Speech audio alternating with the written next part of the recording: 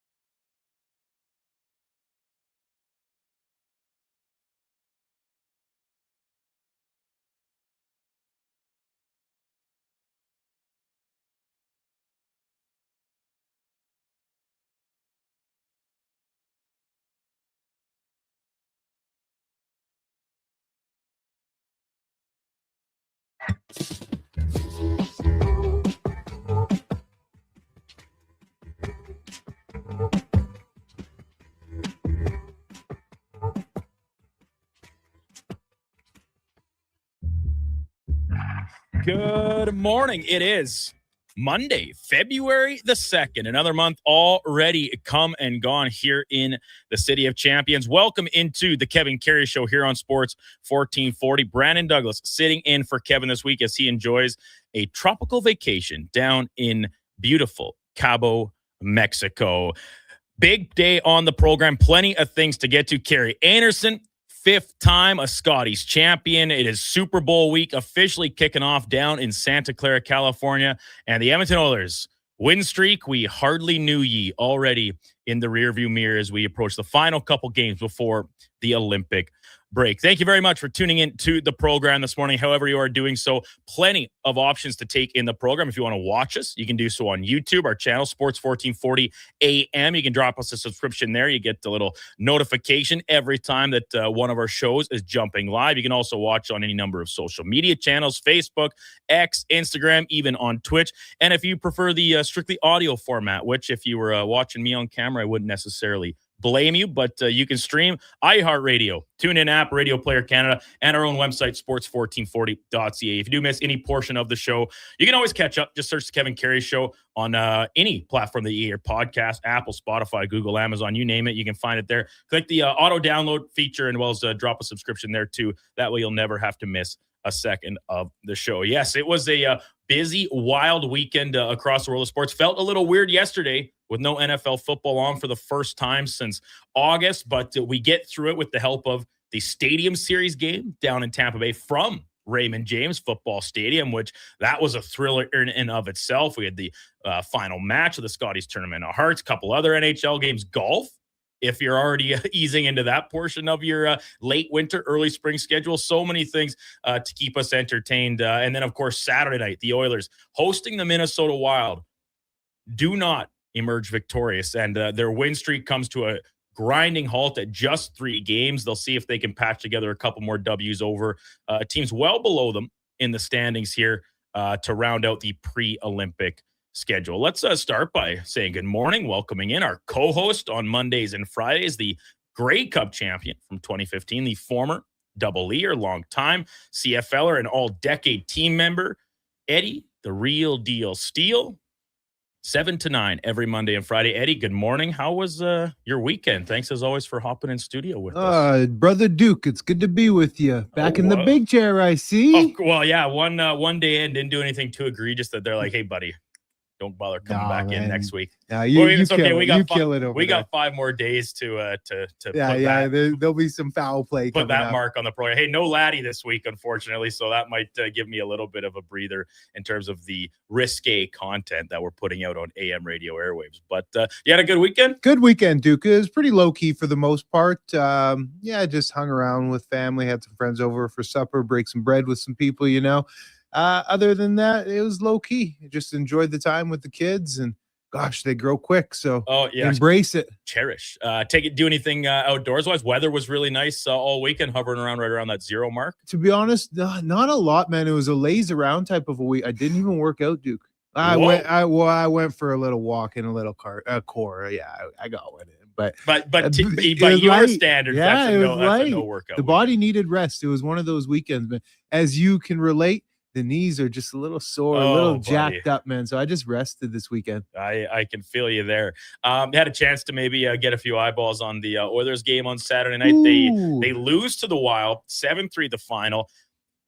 Oilers score first, and for the first time in a number consecutive, in one of very few instances this year, that they do not win scoring first. So much of the talk the last couple games prior to that were about winning games when they were scored on first, which is something they had not been able to do very much of. The role reversal kind of happens on Saturday night, and a Minnesota team that's had their number this year, they do the season sweep, and now 14 of the past 18 games have gone in Minnesota's favor when they take on the Oilers. And I believe they've won 9 or 10 now games in this building. Oh, yeah.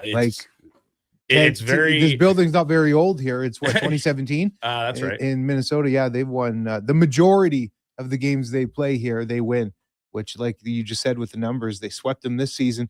And it's funny because we spent last show on Friday harping on starting on time. You got to start. What's the key? Why can't they start on time? They start on time, and usually they're a big beast when they start on time. They can't be beaten. But Minnesota came out in that second period and, as you would say, mollywopped them. They did. It's funny because you look at the final line, and 7-3 does not indicate a very close game, and it wasn't. But the Oilers had chances. They put 42 shots on Wallstedt. I thought he was forced to make a few pretty good saves, some exceptional saves, but he was not heavily tested in the high danger chances side of things. Now the Wild, on the other hand, they get 29 shots in goal, put 5 past Tristan Jarry, who gets the yank. Connor Ingram comes in, gives up a pair himself. So neither of their final stat lines are particularly flattering. And then you parlay that into the post game where Tristan Jarry has some choice words, I guess maybe is what you would describe it as, in when describing how the team in front of him is playing at times and the chances they do give up. Donovan had just had the actual number. I think it was via natural stat trick that 21 high danger chances is what the Oilers gave up in that game against Minnesota on Saturday. The middle of the ice was essentially Minnesota's for the taking. And you can kind of go down the list about who missed this assignment, who is at fault for this goal going in. Was it a spot that you want to save from your goaltender? All those can be relevant and applicable at different points of that game. I thought it was just not a very well-rounded effort across the board by the Oilers, and as a result, you lose to a good team, which is something we've seen a fair bit of so far this season. In the middle of the ice, it's the place of the ice that is the most important, and in front of the net, of course, and you need to be willing to protect your house. right?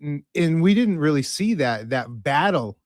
You could say Minnesota totally outbattled them to get those high dangers in the middle of the ice that you talked about. It was open all night. All night. The whole from the slot on down, from the blue line all the way to the goaltender's blue crease. It was open, freebie, come take it. Guys were flying in, cruising in. They were the rush, but then it wasn't just the man with the puck. It was the second man and then the passes. Everything was just open in the middle of the ice. Yeah. Our text line, 1-833-401-1440. You can get in on the conversation with us. Let us know your thoughts on Saturday night's Oilers game. What do you see when you look at this team right now? The trade freeze, the roster freeze, is coming up on Wednesday, which, of course, will also coincide with the Oilers' final game in the pre-Olympic schedule. The whole league will break for a number of weeks here and then reconvene. NHL trade deadline coming up in early March. But will we see a little bit of activity here leading up to? We've already seen some trades this season, right? A blockbuster of Quinn Hughes going to Minnesota. He was excellent in that game on Saturday. Rasmus Andersson heading to Vegas. The Islanders swapping out a few pieces here and there. Is there any more activity to come here in the next few days before we get everything settled down and everybody either takes a little holiday or heads over to Italy to represent their country? One more time, 1-833-401-1440. Anything else that is on your mind outside of the Oilers scope, we're happy to field those comments, questions, concerns as well. And a couple of them already flooding in. Jay and Victoria, good morning. Happy Monday, guys. Did the Oilers put Pickard on waivers so no one will be saying start Calvin Pickard? Game was awful, not impressed at all. They can't seem to beat any of the Central top teams. Jay from Victoria. Yeah, that was the other big news from yesterday following Saturday's loss, is that goaltender Calvin Pickard was placed on waivers by the Edmonton Oilers. I don't know if this should come as a shock to anybody. They were not going to carry three goalies forever. Am I a little surprised that it comes here before the roster freeze as opposed to holding them over and then you have the option through the Olympic break of seeing what's out there? Is there an opportunity to flip him as a trade piece or something? Teams know that they can, in theory, get him for nothing on the waiver wire if they're so interested. That may be the only part that surprises me a little bit here, Eddie. But to Jay's point, do you think this isn't some sort of move from management to stake further belief in the two current goaltenders they have, being Connor Ingram and Tristan Jarry? I mean, I really would say it's more along your point. And yeah, you would have maybe waited until the freeze was over, until the break was over. I don't know cap structure if you're able to do that. I know it was unique with the games played and all of that with Ingram, with his situation. So the question I have, does he clear waivers? What do you think, Duke, first and foremost? Yeah, that's come noon. You look around the NHL and it does seem that teams are often vying for a reliable backup goalie. Now, Cal Pickard at the start of the season, good price tag, much like the rest of the Oilers, did not fall in that category. He did not look like an NHL goalie anymore. Now, I thought he had put out some much better starts in the coming weeks right before they officially committed to the Jarry and Ingram combination. I it's a bit of a cop-out answer. I would not be shocked to see a team grab him. And does that do the Oilers a little bit of a favor by giving them another $1 million in cap flexibility? Well, it's also a trade-off because now all of a sudden your system depth, should another injury befall Tristan Jarry or this subpar play that he's rolled out his past 5 starts continues, you're kind of left hanging in limbo a little bit here. And if right now, I'll say, team claims him. And I don't think a team will claim him. And I'm a little more cutthroat with the situation, the way I approach it. The team had done Cal right already just to be carrying him along this long. Normally, you don't carry the 3 goaltenders. Look around the league. You don't see that with many clubs. This was a very unique situation, but they were doing him right already. And quite oftentimes, I come from a world where, the club, they'll help you out, but only to a certain degree. They're not going to really go above and beyond just because you're a good guy. And not in the business of pro sport. I'm usually used to more of a cutthroat type atmosphere. Yeah. So Cal is in a pretty tender situation. He's got his guaranteed money. So at this point, we're just feeling sorry because he's not playing games. And I mean, at the end of the day, he might say it sucks, but he's laughing a good life still. Yeah, his last start came January 8th, made 13 saves in a win, 4-3 over the Jets. But as kind of alluded to, his numbers on the season are not very good. He's 5-6-2, 871 save percentage, and a 3.68 goals against average. You look at those numbers and you say, those are not NHL goaltender numbers at this stage, right? And you talk about it, Eddie. So many teams I find fall into this habit of rewarding past performances. And you have to do that to an extent. You can't just say it's purely what have you done for me lately? But in the case of Cal Pickard, he was originally brought in to be a Bakersfield goaltender, right? To kind of help move guys along, be a pro down there in the minor league system. Now, the Jack Campbell situation and everything that fell out from there forced Cal Pickard to be a more relevant piece of this roster the past couple of seasons, including winning games in the Stanley Cup playoffs en route to back-to-back Cup final appearances. That's a great story, but this team is not really in the business of great stories right now. They're in the business of, we need to strike while the iron is hot. We have Connor McDavid signed on for a couple more years at a great bargain. We can't be taking into account guys' feelings at this point in time. Now, Duke, let's talk about a deeper theme here that you're kind of bringing up with all the goaltender numbers. Cal's numbers are down this year. You talked about Jari. You talk about Ingram's numbers who are down, guys getting pulled. And then Stu Skinner's numbers are, he's on a little bit of a run. But I'm not talking about Stu. I'm talking about the greater issue that is the Edmonton Oilers in their lack of defending and defending with grit. And there's a reason all these goaltenders' numbers are down. And you can't keep wanting to flip goaltenders and get the new fresh slice of bread out there, the best new thing, and call up Buddy who's down in Big Unger, who's killing it. No, you have to defend better. It's not on the goalies all the time. And there is a common theme is all the goalies' numbers come to Edmonton and they end up starting to traject down. What is that?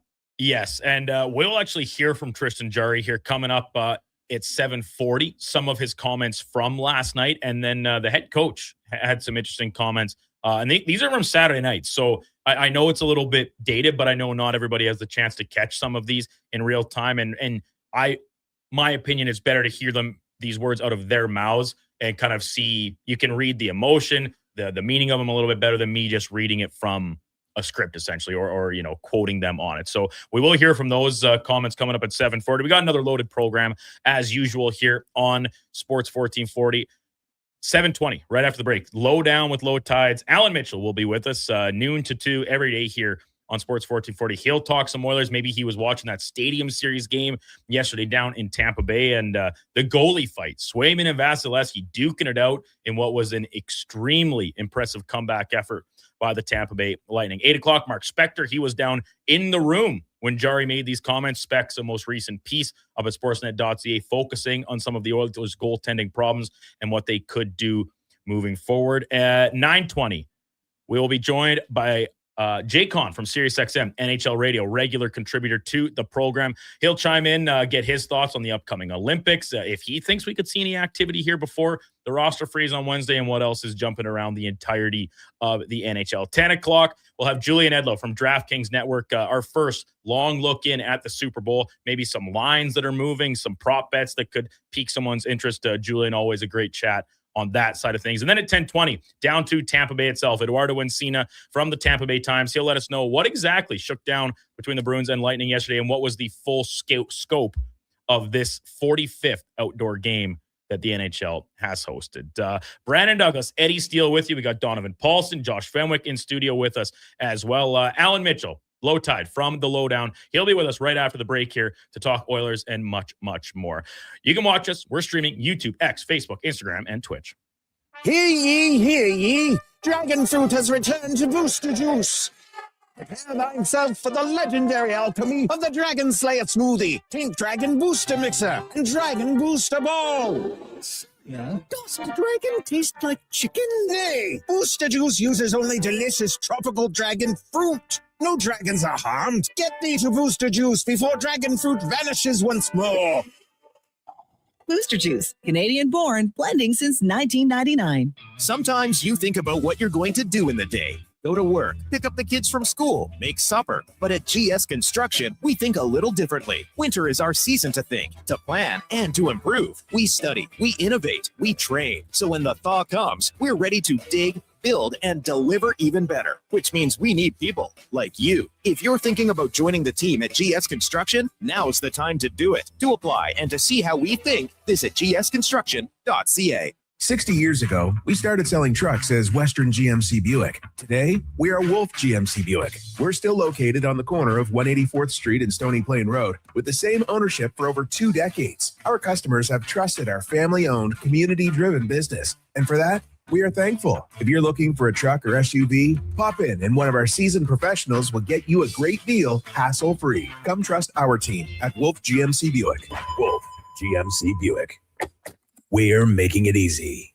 Silent Ice Sports and Entertainment is an innovative market leader across Western Canada. Properties include the Spruce Grove Saints, the Junior Prospects Hockey League, Silent Rides Charter Company, the Hockey Super League, and the newly launched Female Super League. Silent Ice also owns the Western Hockey League Seattle Thunderbirds and operates the Morinville AAA Arena. The Silent Ice Center, a new state-of-the-art entertainment facility in Nisku, features 2 sheets of ice, a 1,600-seat arena, as well as Summit Restaurant. Learn more at silentice.com. Shoulder pain. It can make even the simplest things like reaching up, lifting a bag, brushing your teeth, or sleeping frustrating. Rotator cuff strains, impingement, arthritis, they're some of the most common issues we treat every day. I'm Grant Fedoruk, and at Leading Edge Physio, our team brings postgraduate training, evidence-based technology, and just the right amount of humor and humility to help you feel better. Because we never forget the most important part, the gratitude we feel for every patient who allows us the opportunity to care for them. Because life shouldn't hurt. When it does, leadingedgephysio.com. This hockey season, before every game, check out the pregame show with Andrew Walker on Sports 1440. It's brought to you by Titan Supply, your only source for rigging, lifting, and hauling products. Visit titansupply.ca. Diablo Boots sells only Canadian-made work and biker boots made by Canada West. No American or boots made in China, so no tariffs. All of Diablo's boots have replaceable soles and heels for longer life. Sizes 6 to 14 Triple E. Buy quality, buy Canadian. And support Canada West and Diablo, the 2 best names in the boot business. So save on boots by Save On Foods. That's Diablo Boots, 3340 Gateway Boulevard on the east side of Save On Foods. Buy Canadian. They're terrific. Heard of Uline? You know, the have-it-all in-stock, ready-to-deliver shipping and industrial supply specialists. The company that does things for you that are unheard of, like keeping 41,000 items in stock in our own warehouses. With customer service reps on the line to get you what you need, when you need it, 24/7, 365, every time. Maybe you heard it here first. Want to hear more? Visit uline.ca. ULINE, your shipping and industrial supply specialist.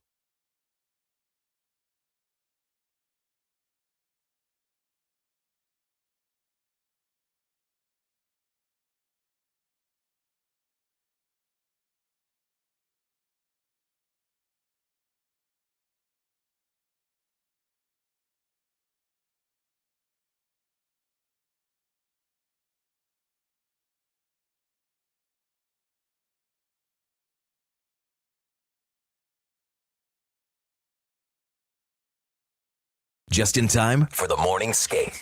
This is the Kevin Karius Show on Sports 1440. To the Kevin Karius Show here on Sports 1440. Brandon Douglas sitting in for Kevin this week. Eddie Steele, former CFLer, alongside. We got Josh Fenwick. We got Donovan Paulson. All in the house here from West Edmonton Mall in the beautiful, palatial Stingray Studios. Time to welcome in our first guest of the morning, and he's our headliner of the day, brought to you by Mr. Rooter Plumbing. Getting snakes deep, giving 110% day in and day out. For all your plumbing needs, go to mrrooter.ca. We say good morning to our usual Monday staple, Alan Mitchell, the Lowdown with Low Tide. You hear him every day from noon to 2 right here on Sports 1440. Good morning, Al. How was your weekend, big shooter? It was great. I really enjoyed it. I'm liking the weather. I'm glad that winter's over. I kind of feel bad for you, though, because you're filling in for Karius. I mean, you had to practice lying all weekend to get ready for the show. So I'm sure you've already told a few fibs just to keep in the Karius tradition. Well done. Exactly. Thank you. Yes, I practice in the bathroom mirror each morning when I get out of the shower. I just put on my best Karius face and do some impressions, some line work and things like that. I feel like I'm fully prepared for this week to come. Low Tide, I want to start with you. Of course, Saturday night, the Edmonton Oilers win streak halted at just 3 games. Hey, credit to them. They get that third win. It has eluded them all season long, but they're unable to build on it. And the Wild have had their number this year and several previous, as a matter of fact. But that game Saturday night left a lot to be desired on behalf of the local club. Yeah, I think, I nobody really wants to admit it because the Oilers have been to the Stanley Cup final 2 years in a row, but they met a team that was better and better in pretty much every aspect of the game. Their special teams were. I kept going, well, wait a minute. They face off again because that went in too quickly. Their 5-on-5 was brilliant. Their goaltending was fine. The Oilers were making, defensive errors. Some of that was because they were pushing. And, you could say they had some bad luck, but the Nuge goal came in off a deflection. So I just think the Minnesota Wild are and were a better team. That's something the Oilers have to figure out. They have the two best players, 1-2 punch in the world, but Minnesota's got a really nice hockey club, top to bottom. They're fast, they're rough, they're skilled. I mean, that Central Division is just a hornet's nest, but Minnesota Wild are really good. They're a good hockey club. Yeah, they are a really good hockey club. And one thing that Duke and I were kind of chewing on in the first segment was just how much open ice there was in the slot, in the middle, in the areas where goals are normally scored from. And kind of an ongoing theme with these Oilers is they have a tendency to allow their opponents to get to the easier areas of the ice and find those opportunities. Yeah, the Oilers they're a funny team. They're a possession team, and they're at their best when they're moving the puck quickly. But they're not really designed to be, defending for a long period of time. If they are defending, they're going to end up either with a penalty, a goal against, or a brilliant stop by the goaltender. Those are kind of the options. And Minnesota was, they have a lot of talent marbled through their roster, lines 1 through 4. And we saw that, and their defense is also extremely strong. So this is a team that the Oilers, if they're going to play them in the playoffs, they have to be much tighter, and that's top to bottom. I know everybody's mad at Evan Bouchard, but there were some gaps on pretty much every defensive pairing. The Oilers have to be better, but they're not like. I just want to emphasize that people are expecting, Evan Bouchard to turn into Nick Lidstrom. He never will. He's not a great defender, but usually the puck's headed in a good direction. That's the key. They don't want to be spending a lot of time playing defense. Yeah, and that's obviously the way this roster has been built, right, Tide? It is designed towards pushing the puck up ice, and when you have elements like Connor McDavid and Leon Draisaitl and Evan Bouchard, that's fair reason to design your team that way. But when you look down the rest of the roster, it is like some of these struggles, defensively in particular, is it a personnel thing? Are the people not in place around the rest of the roster to kind of help stem that flow at times? Or is it just the nature of the system that it wouldn't necessarily matter who's here playing those either bottom 6 minutes, sometimes as fleeting as they may be, or whatever the case on the back end up front? How do you see that in the kind of source of some of these defensive lapses and longer stretches of issues that the team faces? Worst radio answer ever. I'm not sure. Wallman with Nurse should be good. They've been good in the past. They have struggled, in recent times, but I think they're the best combination for the second pair. And the third pair, I like Stastny Emerson, but they're not massive players, and right. Although they can skate well, they're reasonable puck movers. They can get caught playing defense too. So I mean, honestly, I do think they need a power forward, a big winger maybe for the third line, or maybe for the first line to replace Nuge, who could play third line center. But I'd like to say the defense looked locked and loaded, and I think they kind of believe that. But I'll tell you what, guys, a right-handed defenseman, who could play second pair either with Wallman and Nurse, I don't think that would go amiss. I just don't think they can get there. Yeah. Based on their cap situation. Maybe it's a summer move, but Nurse is amazing because he can gobble up minutes. He can just play forever. He's got incredible sustain. But Troy Stetcher could play with him on the right side. Troy Stetcher was a good partner for him. I think Wallman will be, but it's not showing up yet. And Wallman is an injury risk like every hour of every day, basically. Alan Mitchell from the Lowdown with Lowtide, our guest here on the Kevin Karius Show on Sports 1440. Brandon Douglas, Eddie Steele on the program this morning. So, Tide, just to pony off of the defensive issues. That kind of leads us right into the goaltending situation. And Tristan Jarry with some pretty choice words following Saturday night's loss about the chances, the quality of chances that are being given up in front of him here. Is he warranted in saying that after a night where he lets in one for sure, maybe depending how critical you want to be of another one or two that, at this level, an NHL goalie would certainly want back? Is he warranted in that? Or is he a little bit out of line to say, hey, man, do your job first, and then we'll worry about what else is happening around the ice? Long overdue. This Skinner, I think, didn't ever criticize the defense because, he came up as a rookie and he was just trying to find his way. But when new goalies come to Edmonton, we always comment, oh, they look so organized and they're ready for it. They're set. Everything's fine. This is going to be a great goalie. And then they play with the Oilers for a while, and shots are coming in and high danger chances are coming in from Laredo. I mean, it's just they're shooting from the moon and it's going in because the Oilers structurally, 2-on-1s, breakaways, the Bouchard play against Faber at the blue line. You could say it's an isolated event, but the Oilers, they make misreads. They can't close gaps. Defensively, they're always focused on getting the puck out, and so are the forwards. The forwards, when they're playing well, when the Oilers are playing well, they do come back and they do check. But they'll let that go. They have lapses, and especially when they're down by 2, they really cheat for offense. And I'm sure playing goal for Edmonton when they're cheating for offense is no fun at all. So I don't blame them. The last guy who did it was Mike Smith. But I think every goalie who's played for Edmonton in the last decade probably could have said that, and been correct. The Oilers are chaos defensively. They're just not built to be responsible defensively. They're trying to move the puck out. That's their defense is never playing it. That's what they're trying to do. As you know, we have a segment on this show called In or Out, and I have a question for you. Cal Pickard, does he clear waivers? Are you in or are you out on that? I'm out. I think he gets claimed. A couple of reasons why. There's always a need for a goaltender. There are 32 teams in the NHL. Somebody has a goalie who's banged up. Then the second thing is there's teams like the Carolina Hurricanes who just pick up goaltenders because they routinely do it. You go look at in the last 6 years or so, how many goaltenders the Carolina Hurricanes pick up just for fun.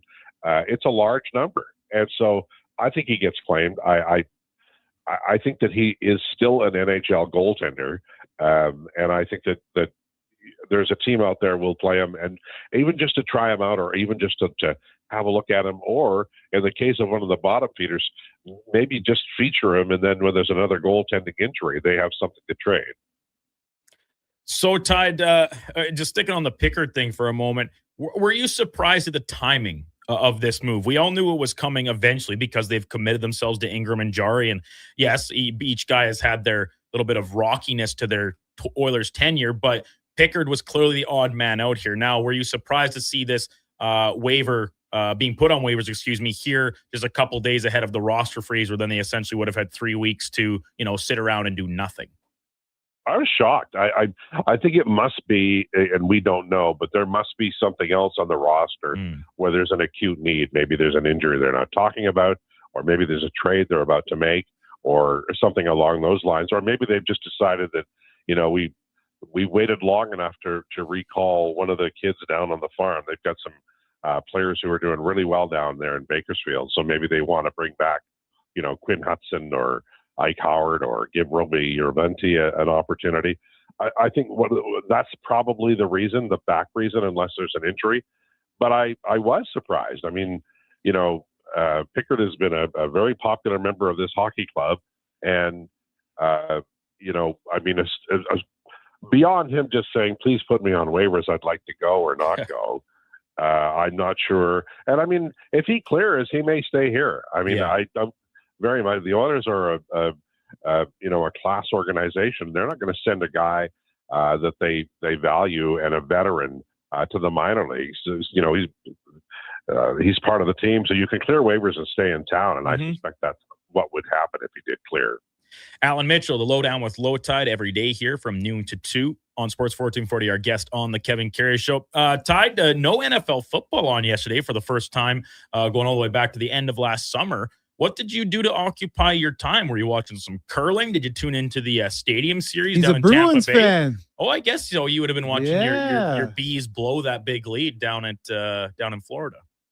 Yeah, I watched that. I watched the curling. That was great curling. Mm-hmm. You know, there was a period of time where 3 of the 5 points had been procured like via steal, like, you know, and I mean, that was a hell of it. That really was a great match. I was spellbound by it, and you know, it was getting to be, you know, 8 o'clock, and I had my Winnie the Pooh pajamas on, and I was, you know, ready to go to bed. But your little nightcap with the pom pom on the end, and your candle, your little candlestick in the tea. holder, tiptoe into the bedroom.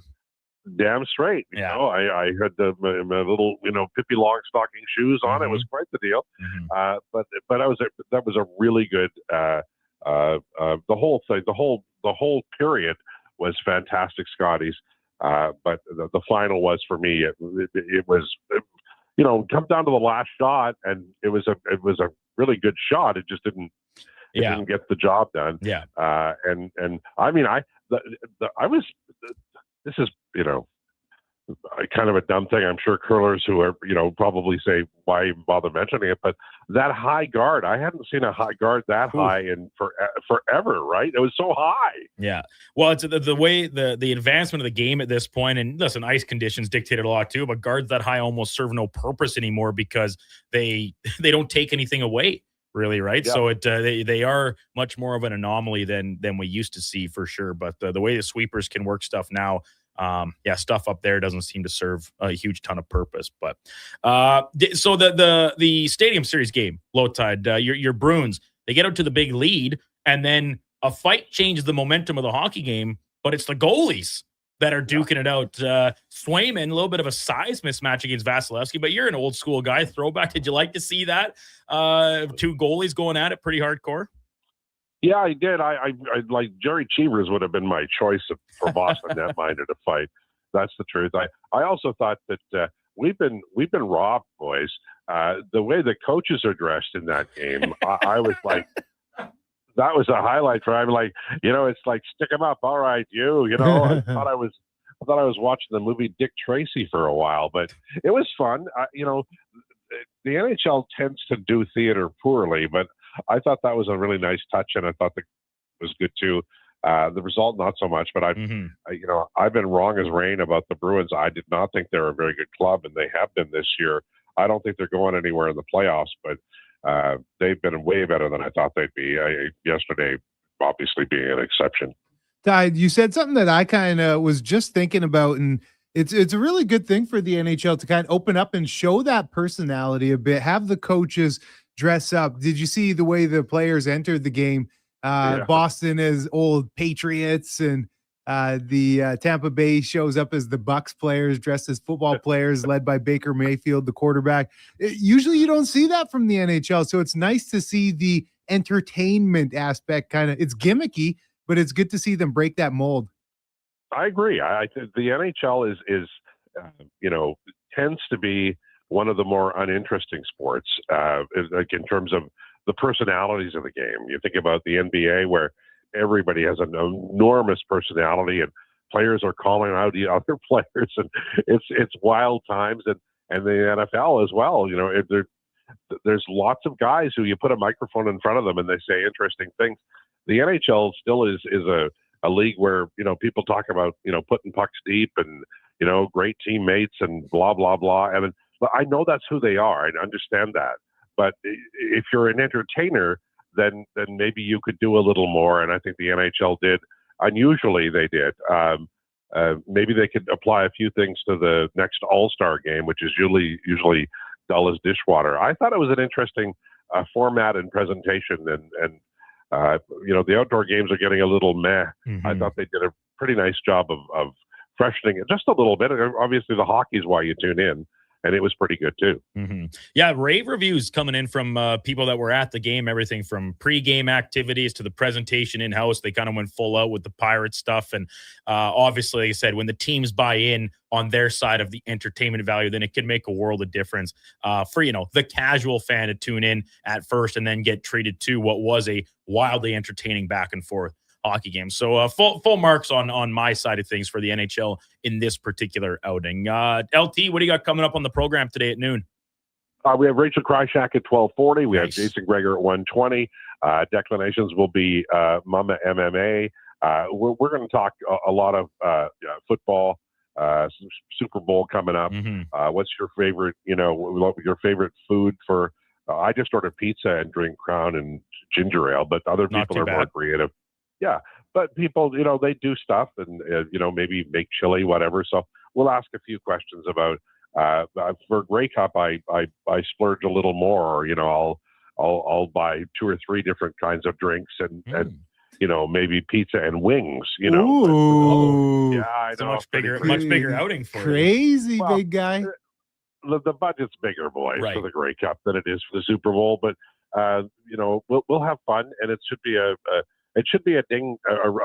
dandy. I think the Seahawks are going to win, but football experts tell me don't sleep on the Patriots. So I'm looking forward to. I just want a close game, man. I just don't want Elway mopping the floor with some team 41-6, like the when the Eagles played the Raiders in whatever year that was. I just want a close game because otherwise it'll just become really dull, and the other leagues don't schedule a blasted thing during the Super Bowl and everything goes dark. So it Super Bowl has to be entertaining, or I have to watch Murder, She Wrote or Matlock. That's the deal, right? So. That's pretty dire straits on a Sunday afternoon. I'll tell you what, LT. Tide, appreciate it as always, coming in first thing on a Monday morning. Have a great show today, and we'll see you once you roll in studio. Thank you, gentlemen. Alan Mitchell, the Low Down with Low Tide, and our headliner of the day brought to you by Mr. Reuter Plumbing, the true goat of local plumbing. That's mrreuter.ca. When we return, we will dive into some CFL talk with Eddie. The free agency busy. I want to make sure I get the official name right. Communication window has opened. It's silly, dude. That opened yesterday, It's Eddie. silly. But don't worry, because next week, free agency officially opens on February 10th. That's stupid. But there's a 2-day gap in between because the communication window finishes February 8th. Free agency begins on the 10th. But the communication window started yesterday. It makes for a very anticlimactic free agency because all the deals are in place. But this is free agency. This is free agency. Let's just call it what it is. Yeah. And with that being said, there was a deal. I forget who it was.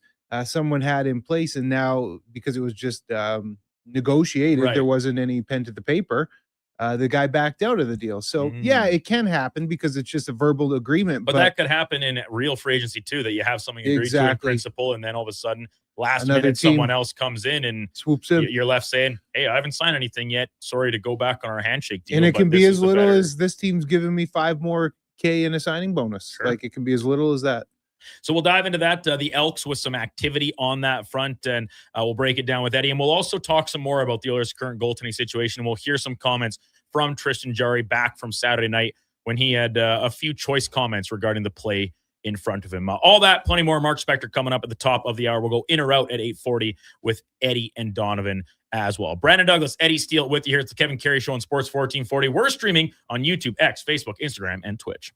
Weekly NFL giveaways, great specials, huge screen TVs. The hits keep coming at First Round, Edmonton's NFL headquarters. Watch NFL football at First Round, and you could win a trip to your favorite NFL city for a regular season game next season. Catch NFL action Thursday nights, all day Sunday, starting with the Pro Bowl brunch from 10:30 to 2. Then Monday night with half-price boneless wings after 6 p.m. First Round, burgers, beer, sports. Downtown and Bourbon Street, West Edmonton Mall.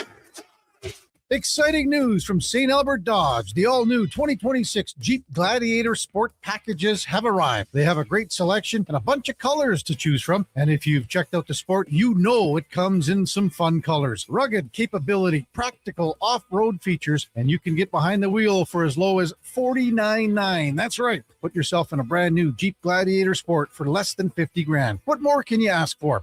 Time to head up the trail and see how easy it is to do business at St. Albert Dodge. Whether you're a craft beer connoisseur or more of a wine aficionado, there's always something new to discover at Sherbrooke Liquor, a unique, family-owned, independent liquor store. The selection? Incredible. The non-alcohol section is also very impressive. Sherbrooke Liquor, expert, knowledgeable staff with a passion for unique finds. More than just a liquor store, we're a community. Alberta's best, the one and only Sherbrooke Liquor. Wine, spirits, and oodles of beer. Visit SherbrookeLiquor.com.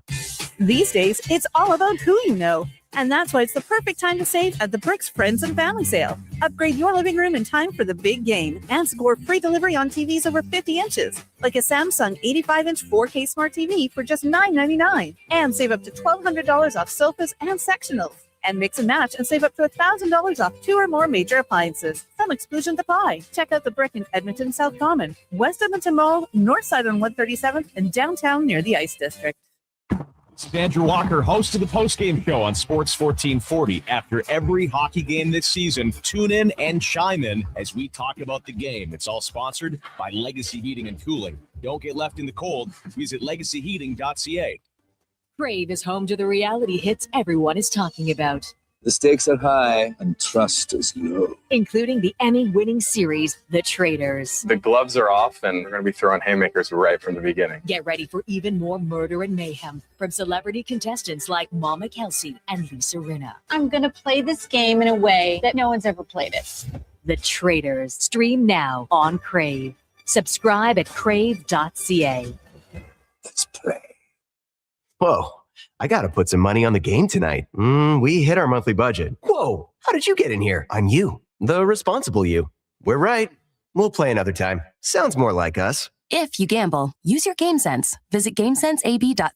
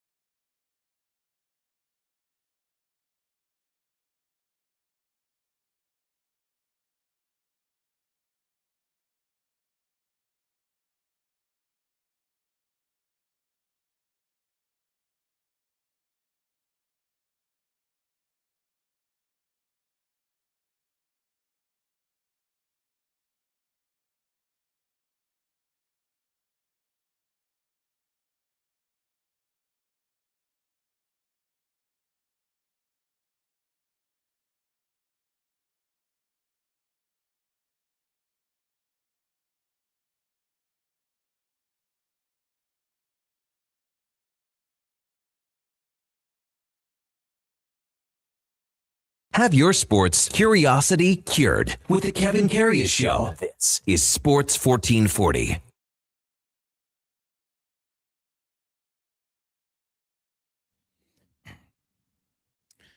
$7:45. Welcome back into the Kevin Karius Show on Sports 1440. Brandon Douglas sitting in for Kevin this morning. He is enjoying a week plus a day off down in beautiful Mexico with his better half, Laura. Hoping KK and Laura have a excellent time away. Eddie Steele alongside the former CFL, Grey Cup champion in 2015. Eddie, I want to talk about this CFL free agency period with you, but first, just because we've been kind of touching on it throughout the course of the show so far, Tristan Jarry, after Saturday's game, the Oilers lose 7-3, and Jarry's last 5 outings, this includes a game where he came in relief, right? So he's 3-2, save percentage just once over 900. Once was below 800, and Saturday was below 800 too at 750. So, we're talking 882, 739, 867, 902. So barely over that magic threshold we've set as a 900 SVP, and then 750. His play, not quite up to standard, at least from a statistical perspective in the recent weeks. Let's just hear quickly what he had to say Saturday night following their loss at the hands of the Wild. Tristan, lots of goals in this game, unfortunately. How would you assess your own performance tonight? It's tough. I think the chances that we're giving up, some of the shots, they're tough. I think it's a lot of grade A's, a lot of breakdowns. So I think it's tough to really think about your game at this point. I think it's a whole team game. Seemed like a lot of tough chances in the first period. Made a lot of good saves. Period didn't go so well. Do you just get worn down, I guess, by the work?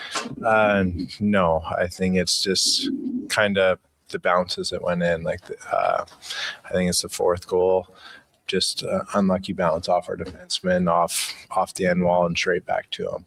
I think it's things like that just kind of went wrong tonight, and they were on the better side of it. There's always been a debate behind this team in terms of goaltending.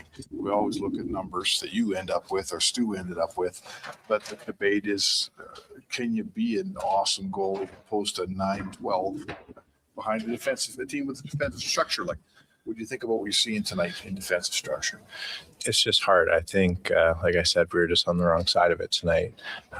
There's obviously a lot of goals that went in, and I think that everyone knows when we play the game that we want, I think that's the game that we want to put on the ice, and I think that'll put us on the better side of things more so than not. But I think to be on that side, we just have to tighten up and we have to eliminate some of the chances. Are the grade A's against? Is that kind of a recurring theme, or is that kind of one off here and there? It's tough because the way that we want to play fast, we want to play up, we want to play in their end. And I think when we're taking some of those chances, they come back at us, and it's tough. So I think we just have to make sure we're managing the puck a little bit better. How do you feel since coming back from the injury? Is that not a factor anymore? No, I think I felt good, and obviously you want some better games here or there, and I think just kind of learning and adjusting, it'll come. Do you have to have a different mindset when you're playing behind a team that you just described that's going for it on offenses, trying to score goals? Do you have to look at it different as a goalie? Yeah, every night you want to be on the better side of things, and I think when we're scoring goals and we're putting the puck in the net, it's obviously a lot easier. Their goalie played really well tonight. We had some good looks, we had some good chances, and it could have went either way. Tristan Jarry from Saturday night after the Oilers lost to the Minnesota Wild. That's 3 straight at the hands of the Wild. They sweep the season series. And Jesper Wallstedt, again, kind of proven to be the factor in this game. He was excellent, made the saves he had to hold the Oilers to just 3 goals for. We'll continue to break this down with Speck at the top of the hour. But while we had a few minutes, Eddie, I wanted to dive into the CFL's free agency period, unofficially opening yesterday with the communication window. Elks not sitting on their hands after a very busy offseason already for Ed Hervey and company down at Commonwealth. They make a few moves. A really good article written by our buddy Declan Kruger over at elksnation.ca, kind of breaking them down piece by piece, as well as the departures that the Elks have so far accrued, including Trey Ford, quarterback. We talked about it on Friday. It came very shortly after you left the studio here. His release was made official. He lands in Hamilton in what's essentially going to be a backup QB swap. Powell landing here, Ford in Hamilton. What do you make of this little swap out in particular here for the green and gold? Yeah, I'll let you know my opinion as I'm talking, Duke. I want you to gather your thoughts, and I would love to hear your opinion on it as well. I like it. I think people know, if you've listened to me, listened to the station since the jump, I've been a Trey Ford fan. I love what he brings, but you know what? He's just not the quarterback for me. I love the athleticism, the intangibles. Over the 4-year period, though, we just haven't seen him develop as a passer. And for me, I always bring it back to my time sitting on the bench, because I was a defensive tackle. And when the defense is sitting on the bench, the offense is out on the field. And too often, you see it's quick drives, 2 and outs. You maybe get 1 first down and the offense is off the field. That's how it is with Trey Ford. It's not sustained drives. And as a defender, that's the worst thing. You hear punt alert. You just get off the field from making a tough defensive stand. You're catching your breath. You're hoping for a good, solid chunk of time on the bench because the offense is driving the field, going to get points. And Trey Ford just couldn't establish that in his career. He couldn't establish being that efficient passer where you need to complete first down passes consistently throughout a game. He'll give you the 5-6 super flashy, super athletic plays every game, but you're not going to win football games off of those 5 or 6 crazy plays. You need to be a consistent passer. Now going to Hamilton, that's a good fit. Scott Milanovic, we'll see if he can fit into that system. Scott Milanovic, though, has a short leash. He was threatening Bo Levi Mitchell just a couple of seasons ago with his job, and Bo Levi had to fall in line and play exactly how Scott wanted him to play. And when you do that, the numbers will come. Scott Milanovic is responsible. When I say responsible, he coached Anthony Calvillo late in his career with success, tons of success. Ricky Ray late in his career with tons of success. Now the same with Bo Levi Mitchell. Taylor Powell coming back. I like him. I really do like what he has. A lot of good intangibles as a passing quarterback. And he was dubbed to be one of the next young bright stars just a couple of years ago before Bo Levi Mitchell. So I think there's a lot of bright side for Taylor Powell coming here to back up Cody Fajardo. Thoughts, Brandon Douglas? Yeah. So you talk about Milanovic, and one of the best coaches, if maybe not the best coach across the CFL right now. You talk about the guys he's worked with. So Bo Levi right now, Anthony Calvillo, Ricky Ray. Those 3 guys have something in common that kind of really stands out to me as genuine pocket passing quarterbacks. Now, there's athleticism involved. You need that in the CFL. You can't be a statue back there. You just finished breaking it down. That's not Trey Ford's game. So in the environment where he sits behind Bo Levi Mitchell and is not pressed into starting duty due to injury or anything like that here for at least a season. After that, does Milanovic change what the Tiger Cats are about and how they operate their offense to fit Trey Ford, or does he try and fit Trey Ford into his idea of what a CFL offense looks like, which, based on those names we just rattled off, is a genuine passer?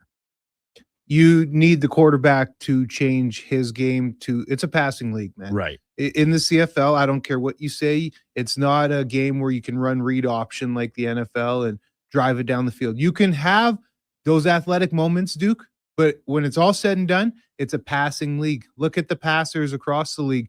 They were statues. The Danny Max. Look at Zach Caleros. I mean, you got your exceptions, of course, with Flutie and Damon Allen. Right. There's got to be a little mobility, but it is a passers league through and through. Bo Levi Mitchell, he's going to go down as one of the best. Not very mobile. Ricky Ray, one of the best. Not very mobile. Calvillo, especially when he had success late in his career, the ton of success, going for 5,000 yards every season. He wasn't mobile at all. In fact, he called what we called chuck and duck. He would throw the ball and then turn his back. Get away from the hit. Yeah, he'd get away from the hit because he just didn't want any of that action. You need to be a passer in that pocket. Getting out and being mobile is great, but more often than not, 7 times out of 10, you need to stand back there and deliver a dart. That's what the CFL is.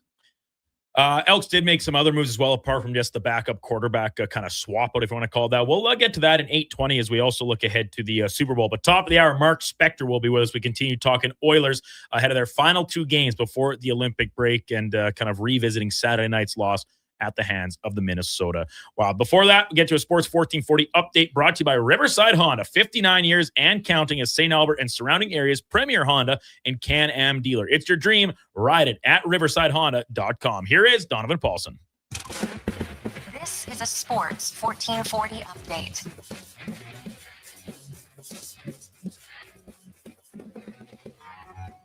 Some breaking NHL news.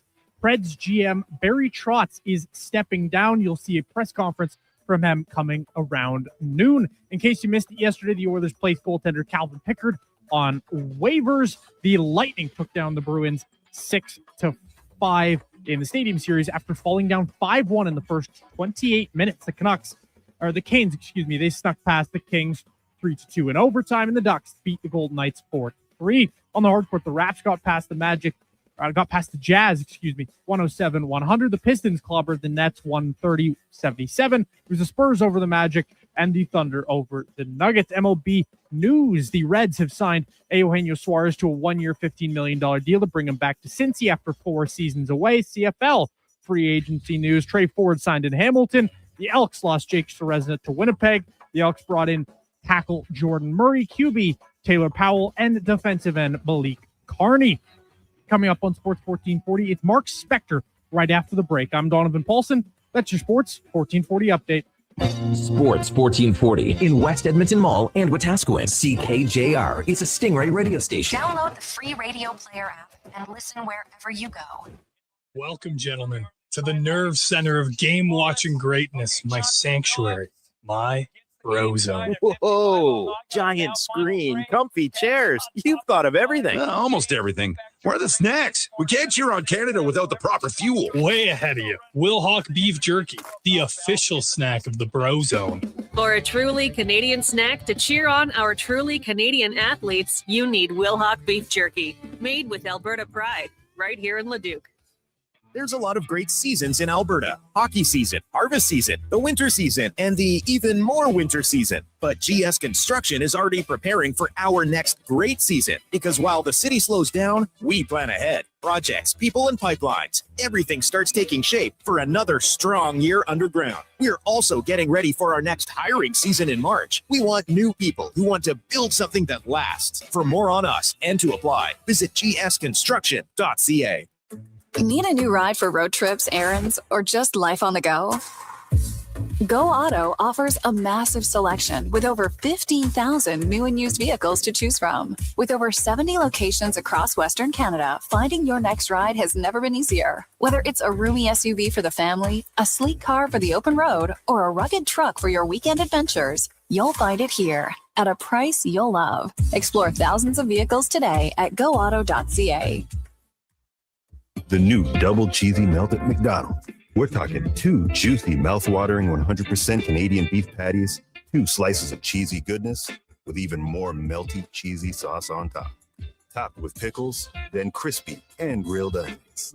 The way it all comes together, you don't just eat it, you melt into it. The double cheesy melt, only at McDonald's.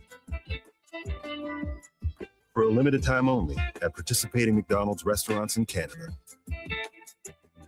The future of female hockey is here. It's season 2 of the Female Super League, the first ever female-only independent hockey division in Western Canada, with teams from British Columbia, Alberta, Saskatchewan, and Manitoba. Featuring 16U, 14U, and 12U divisions, the FSL brings showcase weekends packed with thrilling games, and our 14U and 16U have been pioneering the advanced body checking rule, empowering young players. The Female Super League, where the best in female hockey takes center ice. Details at femalesuperleague.com.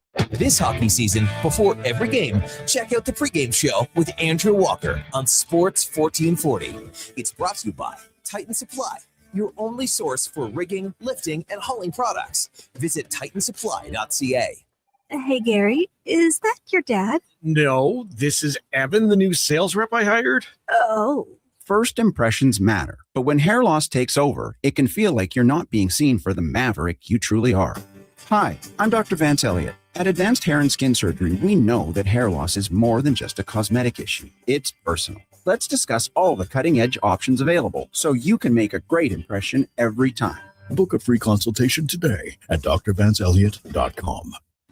Crave is home to the reality hits everyone is talking about, The stakes are high and trust is low. including the Emmy-winning series, The Traitors. The gloves are off, and we're going to be throwing haymakers right from the beginning. Get ready for even more murder and mayhem from celebrity contestants like Mama Kelsey and Lisa Rinna. I'm going to play this game in a way that no one's ever played it.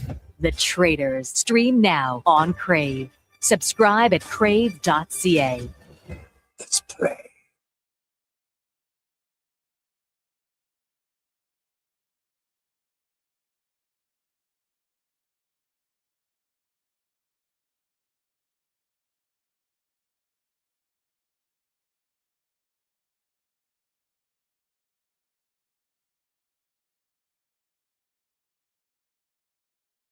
Just in time for the morning skate.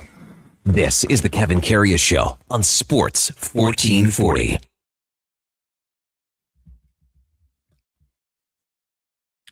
Just after 8 o'clock, welcome back into the Kevin Karius Show.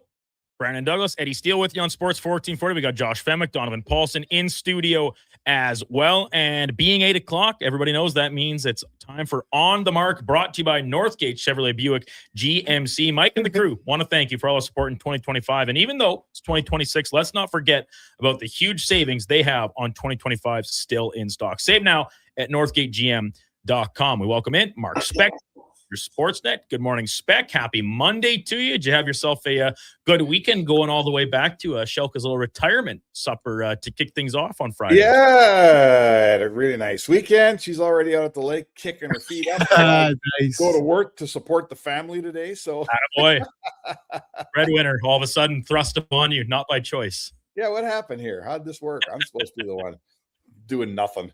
Exactly. I got somehow hoodwinked, but I guess that's life, huh? That's exactly right. So, Spec, I'll obviously talk plenty of Oilers here, but I wanted to start with yesterday's Stadium Series game. You're a fan of hockey, not just here in Edmonton, of course. Did you have a chance to take in any of this contest from down in Tampa at Raymond James Stadium? Yeah, I did watch a fair bit of it. And you know what? I know the debate on this thing, and to me, two things can be true. I think they've on a national scale, I've had enough of outdoor games. I've seen a million of them. I don't stop my day to watch them anymore.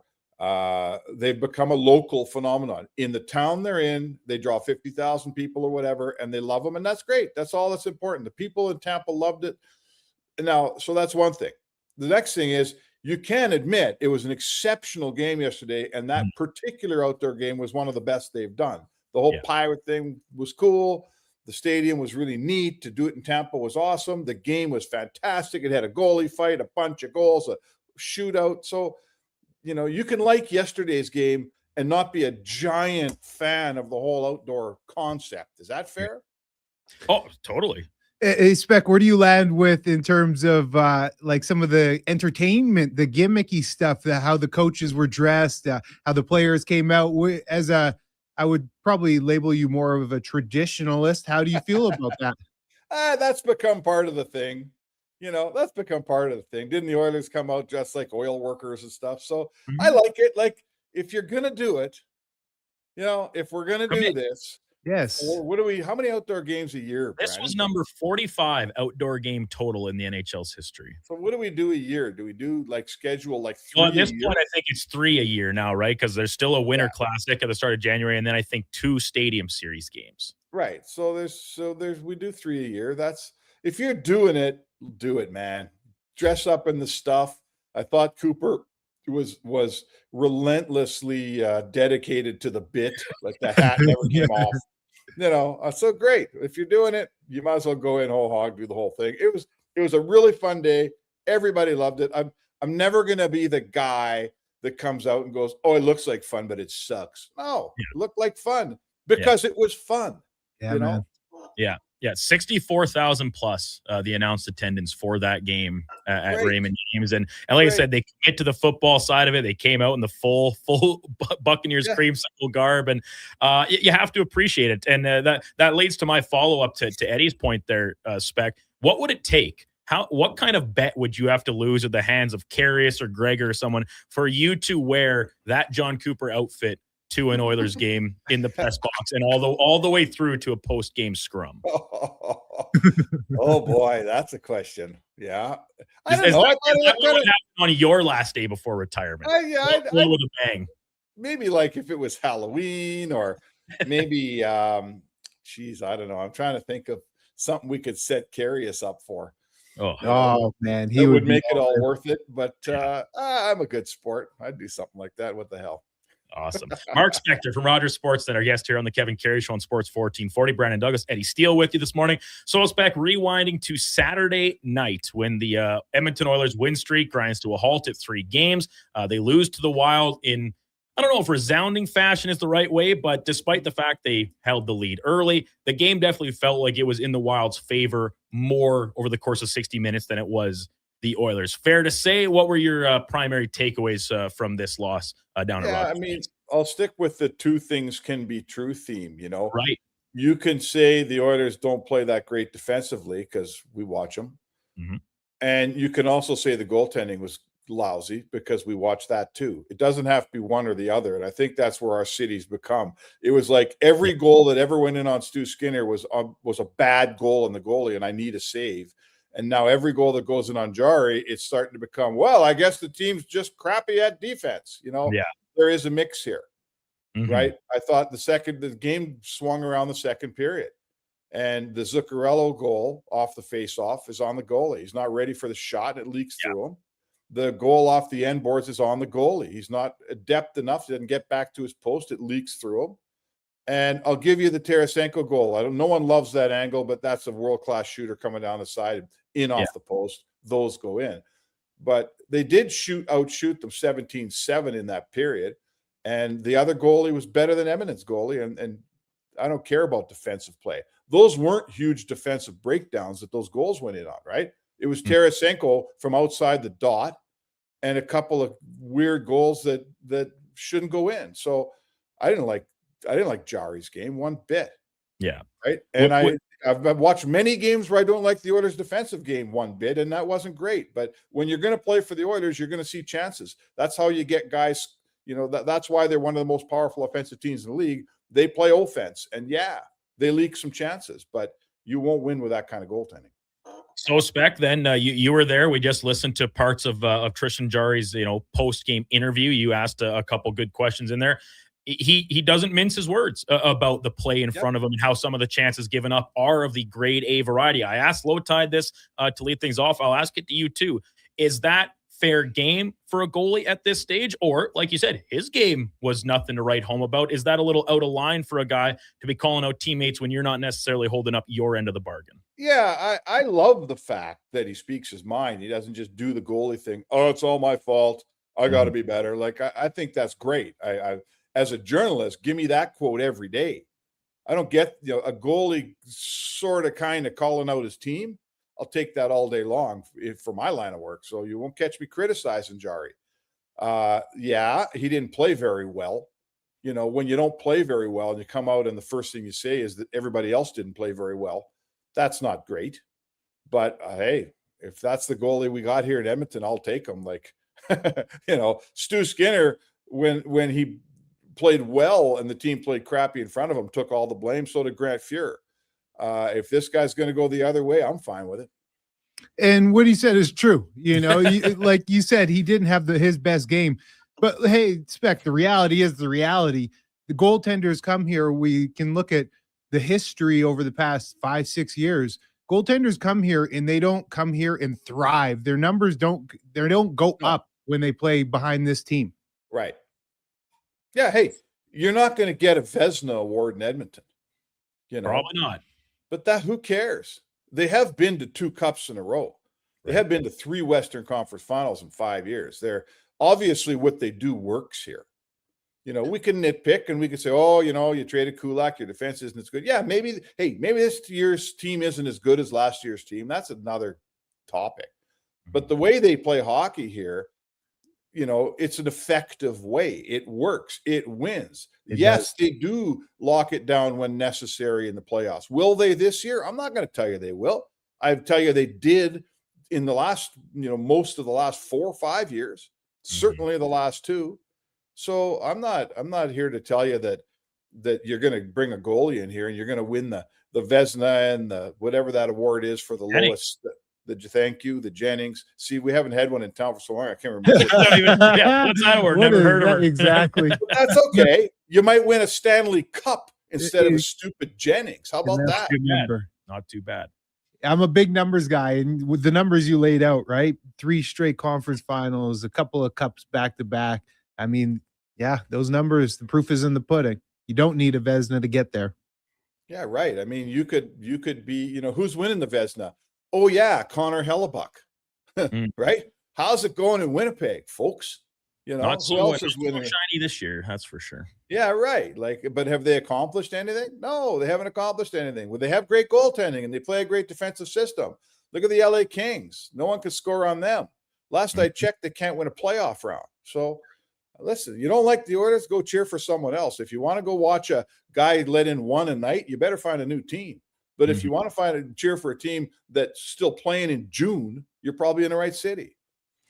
Yeah, no, it's a very point and one that's well taken. Now, there are, of course, exceptions, right? We see goalies carry teams through playoffs and on the back of regular season success as well, right? I mean, you don't got to look any further than one of yesterday's combatants in Andrei Vasilevsky. He's among the league's very best, and he has 2 Stanley Cups and a Conn Smythe trophy to his resume, plus the Vezina Award. So it does go both ways, but you're absolutely right, Spike. It's not necessary. It's not a prerequisite to have playoff success to have a Vezina caliber goaltender in your crease. Mark Spector, Roger Sportsnet, with us here on the Kevin Karius Show. So, Spec, another thing I wanted to touch on with you, the Oilers' power play. In this current homestand, it is clicking along at 16.7%. This is a unit that normally clocks in around 32%. Even my, as I said on K97 this morning, Delburne School math education tells me that is around half as good in this current home stretch. What are you seeing with the man advantage that at times has been automatic with this relatively same collection of players, does seem to be struggling to finish? They're still getting tons of chances, but struggling to finish a little bit more here in this recent run. Yeah, I agree. They struggle. I mean, it's the stats show it. So that's a huge difference for the Oilers. That power play gives them leads in games. It catches them up. You know, and as you've said in the past, Spec, on a night-to-night basis, you can almost chalk it up as we will get a goal from our power play. And if you're looking for a 4-3 win, that one goal can matter a lot. Oh, listen, it's my old formula, right? Yep. A first line goal, power play goal, and a goal from some other person on your team, and you're already at 3. So, you know, all I see in the power play, the one thing I see for sure is the Draisaitl one-timer has almost been eliminated. Like they're just not giving you that. Other teams have decided you can beat us, but you're beating us a different way.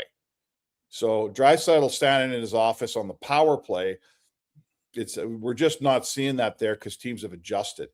I think the reason it's working when Connor McDavid shoots is because that's become an option they really haven't, you know, they don't have a huge defense for. Zach Hyman is getting, I'm not saying eliminated down low, but to me, that's the next priority for defensive for the PK team, right? We got to watch Draisaitl, and we can't give Hyman any tap-ins. So they got to find another way. Personally, I'm a believer in Bouchard putting pucks on net more. He has his shot is harder than most. Correct. And goalies tend to leave rebounds lying around on his shot that they wouldn't leave lying around on someone else's shot because it's hard to handle and it gets on them quicker. And it's that hanging around rebound that the Oilers pounce on and score very often. So if I'm the power play coach, I have to introduce something to get the PK off of Draisaitl and off of Hyman. I got to give him something else to worry about here. Right. To me, it's Bouchard, but I'm not a coach. Well, hey, neither the rest of us, but I think it's clear to anybody watching that, as you said, Spec, there needs to be some sort of adjustment here to get things back trending in the correct direction. Don't need to be a rocket scientist or a NHL head coach to do that. It's the best power play in the league for 5 years, and it does. You go up and down. You right. know, just because you operate at 30%, it doesn't mean you're 30% every every week or every 10 game segment. You know, some you're 40 and some you're 20. So yeah, they're going through a tough stretch for sure. But I mean, they have been winning games, so that's, you know, what did they win? 3 of the last 4. I mean, what the heck? You don't get to win every night.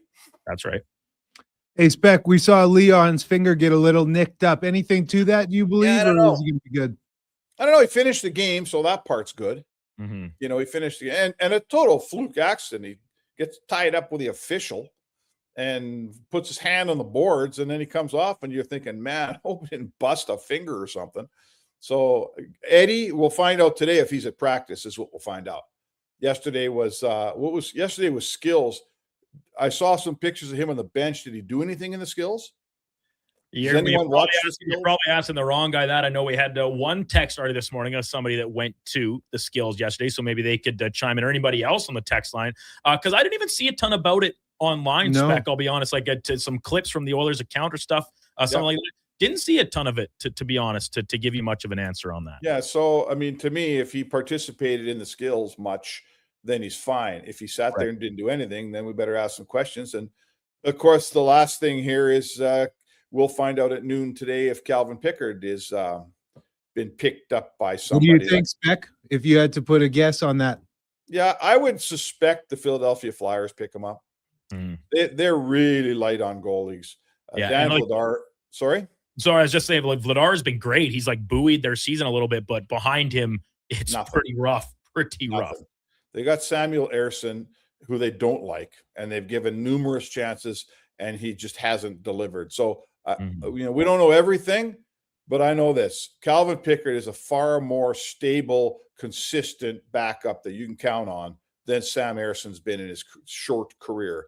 So if I'm Philly and Dan Vladar needs some help, I'm certainly picking up Pickard if I'm Danny Briere there in Philly for sure. Yeah. And then last one for you, Spec. This just kind of came across the wire here heading into the top of this past hour. But Barry Trotz stepping down as a GM of Nashville. Obviously, some eyebrows raised here. He hasn't been on the job very long, but the success has not followed his flurry of activity going back to that first free agency where he spent a ton of money bringing in guys. Now the Preds have been much more competitive this year, but also not exactly a lock for a playoff spot as we head into the Olympic break. Isn't it funny in sports, right? Guys can be a fantastic player, and then you make them into a coach, and they're no good at it. And guys can be. Barry Trotz was one of the very best coaches in his era. He finally won that cup in Washington, right? And he was just a savvy, smart, good coach. Players loved him. He had every angle down. He goes to be a GM, not very much success. Not at all. You know, and 4 it's just out of a playoff spot as of right now.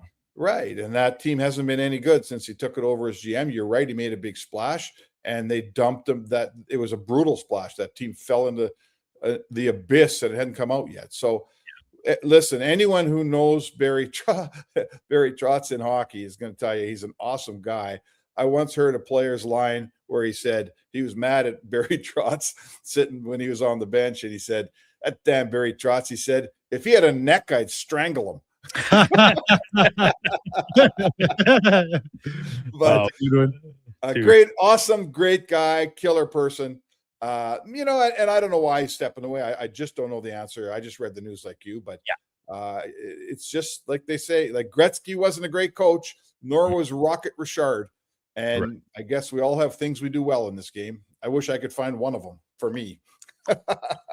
You've been around long enough, Spec. You found your niche. Don't worry, Spec. Once Kevin returns from holiday and he puts pen to paper on getting this Sports 1440 ODR game going, you'll be welcome out there with your retro helmet.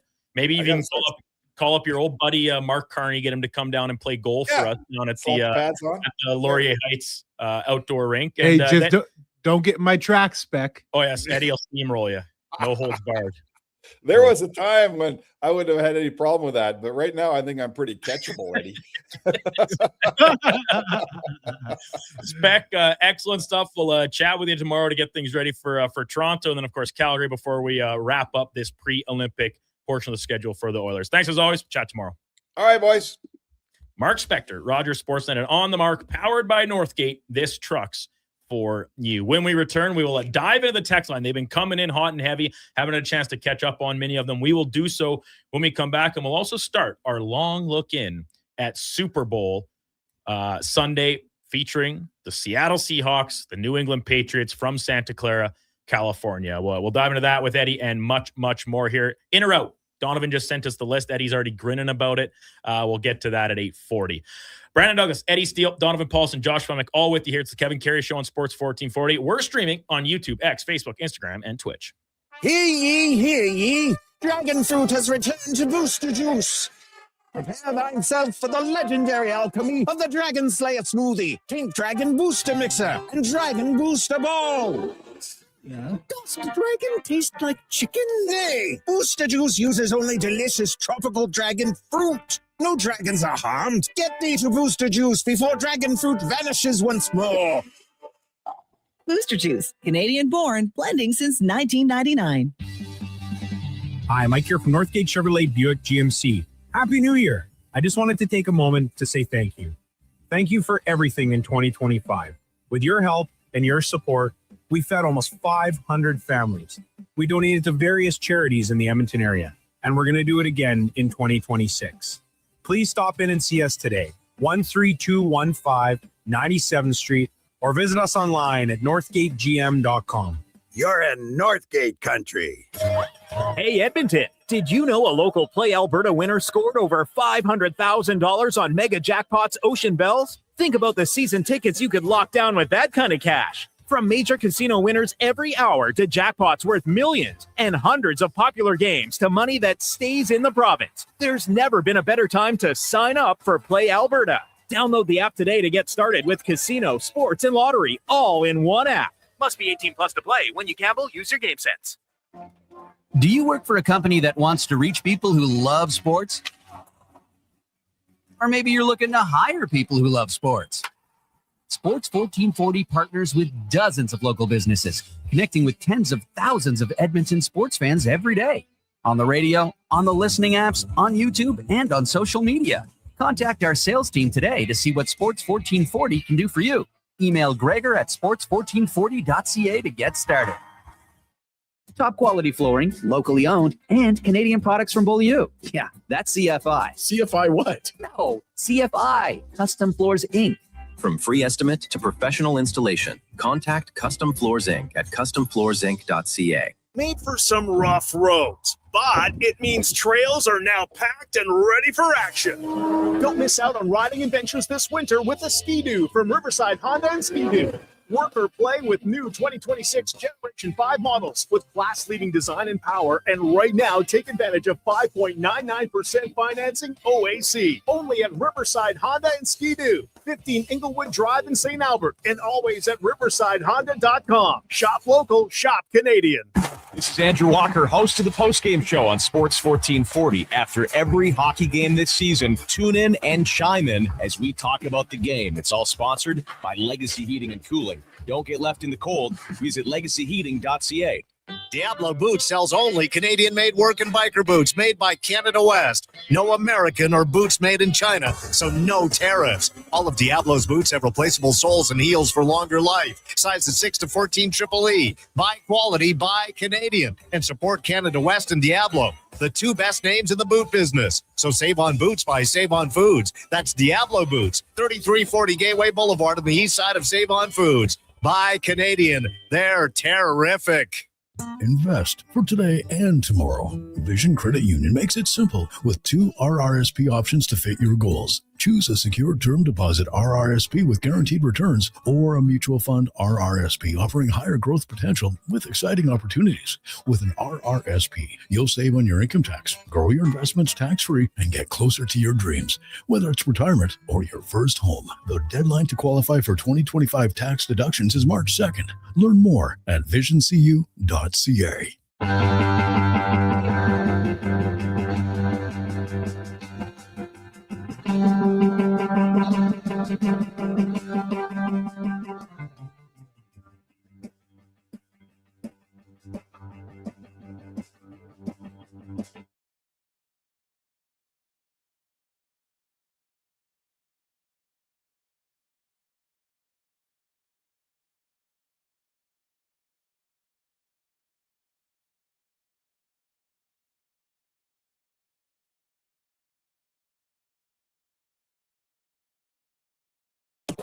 The Kevin Karius Show, breaking down Edmonton's favorite teams, even though his favorite Junior A hockey team is the Yorkton Terriers. Thanks for checking in with Sports 1440.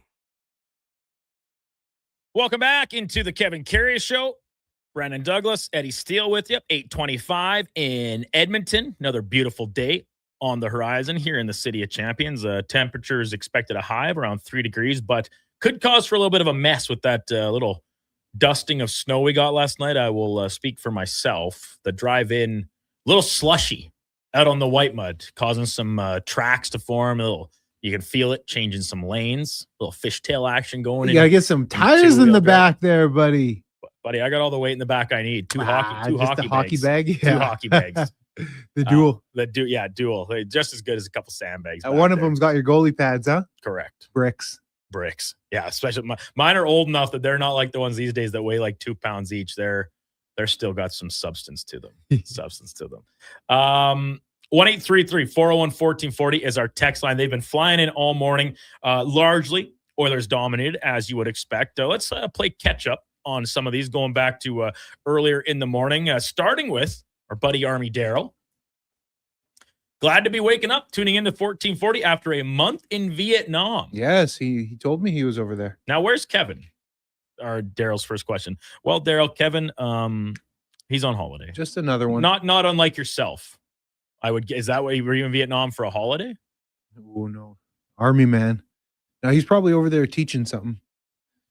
It would be my guess. Interesting. If that's the case, we'd love some follow up about what you were doing in Vietnam, Daryl, unless it's classified. Unless it's classified. I could pull up the old text here while you keep. He texted you personally, like, "Hey Eddie, Yeah, don't man. try and reach out to me. I'm going to be overseas on a covert mission." Sorry if I'm outing you, Army Daryl, if that's the case. But yeah, Kevin will be back next Monday, just in time to recap the Super Bowl. He is currently in Mexico. Well-deserved vacation for 2K. Very well-deserved. BC Oiler, was good to see Jari call it the performance of the rest of the team and not just take all the blame on himself like Stu used to. Okay. Jordan, loved the goalie holding his team accountable. Stu should have done it more. This is, I find this so funny, Eddie. And I'll be honest, I find it a little hypocritical as well. Because how about this? It just goes hand in. So Dallas, regular texter, love his contributions to the show. You would be hard-pressed to find somebody who was more out on Stuart Skinner as the Oilers starting goaltender than Dallas on our text line. He texted this in this morning. Jari was horrible. He was like watching Skinner again. His head was in a different space. Pathetic. If this is what we ordered, they should have kept Skinner. Dallas, follow up. What do you think about the play in front of these goalies that you're not happy with the play? Well, and so that's my point. These texters, and I'm just reading a couple examples here. There's been plenty of other ones over the course of, the past month since Jari came over, etc. If Stu Skinner had done what Jari did and taken the road less traveled when it comes to an NHL player's media availability, tell me I'm wrong, texters, Eddie, Josh, Donovan, any of you. Tell me I'm wrong that people would not be down his throat saying, you got to take care of your own business first, man. You're not playing well enough. Don't call it your teammates when you're not standing on your own business. 1,000%, Duke. Because the exact same thing as Speck said, when it was Stu Skinner here, it was, our goalie can't make the save when we need him to. Now, this team defense stinks. 1,000%, Duke. It's, why are we blaming Tristan Jari? He's doing his best in there. It is the nature of sports that you like the shiny new, and go pull the clip. Go pull it. The day they acquired Tristan Jari, I said on this program, everybody likes the shiny new toy. He's going to get a ton of rope. But eventually, it's the nature of sport. It's the nature of, hate to say it to an extent, this fan base. Goaltending is often at the crux of conversations about why the team struggles. And at times, it's rightfully deserved. And at other times, you need to open your 360 vision a little bit and say, what else is going into this? What else is a factor at play here? And in this case, it's clearly the way this team plays, the structure of the defensive system. 29 shots against Minnesota had. 21 high danger chances Minnesota had. That's it. 21 high danger, Duke. That's end of story for me. And Jordan follows up, says both can be true at once. Absolutely. Absolutely it is.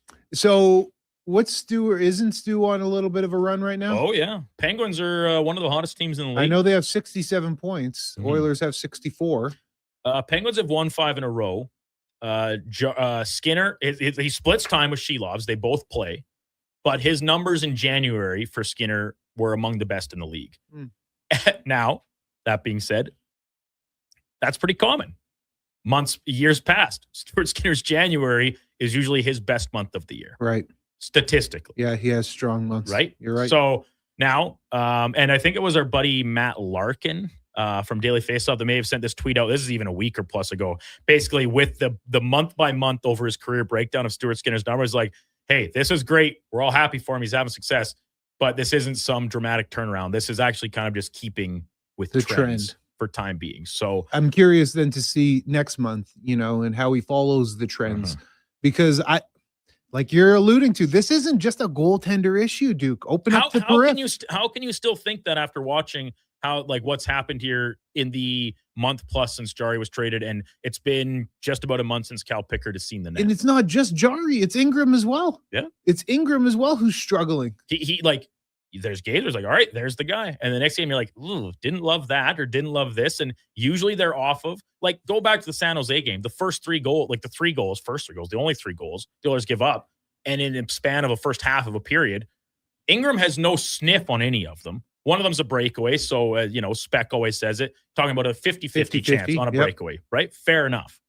But other than that, we're talking about a brutal turnover, right at the blue line that leads to a 2-on-1 from essentially the top of the circles in. No chance on the backdoor play. And then a perfect shot. And that can be applied at times to Saturday's game against the Wild as well. Now, I'm right there. Jari did not play well enough on Saturday. Like, the goal off the end boards, the shot by Tarasenko, it's from a poor angle. It is a perfect shot, so I'm kind of torn there. Like, even if Jari is in the perfect positioning, which he wasn't, does it go in anyway? Maybe. We'll never know. But he wasn't in the right position. And off the face-off play, he's not ready. Bad coverage on the face-off. That should not happen. A guy standing 2 feet from 2 Oilers sweaters should not get that clean of a shot off a face-off. I don't care. Like, that he is not necessarily their responsibility. They're the wingers, right? Their focus is getting out to the points. Yep. But the puck is won straight to him. It should not get through both of you to the net. I'm with you, Duke. But so once again, 2 things can be true at once.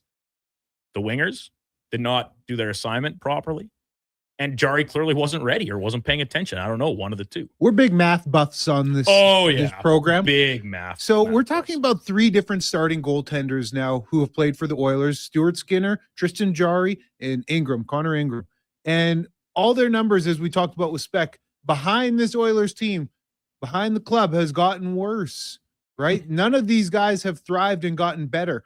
So, okay, we can talk about 2 things being right. Sure, guys can have bad games in front and the goalies can have off games in net. But the reality is, when it's happening to 3 different guys, at a certain point, you have to look. It's not 2 things always can be the same.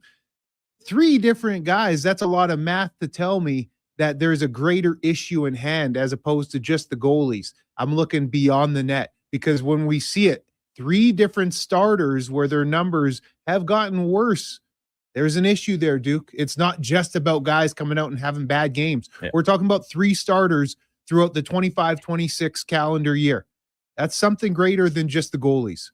And there's been a few text messages this morning that they've been sprinkled out, so I apologize for not giving credit to the names, so then they kind of get lost in the shuffle. But talking about Evan Bouchard, and the Faber goal on Saturday really stands out as like that kind of more. It's tough. The other end of the spectrum that we see from Evan Bouchard, where it looks lackadaisical, a little disinterested, bad angle, bad read. All those things played into what was a defenseman, a skilled one at that, but essentially making one move on you and then being clean in almost from the blue line. Now, I'm not going to sit here and absolutely bomb on Evan Bouchard because, and even the first goal, the power play goal, which was the breakaway, he's like Eriksson Ek gets behind him. And, he doesn't pick him up. It's puck watching, essentially. Hughes makes a great pass, but when Ek takes that pass, he's 2 feet from Bouchard. Exactly. Right? And you're just completely unaware that he's even standing there. It was not his best night. Now, offensively, still driving play in the offensive zone. The shots on net count kept going up and up and up over the course of it. I'm not ready to just all of a sudden reverse course and just because it's convenient say, that's why Evan Bouchard is not on Team Canada. Well, yeah, that absolutely is part of the reason, like the factor, but also we've been seeing Evan Bouchard play arguably the best stretch of hockey in the regular season as a pro this past month plus. Absolutely. And he's highlighted because you say that Faber goal and there was the angle on TV that just got it so up close. It was nasty. Nasty. Tough luck. Tough luck. But this is a team issue. This isn't an Evan Bouchard thing. This is team defensive structure. And look, I guess, do we just have to live with them being an offensive structured, offensive focused team? Because that's what Speck had mentioned as well. And the reality is the way that this team defends, and Low Tide said it too, is they get up ice quickly and they're trying to spring into offensive mode instantly as opposed to bear down a little more and grit down on defense. Is that just the reality of it? And that's what I asked. Is it personnel? Like, is that just the way these players are wired? That they're always up ice looking? And like, compare the Oilers to the Carolina Hurricanes, just as an example. Another team that's been to, consecutive conference finals. They haven't got over that hump. Sure, that's fine. They've lacked the star power that the Oilers clearly possess. But to a man across that team, and it is guys that come in, guys that have been there since they were drafted, they play the system. And it is essentially, they have freedom, that they're not playing the trap like, the old Devils or even the Kings we've seen in recent years, but they are so conscious of their positioning, of where their assignment is on the ice, even when they're on the attack, right? So is that culture? Is it how the system's ingrained into them? I don't have the answers to those questions because I'm not an NHL coach. I'm not an NHL player. But the Oilers, whether it be via what they're instructed to do or just how they're wired as players, as people, they don't have that element. No, they don't. And if you talk about Carolina, how many coaches have they gone through the past 6 years? One, they have the same guy. Exactly. How many has Edmonton gone through? A few. About 4 or 5? In 6 years, not quite, but they've been through several. Yeah. Anyway, the point, You get my point. I absolutely get your point, and it's a good one. It absolutely is. Text line 1-833-401-1440. They continue to flood in. We will get to them as the morning progresses. But first, we got In or Out coming up right after the break. In the 9 o'clock hour, we'll be joined by Jay Conn from SiriusXM NHL Radio, one of our favorite buddies from out east. We'll hop on, talk about the Barry Trotz news, Stadium Series game from yesterday, and other happenings across the NHL as we creep closer and closer to the Olympic Games in Italy kicking off. Brandon Douglas, Eddie Steele, Josh Fenwick, and Donovan Paulson all in studio with us this morning. It's the Kevin Karius Show on Sports 1440. We're streaming on YouTube, X, Facebook, Instagram, and Twitch. Wing Wednesday at First Round. Whether you're coming for the first round, the last round, or a few rounds in between, they've got you covered with half-price wings every Wednesday night. Half-price wings. Over 35 delicious flavors like Cajun salt and pepper, maple bacon, and Inferno wings, now half price every Wednesday night. Wash them down with a cold pint of Canadian or Coors Light for only $5.75. Half price Wing Wednesdays at First Round in West Ed and now downtown. First Round, burgers, beer, sports. Remember 2025? That's so last year. But seriously, St. Albert Dodge needs to clear some 2025 models off the lot to make room for new inventory. So they're having a huge clear out of all the remaining new 2025 Jeep Wrangler Saharas. The Sahara package is the best seller, so they have a great selection to choose from and priced from as low as $59.9. I don't have to tell you, these are going to go fast. So get there before they are gone. Just head up the trail and see how easy it is to do business at St. Albert Dodge.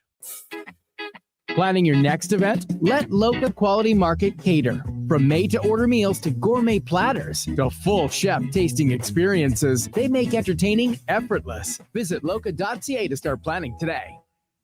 This jersey was worn by the legend himself, signed and everything. You can't just wear it. I'm framing it with expressions and images. Your prized jersey deserves better than the closet. Think Expressions and Images, your local custom framer since 91. You name it, we frame it.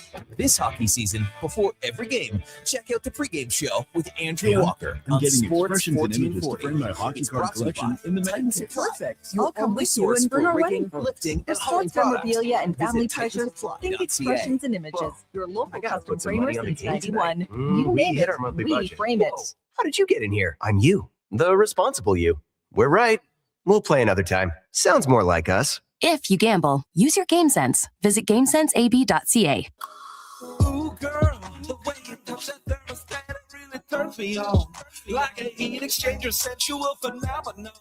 Wanna play your favorite song where we turn the heat on like a legacy of love. Legacy Heating and Cooling keeps your Valentine sizzling hot. You can afford to shower your Valentine with affection because Legacy offers no payments and no interest for 1 year on your new furnace. And that's how you build your legacy of love. Legacy Heating and Cooling. Looking for auto parts without the dealership price tag? You'll save big here at Ed's Auto Salvage in Westlaw. From engines and alternators to doors and glass, we carry quality tested used parts at unbeatable prices. Why spend thousands when you can spend hundreds? Keep your car and your budget running strong with Ed's Auto Salvage. I'm Lisa, inviting you to stop in soon or visit us online. We offer province-wide shipping and daily delivery to Edmonton. EdsAutosalvage.com. Catch the biggest game on the biggest screens in the city.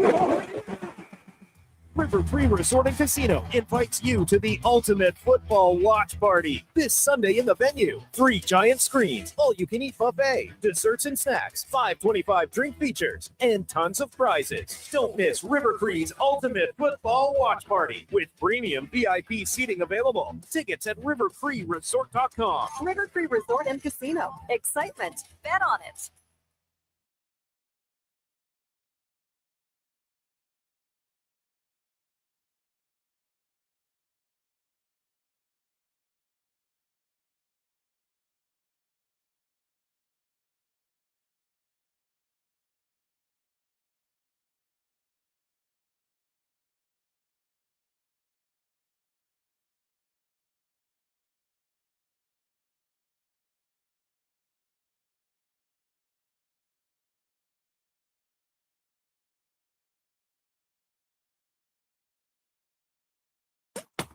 Stories, guests, and insights. This is Sports 1440 and the Kevin Karius Show.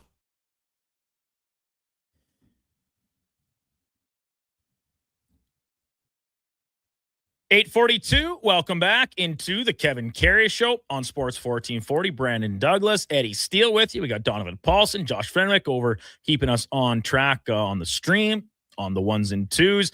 And the text line, 1-833-401-1440. Continue to flood in. We will get to them as the morning progresses, but wanted to get to this one just before we kick things off with in or out. From Mike, I don't have any stats to back this up, which is always a great way to start a point. That's just take City. But is it possible that the January success that Skinner has had in the past also lines up with Evan Bouchard playing much better in January typically? Mike, interesting thought. I would love to get some stats to see if that is supported or just coincidence or just it's a good theory. Something it's a good theory, good hypothesis. Now I would like to see it, put to the test, put to the trials, get the data. There's some analytics behind that. You know it. I only care about one thing, Eddie. Manalytics. The eye test. The eye test. Speaking of Manalytics, it's time now for Are You In or Are You Out? Okay, you know what? Moving too fast. Bottom line, are you in or are you out? In or out of what? No time for questions, just action. In or out? Well, then I'm out. I'm sorry, Jet. Actually, you're already in. Are you in or are you out? On Sports 1440. I thought you would go, I'm in, Bob. We would have had a really cool moment, but you kind of ruined the whole thing. Just before I turn things over to Donnie here, our good friend, SKS, Sean K. Smith, currently on the injured reserve for the Critters due to a sports hernia. Real talk. Evan is playing the best stretch of hockey in his career from an offensive point of view. He could be the worst defensive defenseman in the NHL. That's not fair to his partners. Well, Sean, I will disagree with you. I'm never in love with Evan Bouchard's defensive game. I've made that clear. Don't hide behind it. I don't try and, tiptoe around the fact. To say that he has been playing poor defensively the past month is narrow-sighted. He's been excellent at both ends of the ice in this last stretch of play. The points have come as a result because he's not playing in his own end a lot because he's driving play up ice. That's his strength. You ask him to be a pure defender, he at times does get exposed. As a whole, the player, though, he's an offensive defenseman, right? Like we can acknowledge 100%. That. And his D is not his strong suit. It's not his strong suit. But that does not mean that he has been playing poor defensively in this recent run of success he's having offensively. One does not have to mean the other. Donnie, what do you got for us this morning, young man? Alrighty, fellas, as someone who's been all aboard the train of let's add a top six forward to this Oilers team and see what happens. I think we're at the point now where the Oilers might need to add a defenseman. I'm going to be out for one reason and one reason only. The team does not have the cap space. They do not have the assets to really make more than one premier ad at the deadline. Yeah, and that's what you need is a premier defenseman if you're looking to add. You're not just adding a warm body. Yeah, exactly. Like to bring in another third pairing defenseman does you no good. You've already got too many of those. Exactly. So Low Tide said it. I would love to see a right-handed top four defenseman added to this team. They brought in Jake Wallman last year, was largely a fit, plays the offside, does a lot of good things, but continue. Big ass though, Duke. It's tougher to do. And also the fit between him and Darnell Nurse at times has looked good, going back to last year, and at times it has looked borderline disastrous. Every team wants a top four pairing D-man, right? 100%. Like that's heavy lifting. So I'll follow up here and ask Donovan something, but I still think the priority for the team is up front. First on the list, top line winger, scoring winger, and second on the list, and I just think this is where things will fall for them, a third line center. And Ryan Nugent-Hopkins remains your top line winger. Donovan, is there a name in particular that is available or could be available that you look at and say, that is someone the Oilers should be targeting? Well, I'll just say, first and foremost, I'm kind of expecting this to be a third line center type of trade deadline. There's a lot of names available on that side of the well in terms of guys available. But as for defensemen available, based on sellers, like, I'm not a fan of him, but I know Brandon Carlo is available in Toronto. Comes with a little bit of term left. That's not a player I would target, but I know that's a name out there. I think you could do a lot worse than a guy like Brandon Carlo, but he's not a player that I like. That he's big, but he doesn't use his size effectively. He's soft as butter. He's the better version of Alec Regula in my mind. Doesn't make the same level of mistakes, but there is no physicality in his game. He can kill penalties. Like, that's a guy you could look at. There's some other guys out there too, but that's one of the names that would come to mind. Low Tide mentioned a power forward type of a player. Man, what if I told you he's on the roster? He just is not played, Trent Frederick. And he has just not played up to the par this year, but he is on the roster, that player, but he's a ghost at the moment. Yeah, it's a fair point. And Carlo was a name last year before Toronto acquired him that I thought the Oilers should be at least kicking some tires on. Now, I'm trying to remember what exactly the price paid to acquire Brandon Carlo was. Fraser Minton. I was just about to say, was that not the Fraser Minton trade, who, by the way, is he was an absolute beast in Saskatoon his junior career. This should not come as a surprise to anybody. SKS. And he's Minton's breaking out right now with the Bruins his rookie season. He's looking excellent. So you mentioned Donovan. He's big, moves pretty well. He's not a physical guy despite his size. He's doesn't have offensive inclination. But if you're looking for a purely like someone that can defend, like you said, you could do a lot worse. And the price point would not be like cap wise super high, because Boston's still retaining some of it, and then maybe Toronto would hold back a little bit of what's left. I don't know, but if we're gonna start adding things to the Oilers shopping list, I might be at the point where I say you need to have some concrete names attached to them before I'm willing to accept their addition to said list. Another player who could be a little bit more attainable would be a guy like Connor Murphy. In Chicago, I'm again not a player I'm a huge fan of, but if you're wanting a pure defender, I think you could do a lot worse than a guy like Connor Murphy. Fair. Off to number 2. For me, the Wild are the number 1 Stanley Cup contender. Eddie, go ahead. I'm going to take the low-hanging fruit. I'll be out. I'm still going to roll with Colorado. Just because until we see them be slayed this year, because they have been such a juggernaut all year. So until they're actually knocked off and, someone pierces them, slices their throat off, beheads them. Whoa, graphic. It's still going to be Colorado. I'm out as well.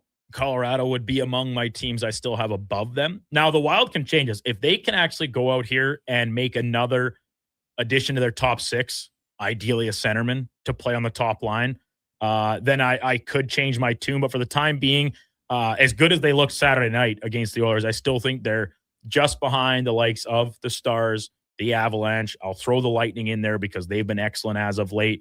I'm still in love with the Hurricanes. People can, talk me down that they just are a product of system and they're boring, whatever, on and on.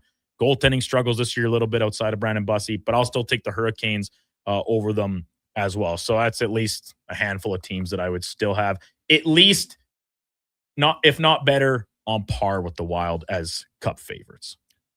I just look at the Wild and I say, I don't know if they're going to keep Jesper Wallstedt past the deadline. He was probably on my on their shopping list of guys that they're willing to trade out for that potential massive center upgrade. I fully expect that to be the case, in fact. But I would suggest there is no better defensive group in the NHL than that Minnesota Wild D group. You look at their bottom 6, it is fully complete with players who you can more than utilize come playoff time. Like Marcus Foligno is on your fourth line. You got some quality grit in there. You got some quality scoring options in a Tarasenko. They are one player short. It is that first or second line centerman. You got the superstar in Kirill Kaprizov. I'm in love with that team from a structure standpoint, from a way that they play. You get the big addition in Quinn Hughes. I look at the Avs and I say, what's stopping this team from being the Boston Bruins of a couple of years ago, where you go and have a historic regular season and you just fall flat on your face come the playoffs. Like, this screams team that's peaked too early to me. I could be dead wrong. They're a great team. They've got a wonderful top six, a wonderful defense group. But I look at this team and I'm questioning their bottom six still. And I look at the Avs and say, what's stopping them from being the Bruins from a couple years ago? I don't know. Maybe I'm just a doubter Nathan of McKinnon. that team. But that team in Boston had Patrice Bergeron, Brad Marchand, David Pastrnak. They had some fantastic talent too. I don't know. I'm not buying into the Avs as much as other people are. Maybe I'm just so in love with the Wild that I'm overlooking the Avs a little bit, and that's going to be You got my your downfall. blinders on, Donovan. But hey, I love that Wild team. Yes, that Boston team was very good. I'm sorry, at that stage, Patrice Bergeron, Brad Marchand, even Pastrnak, they're not Nate McKinnon.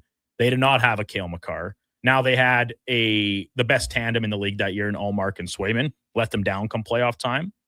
Could we see something similar between Wedgwood and Blackwood? Maybe. But I just think that the Avalanche they're not a perfect team. They have flaws, and they've been on the skids a little bit as of lately. A couple of sizable losses on their resume, but I still think they're the going away favorites. So we can jump over to what we got next here, Donnie. Yes, watching the Stadium Series last night, I'm saying the NHL needs to move the Global Series to the middle of the season and give us a similar vibe to what we saw last night, but overseas. I would love to see this, but it's not going to happen, just logistics-wise. So I guess by default, I'm out. We see the NFL play overseas games mid-season. The NFL plays one game a week. You can leave, and if you want to, you can leave as soon as the week previous game is over and get over there for a week in preparation. And then more often than not, teams are given the choice to have their bye week after they play a game overseas. Some elect to use it, others do not. But either way, you can leave immediately after the game, be back at home for a full week before you play your next football game. Or you can have the week off if you choose to. So for that reason, just logistics-wise, the turnaround of going over to Finland, Sweden, Germany, wherever, and playing 2 or 3 games, and then coming back and continuing your schedule as is on both sides of that, I just can't see that happening. Even just for a 2-game series, it's doable. Tuesday, Thursday.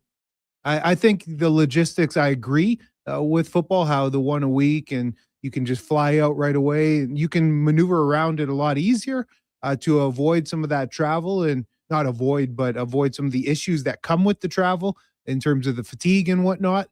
But I think a 2-game series certainly is accomplishable during a week that you can get out, fly out, play your games, come right back, and then get back into your regular schedule.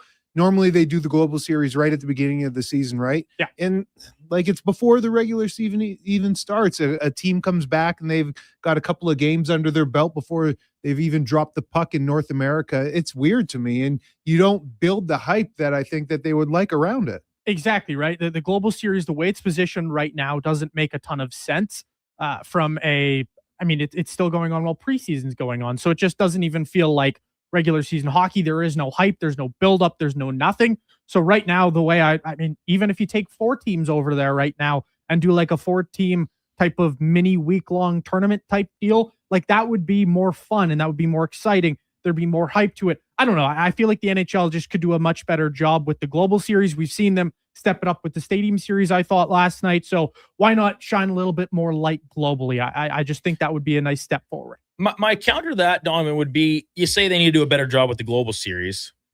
We say that as people that are still on home soil while it's going on. It's not for us. It's for the European markets. They get the best version of the product because they go over there. They'll play an exhibition game, usually against a local club from the Swedish Elite League, German Elite League, whatever the case, to garner up some interest. Then they play the game. They highlight players of those nations, Sweden, Finland, Germany, whatever, that are prominently featured. They pick teams to go with players from those nations. And then they come back and start their season as regularly scheduled. To do it in season, like I said, you're talking about, you can't guarantee that the top Swedish player is going to be in the lineup for that game in Stockholm. The fact you have to plan for the games before, the games after. I once again, just logistically, I don't think it's feasible. And also, I think they do just fine as is. Like, it's a success in Europe, which is what it's meant to be. Grow the game in Europe. It's not meant for us. Same reason people complain about the All-Star game. Dude, it's not for you watching on the couch as a 40-year-old man. It's for people going to the event, going to the game, And that's why last night was a success in Tampa Bay. The in-house spectacle was top tier. Just so happened to be a great game that went along with it, which we haven't seen as much of from outdoor games. Off to number 4, fellas. The Elks and their possible signings at this point. We know they've been. It's the communication window, Donovan. Yes, it's big time. It's big time. I'm saying that these will make for a positive winning season. I'll be in on that, Donnie. I think they were going to have a positive season without some of the signings, but to add an Austin Mack and to add a Malik Carney off the defensive edge, to add the offensive linemen that they have added to fortify that unit, I'll be in on that in terms of a positive winning season. Yeah. So once again, you can check out this full list and break down a little bit. Article by Declan Kruger, in-house man over at elksnation.ca. So this is the list. Malik Carney, D lineman. Joe Robustelli. Yeah, he's a good, solid receiver. Wide receiver. Great story behind him as well. Taylor Powell, the backup quarterback we discussed. Brendan Bordner and Coulter Woodmansey, offensive lineman. Oh, and Jordan Murray, as well. Yeah. So, Eddie, I assume you guys on Elks Nation today, where you're going right after we wrap here, are going to discuss this fully. That's a nice little collection. I'm not sure any of them were the top of the crop, maybe save Carney. I think is fair to say that he was kind of the crowning, he's a big player, the crowning jewel of this free agency class. Austin if you want Mack, to call though, it. as well. Mack for sure. Last week. For sure.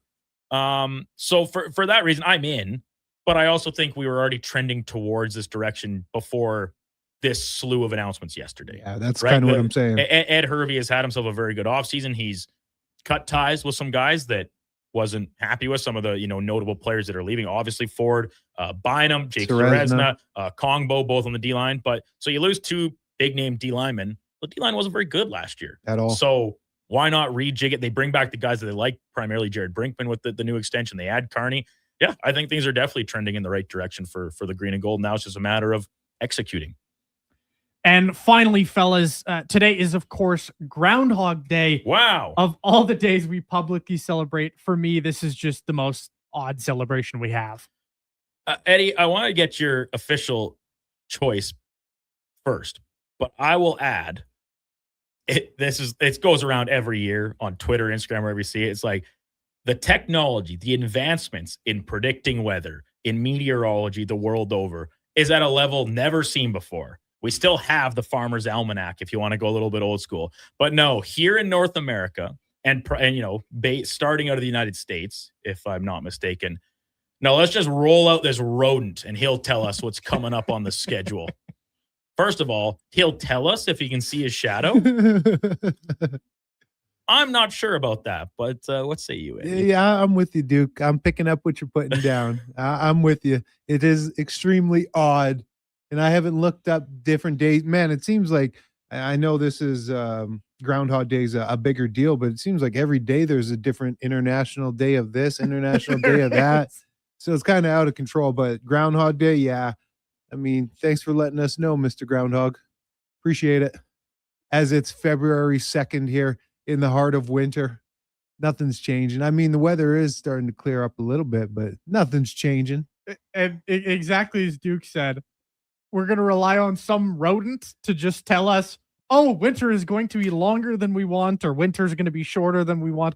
Like, it's a rodent. He's just running around out there. And it's dumb, Donnie. It's dumb. It doesn't make any sense. But I will say the principle of it is hilarious to me.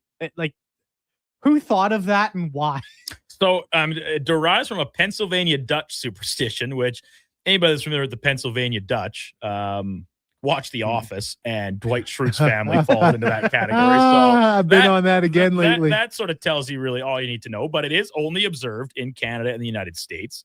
And I was just looking down a list of different names of some of the critters. So, of course, Puxatawny Phil, probably the most well-known. Shubenacadie Sam. Balzac Billy is here in Alberta. Yeah. And then we got Wharton Willie. That's a Canadian one. And then, Shubenacadie Sam. That's out in Nova Scotia. Just some of the great forecasters we have. I'm in. It is odd. But does anybody take it seriously? So what does it matter? It's just like a fun little blip. No different than all these other, as Eddie said, National Day of this, or the other. How about the weather guy out east? what's his name? I forget. It's gonna be raining in Winnipeg. You know what I'm talking about? I do know what you're talking about, but yeah, it's a little unique, but it's fun. Who cares? Yeah. Is a groundhog just a gopher, or is it different? It's a rodent. It's in the rodent family. You should know, Mr. Farm Boy. Just looking here. Well, here you go, Eddie. Let's break down the scientific classification. Here we go. Just right as we were fruits and vegetables on the last critter bus ride. So obviously the order is Rodentia, rodent, family, Scuridae, and then Marmota is its genus, species, M. monax.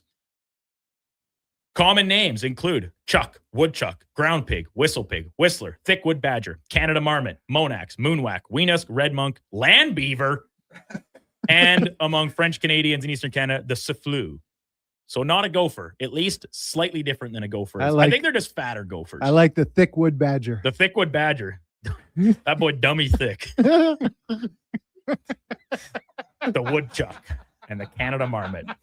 Eddie, fun morning as per usual. What do you got cooking here? Going to do an episode of Elks Nation with Declan, and anything else on tap this week? It's going to be a busy one down at Elks Nation, and then just working, grinding away for the week. Sales, pounding the pavement. SKS, pounding the pavement. Yeah, Sean's been lurking here in the studio door for a while. Undoubtedly upset at my comments towards his text in. He says you out your mind, boy. SKS Monty texted in. Tell SKS he should be more focused on his Calgary Flames, not Evan Bouchard.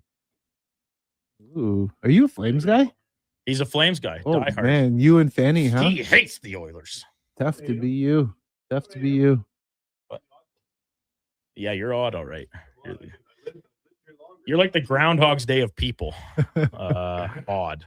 Eddie, thank you very much. Appreciate it, man. We'll see you on Friday for a full Super Bowl preview. You're here again on Friday. KK's gone all week, right? Oh, yeah. Yeah. Eddie and then he's back on Monday. KK doesn't mess around. If he's taking a holiday, he takes a holiday. He's going full Monty. Full Monty. And then he's back Super Bowl Monday, huh? Mhm. The following. So Which that'll is be a good. busy one. Maybe I'll take that off. Ooh, you should. First holiday of the new year. You should. Josh, Buckle up, boys. You're in. You'll be in the big seats. Eddie, take care, man. Have a great week. We'll talk to you on Friday. All righty, Duke. Eddie Steele, the real deal, Grey Cup champion, all-decade CFL member, and legend of the green and gold here in the City of Champions. Top of the hour, we'll catch up on some text messages, play catch up on the clock as well, and maybe dip in a little bit to the Scotties Tournament of Hearts that wrapped up yesterday, and Carrie Anderson claiming her 5th national championship. Before that, let's have a Sports 1440 update brought to you by AWS Welding Supplies in Nisku. Product sales, servicing, calibrating, and free same-day delivery of in-stock items to Leduc, Nisku, and South Edmonton. Your one-stop shop for all things welding, awswelding.ca. Here is Donovan Paulson. This is a Sports 1440 update.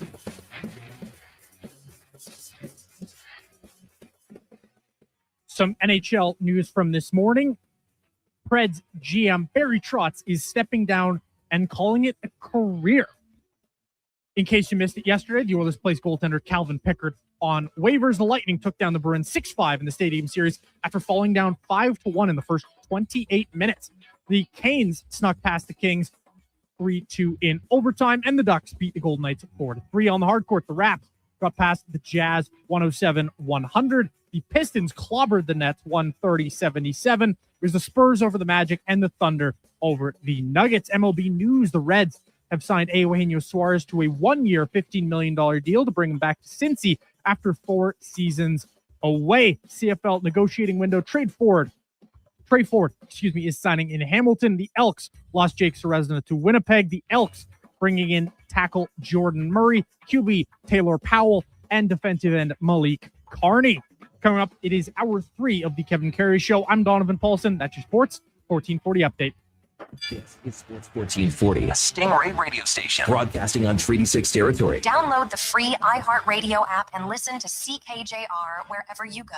Business owners, if rising electricity costs are cutting into your profits, there's a smarter way forward. Right now, federal clean technology tax credits can cover 30 to over 50% of the cost of a commercial solar system, delivering an immediate return on your investment. And in Edmonton and Sturgeon County, the Commercial Clean Energy Improvement Program offers long-term financing for up to 20 years, making solar more affordable than ever. Lock in lower energy costs for decades and strengthen your bottom line. Visit GreatCanadianSolar.com to get started. Hi, Mike here from Northgate Chevrolet Buick GMC. Happy New Year! I just wanted to take a moment to say thank you. Thank you for everything in 2025. With your help and your support, we fed almost 500 families. We donated to various charities in the Edmonton area, and we're going to do it again in 2026. Please stop in and see us today, 13215 97th Street, or visit us online at northgategm.com. You're in Northgate country.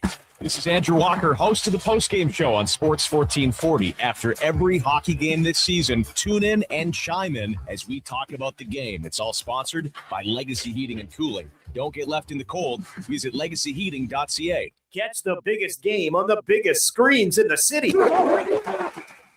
River Free Resort and Casino invites you to the ultimate football watch party this Sunday in the venue. 3 giant screens, all-you-can-eat buffet, desserts and snacks, $5.25 drink features, and tons of prizes. Don't miss River Free's ultimate football watch party with premium VIP seating available. Tickets at riverfreeresort.com. River Free Resort and Casino. Excitement. Bet on it. Looking for auto parts without the dealership price tag? You'll save big here at Ed's Auto Salvage in Westlock. From engines and alternators to doors and glass, we carry quality tested used parts at unbeatable prices. Why spend thousands when you can spend hundreds? Keep your car and your budget running strong with Ed's Auto Salvage. I'm Lisa, inviting you to stop in soon or visit us online. We offer province-wide shipping and daily delivery to Edmonton. edsautosalvage.com.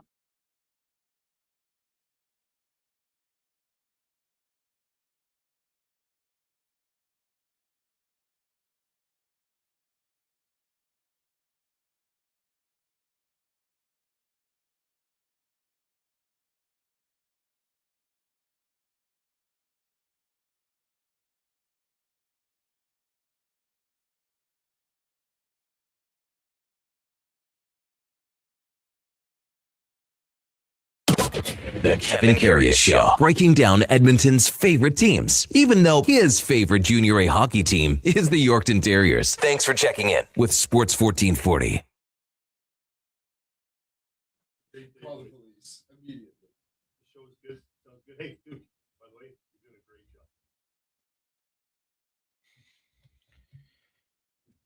Welcome back into the Kevin Karius Show, 9 o'clock hour. Brandon Douglas sitting in for Kevin this week. He's sipping some cold drinks, probably some Dicaritas.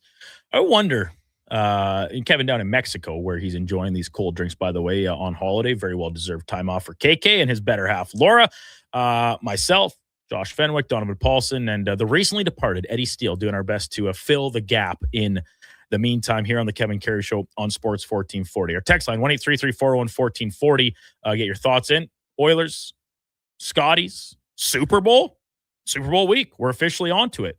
We survived a week without football. Not like we didn't have news or things to talk about, but it is a little bit different when you don't have an actual slate of Sunday games, or in this case, a game to look forward to cap it off. But anyway, sticking with the Kevin thing for a moment. The Dicarita, which is Kevin's own invention, best drink ever, as are many of the things that Kevin does, the best ever.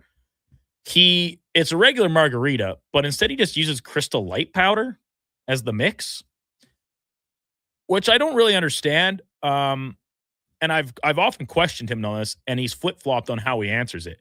Is he just putting the Crystal Light mix straight into the tequila, or does he mix a jug of Crystal Light and then use that regularly as he would in lieu of sweet and sour mix and or sweet and sour mix, or whatever else you're using as a for a marg. Josh, you're our in-house bartender, drinks expert. You mixing up a lot of margaritas when you're tending drinks here during the cold winter months in Edmonton? The people love the margaritas. Really? Particularly blended, and it's the absolute bane of my existence. It's a real inconvenience. Yeah, I would think for a bartender. I much prefer shaking them. Right. Yeah, that's easier. Doesn't when take people as make long. me blend things, I begin to, as the kids say, crash out. We also make Bellinis. Oh, love a Bellini. Not the brew house one. Nice little peach Bellini at Cactus Club. Well, hey, that's the gold standard. And then people come into my place of and work think they can get the same and they're like, thing. hey, can we get the same thing? I'm like, yeah, I hope you're ready to enjoy half an ounce of dark rum, peach schnapps, and a lot of peach puree. It's just sugar with some red wine at the bottom. But yeah, I imagine that's the way the Dickorita is made. Just him dumping the powder in there. Be like, this is the best thing ever. Yeah, this is the best drink ever. It's like, okay, Kev. The example he uses to back up his claims is Colin Livingston, regular contributor here on Sports 1440. He is, according to Kevin, the biggest margarita guy in all of Edmonton. And he says the Dickorita is the best. So take that for what it's worth. Is Kevin exaggerating a little bit? Wouldn't be surprised. How much did Kev pay Colin to say that? Good question. Because let's be real here. There's no chance it's the best. The text line, 1-833-401-1440. Some following up on our in or out topics for the day. Tinker says, seems to get more popular after Groundhog Day, the movie. Probably. EG says, did they just call it Weenus?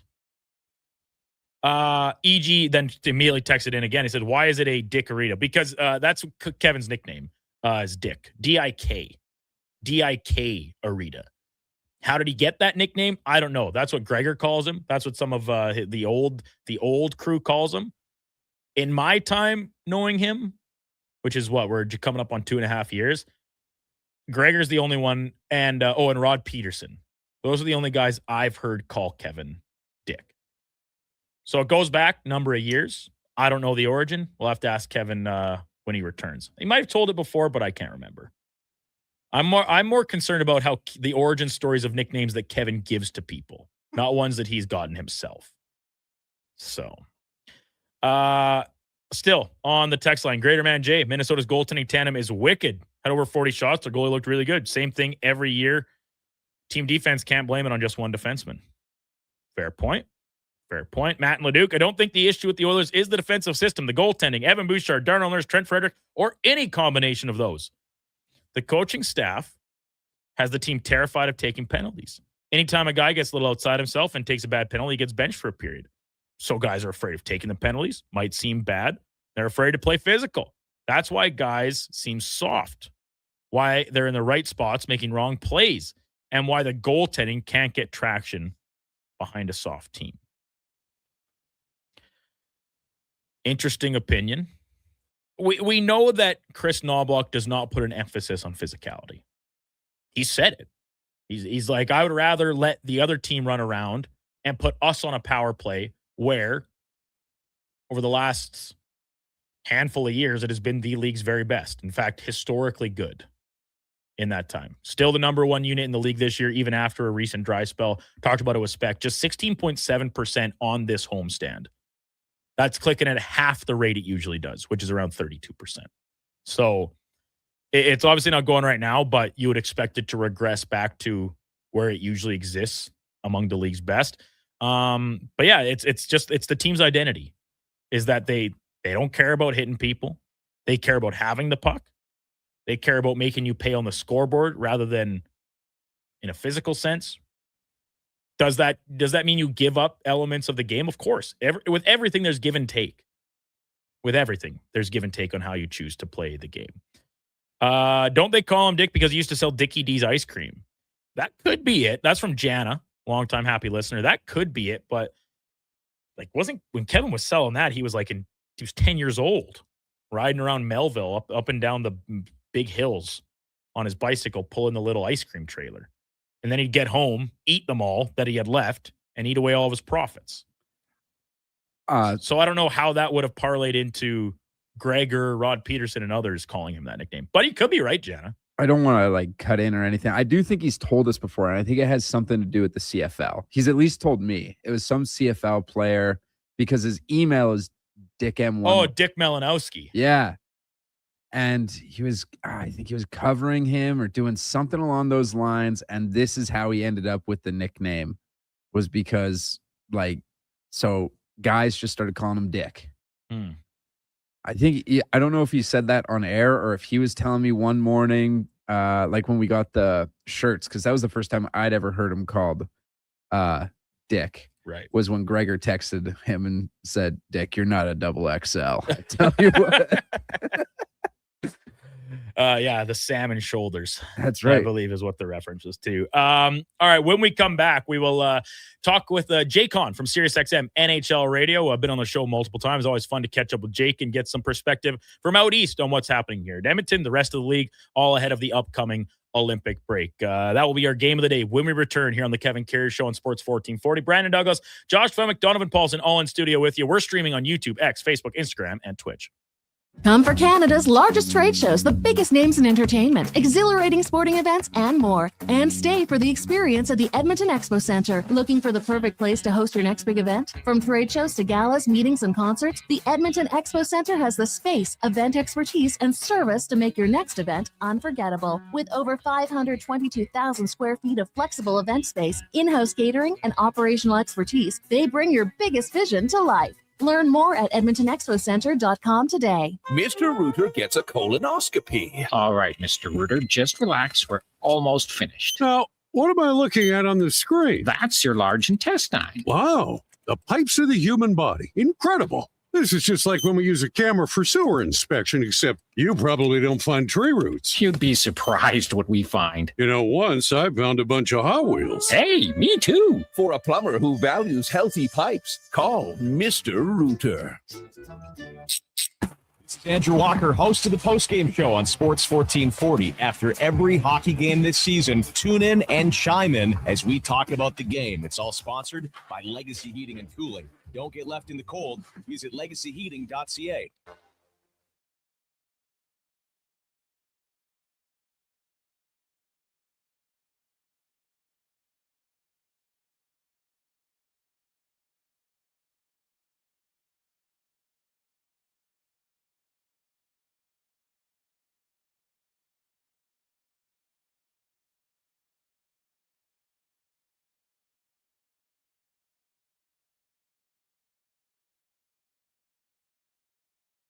Just in time for the morning skate.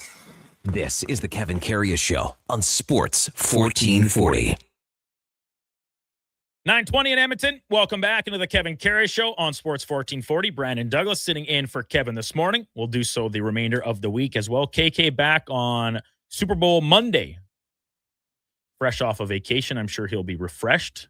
Maybe tan. If Kevin's not very tan, I'm going to give him a very hard time because he really likes to poke fun at me when I return from some time away and come back looking what is in his description still very pasty and pale. Disagree.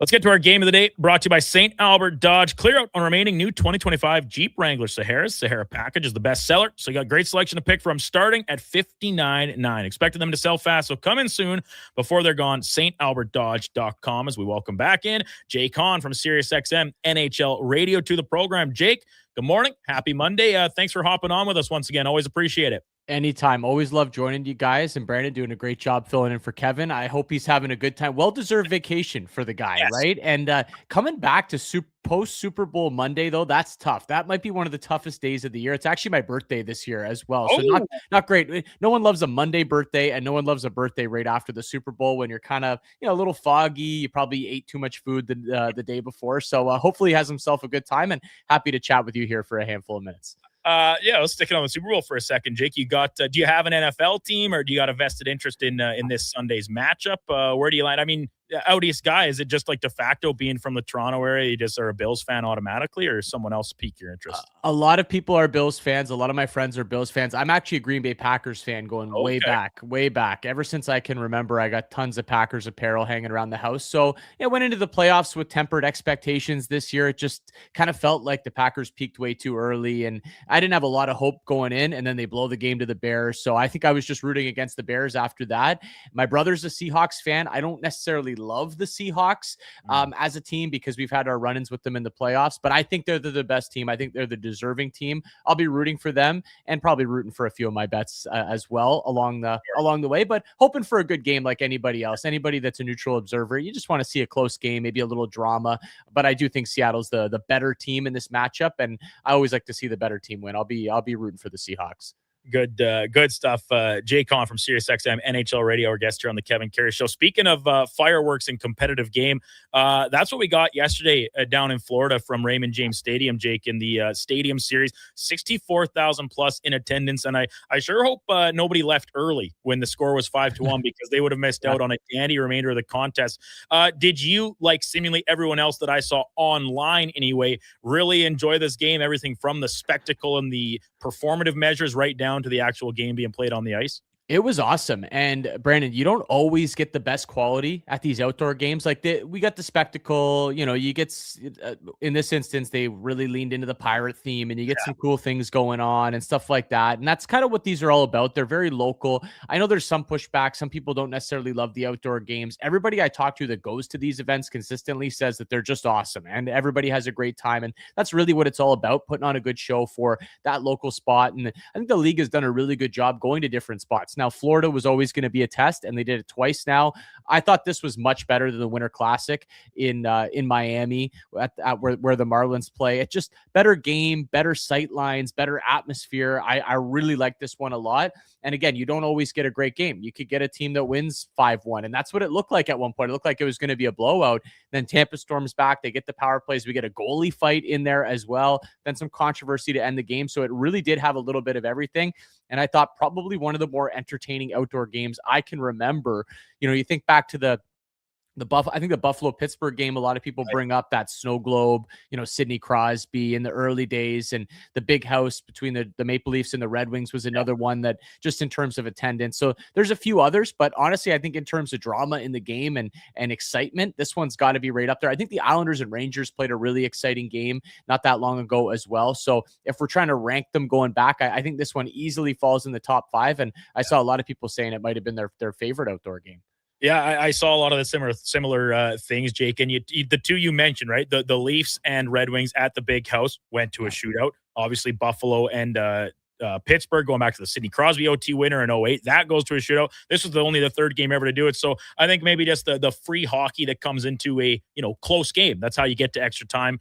The overtime factor, and then the shootout just all builds into it. But yeah, by all accounts, very well put on production down in Tampa Bay by Jeff Vinnick, owner of the Lightning, and then of course the rest of the NHL operations crew as well. So just with the Lightning for a moment there, Jake, they lead the Eastern Conference. They're tied there with Carolina at the moment. Of course, leading the division by a couple points over the Red Wings. Are they your pick for best team out of the East and your front runner in the Eastern Conference right now as we head into the Olympic break in a couple days? They would be. I think if you look at them in Carolina, now Carolina's been there basically every year. This is just the Canes are as consistent as it comes in terms of making the playoffs, putting themselves in good position, probably getting some sort of home ice advantage. But for whatever reason, they can't get over that hump of a conference final.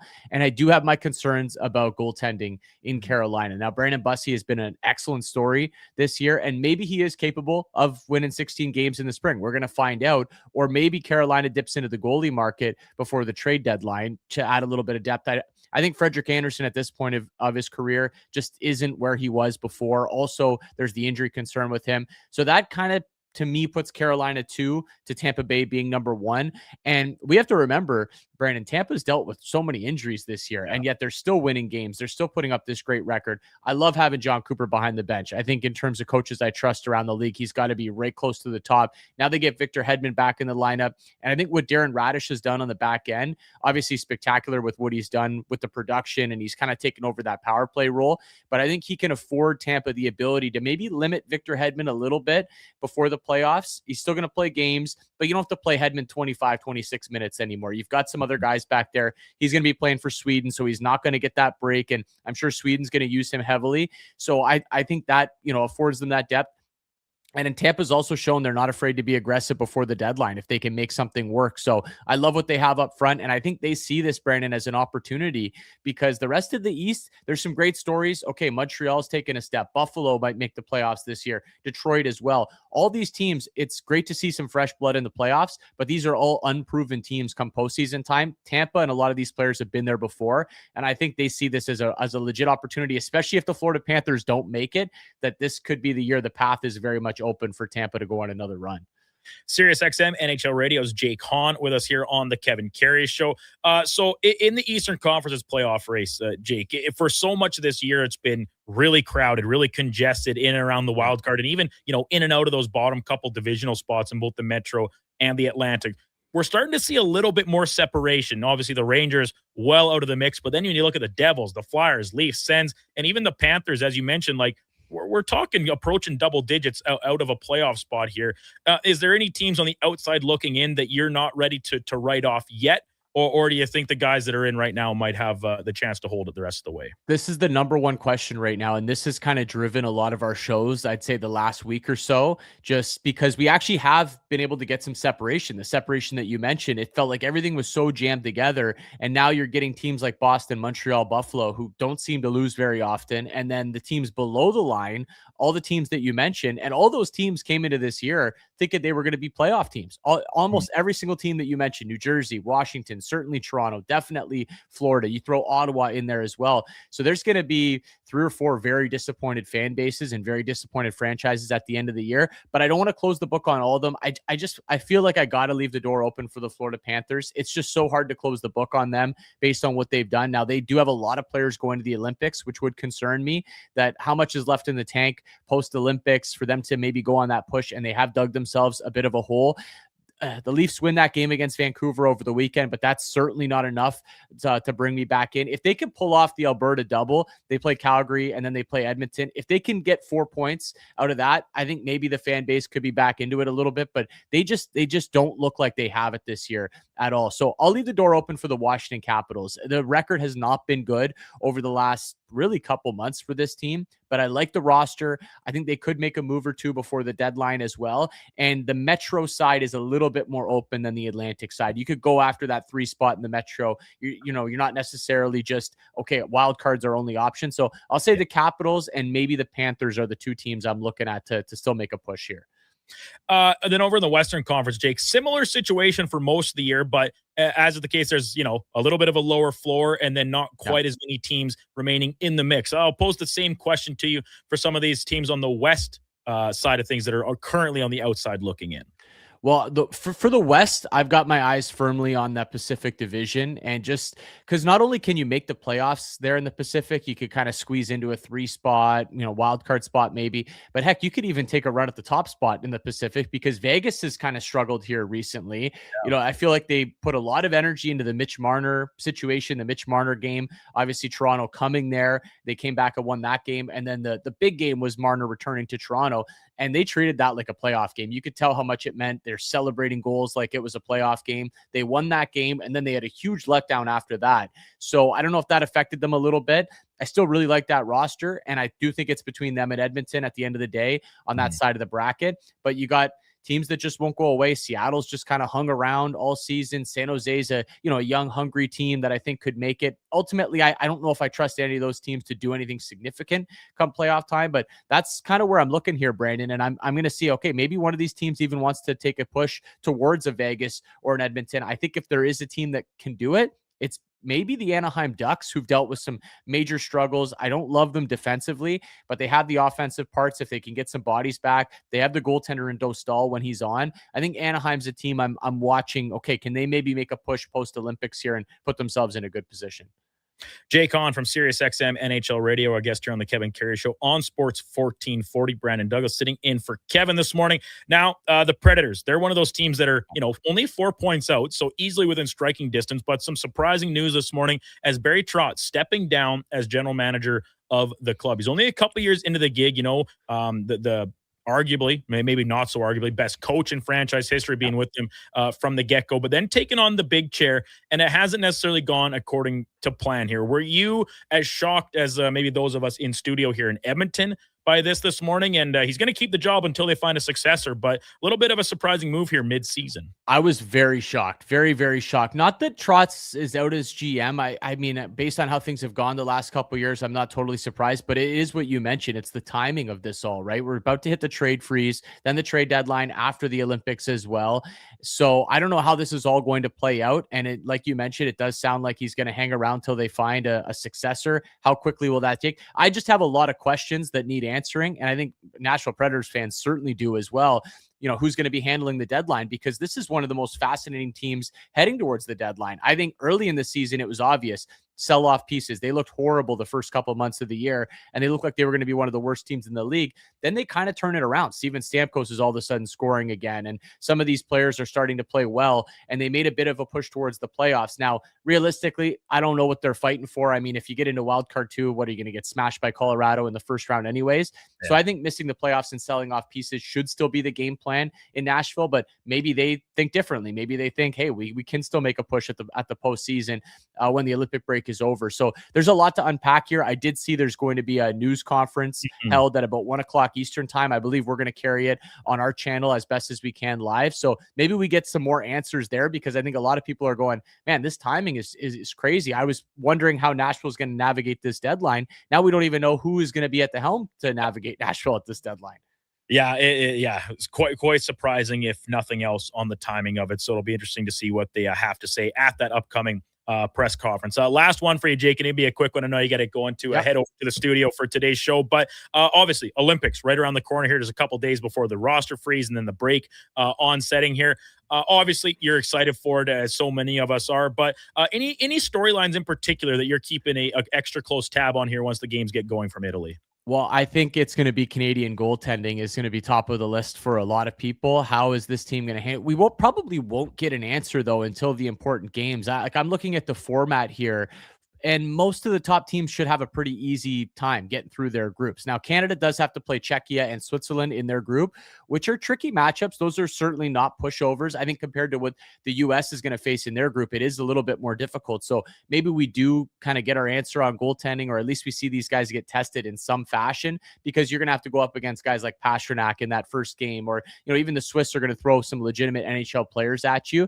So I do think that they're going to be tested, and that's going to be the storyline for me moving forward, and into some of those real important games into the quarterfinals. So I'm just pumped for it, Brandon. I know you probably are as well, and a lot of your listeners out there. Olympic hockey, it's been so long. It's been 12 years since we've been able to have NHL players play at these games. So as a hockey fan, I'm just very excited to see it, and the players are pumped up, and it does sound like the rink has been figured out, at least from what I saw. I saw some shots of it. Maybe it's not perfect, but it looks okay to me. It looks like you could play some hockey on it. So I know the players will play on anything. They're just pumped to be out there, and I'm looking forward to getting this thing going. And the storylines are going to continue to unfold. We did see, I will note before I leave here, Anthony Cirelli left that game on Sunday that we talked about, that outdoor game. Something to monitor this week. Now, that's not a huge blow to Canada if he were not to play. They have the depth. Sam Bennett could step in, or somebody else. But something to keep an eye on this week. If players do get banged up, who's going to step up and fill that role? Canada has the riches and riches of players that they can go to. So very curious if Cirelli is going to be good to go next week. Yeah, a few injury decisions needed to be made across the board for Canada, States, and even Sweden. Obviously, are already a couple replacements on their roster too. Jake, always appreciate our chats. Enjoy the Olympic break here and the couple games that we'll see to round out the schedule leading into that. And we'll chat again with you very, very soon, I'm sure. Take care and have a great show today. Yeah, keep up the great work, Brandon. Enjoy the Super Bowl this weekend, and talk to Kevin shortly after. Awesome. Jake Hahn, Sirius XM, NHL Radio. Like he said, the point coming up today, 1 to 3 Eastern. They will try and get rolling with some of that Barry Trotz conversation, as well as all the great coverage they have over there at Sirius. And he mentions the Olympic arena, guys, and how it does look like it's rounding into form, I suppose. It's going to be ready for the games. Lord, I would hope so. We're, a week and a half from the game starting? The women's games start before the men's too, I think, without having the schedule in front of me. Now, the last thing I heard on reporting from it is that, the ice is going to be ready. The sands are all going to be ready. Jumbotron, I saw getting put in all this stuff. But maybe some of the more minor things might not necessarily be in full operation. We're talking concessions, I don't know, right? Like, are all the bathrooms up and running? I know our buddy Eric Francis down in Calgary will probably be up in arms if that's the case. He has a hard enough time at Rogers Place bathrooms. So number one priority, Josh, for the Calgary Arena, bathrooms, according to Eric Francis. Will the ice cream machine be working at these Olympic venues in Italy? That's what I'd be worried about if I was going. Donovan, what's your number one concern? Mine's the ice cream machines. What's yours? Mine would be the popcorn makers. Okay. That is a key to any successful sporting event for me. It's an absolute must when I'm sitting down and enjoying a game. It doesn't matter whether it's at home, whether it's in the arena. I need popcorn, and the press box popcorn. It's always ready to go. It's always there and ready. So if they don't have that there, I'm assuming the tournament is going to be an absolute failure. But this is just taking a peek at the schedule here. The women's side, the preliminaries get underway in 3 days' time. Oh, so like on Thursday? Yeah, it gets underway on the 5th. Is Friday not the opening ceremonies? I know there are events that happen before opening ceremonies, but like I get it. It's not the premier event, but I definitely think it's one of them.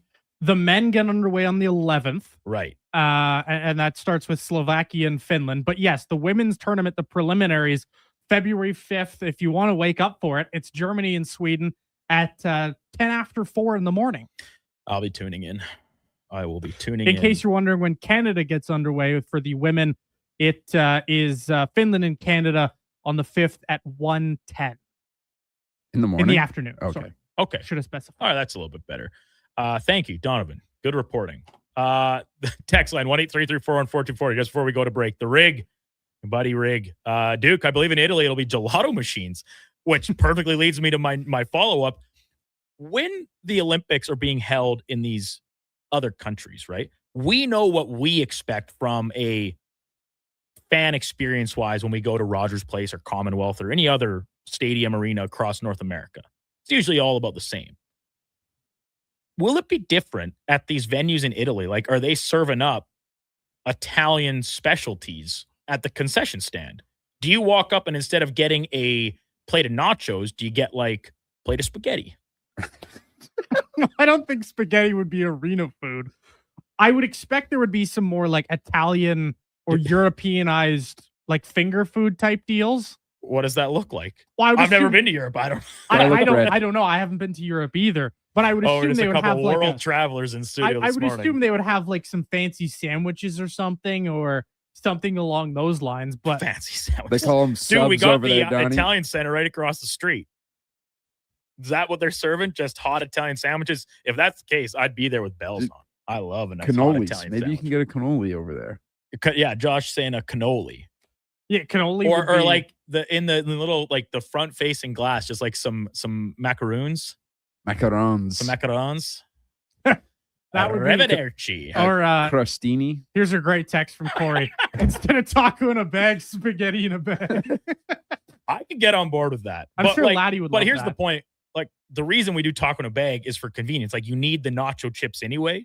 So it makes sense. What are you putting in? Like, what is the bag of that you're putting the spaghetti in? Pre-portioned ground beef. Just coming in a plastic bag out of the vending machine. Yeah, why not? Yummy. Here we go. Mason Hobo, some good tiramisu. That'd be great. Ice Enjoying side it. bruschetta. I believe it's bruschetta. Bruschetta I took a with semester of antipesto. Actually, that's a great finger food. You get instead of a tray of nachos, you get like a tray of bruschetta. But then the problem is you have tomato Genius. falling all over. How is that any different than like trying to scoop your nachos and if you get the loaded ones, the jalapenos and stuff falling all over? I think it's very comparable. That's a good pull, Josh. When we return, we're going to catch up on some more text messages. 1-833-414-1440 is the text line there. And I've been putting it off all morning. We keep running into other topics. I'm going to talk about yesterday's Scotties Tournament of Hearts final. Carrie Anderson defeating Caitlin Laws in the final match to claim her 5th Canadian championship. Wearing the maple leaf in place of Rachel Holman. She will now wear it again next year as well. Maybe our buddy Josh Fenwick, local curling fanatic, can weigh in on that with us as well. Donovan Paulson in studio here with myself, Brandon Douglas, filling in for Kevin on the Kevin Karius Show on Sports 1440. Watch us. We're streaming on YouTube, X, Facebook, Instagram, and Twitch.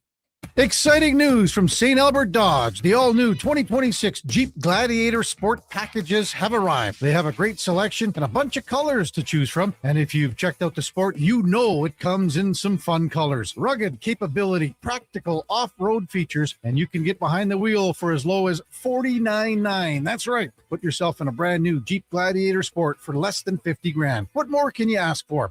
Time to head up the trail and see how easy it is to do business at St. Albert Dodge. Legacy Heating and Cooling is the #1 furnace replacement company for lovers. Because the best aphrodisiac is no payments and no interest for 1 year on your new furnace from Legacy. So forget about the oysters, baby.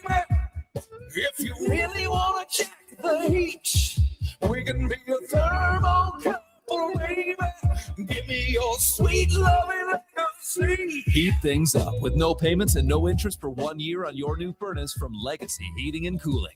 Hey, sports fans, we've got a clear choice for you. At Crystal Glass, we provide customers with the perfect glass for any job. From home to auto and even commercial, installation or repairs, we're your team. Call 310 Glass or visit crystalglass.ca. Crystal Glass.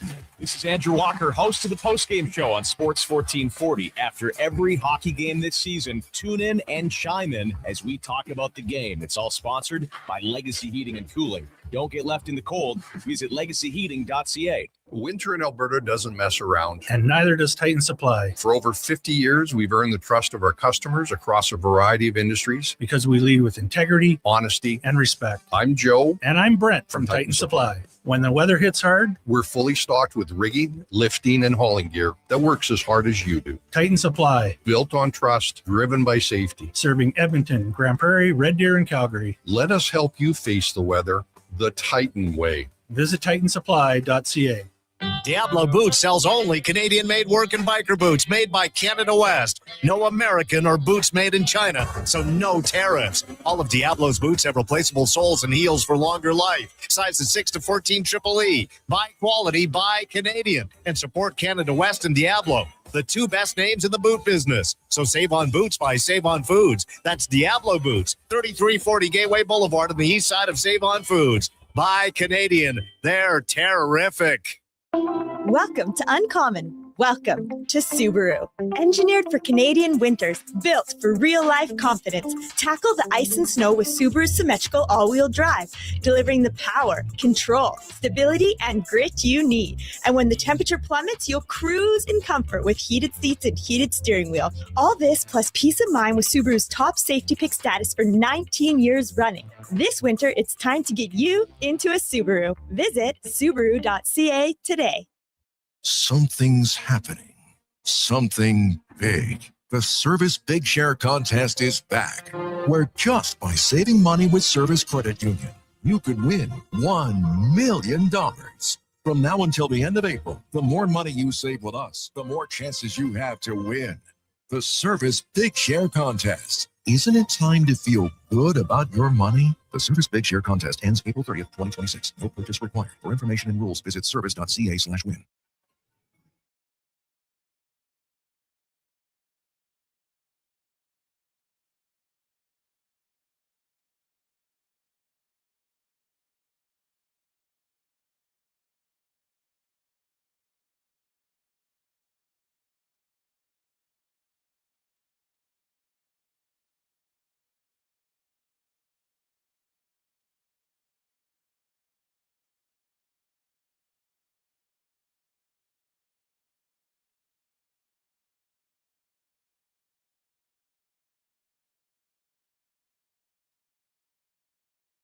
Have your sports curiosity cured with the Kevin Karius Show. This is Sports 1440.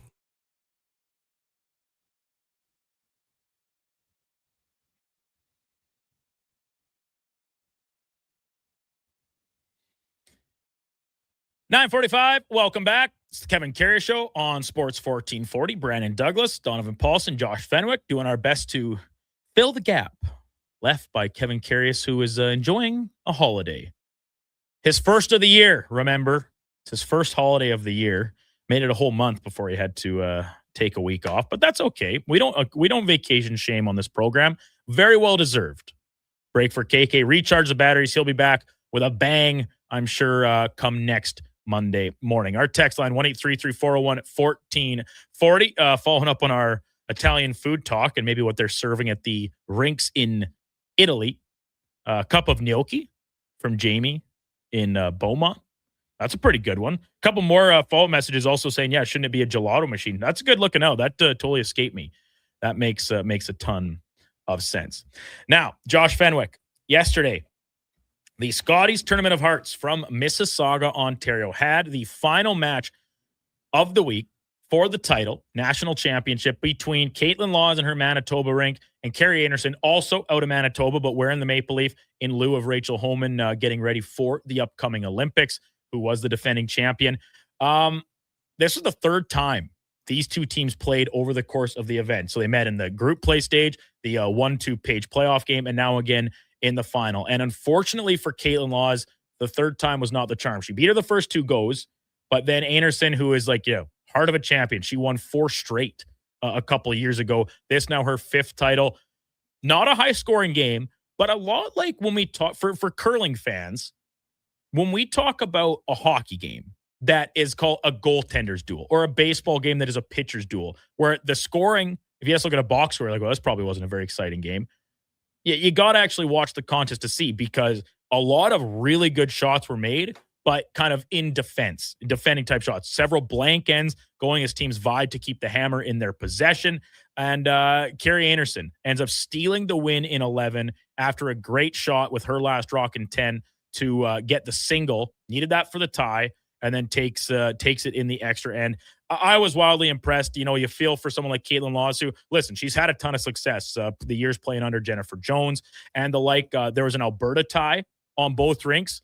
Val Sweeting, Carrie Anderson's third. She is, formerly skipped an Alberta rink at the Scotties. Same can be said for Laura Walker, who throws second stones for Caitlin Laws' team. But this was just excellent curling back and forth. Both teams played very well, even if the final score isn't, the barn burner that we sometimes see across these matches. What'd you make of it yesterday, Josh? You were watching it while doing your D&Ding at the brew house. Well, I wouldn't say there was much D&D going on. We got very sucked into the game, I tell you what. Okay. The curling game, not anyways. Yeah, we like that shot that Anderson made, the angle raise to take it in the 10th. That was blown away. And like angle raise takeout. Angle raise takeout, and you have to stick after. Yeah, and it's like you had to stick full 4-foot essentially to get the single.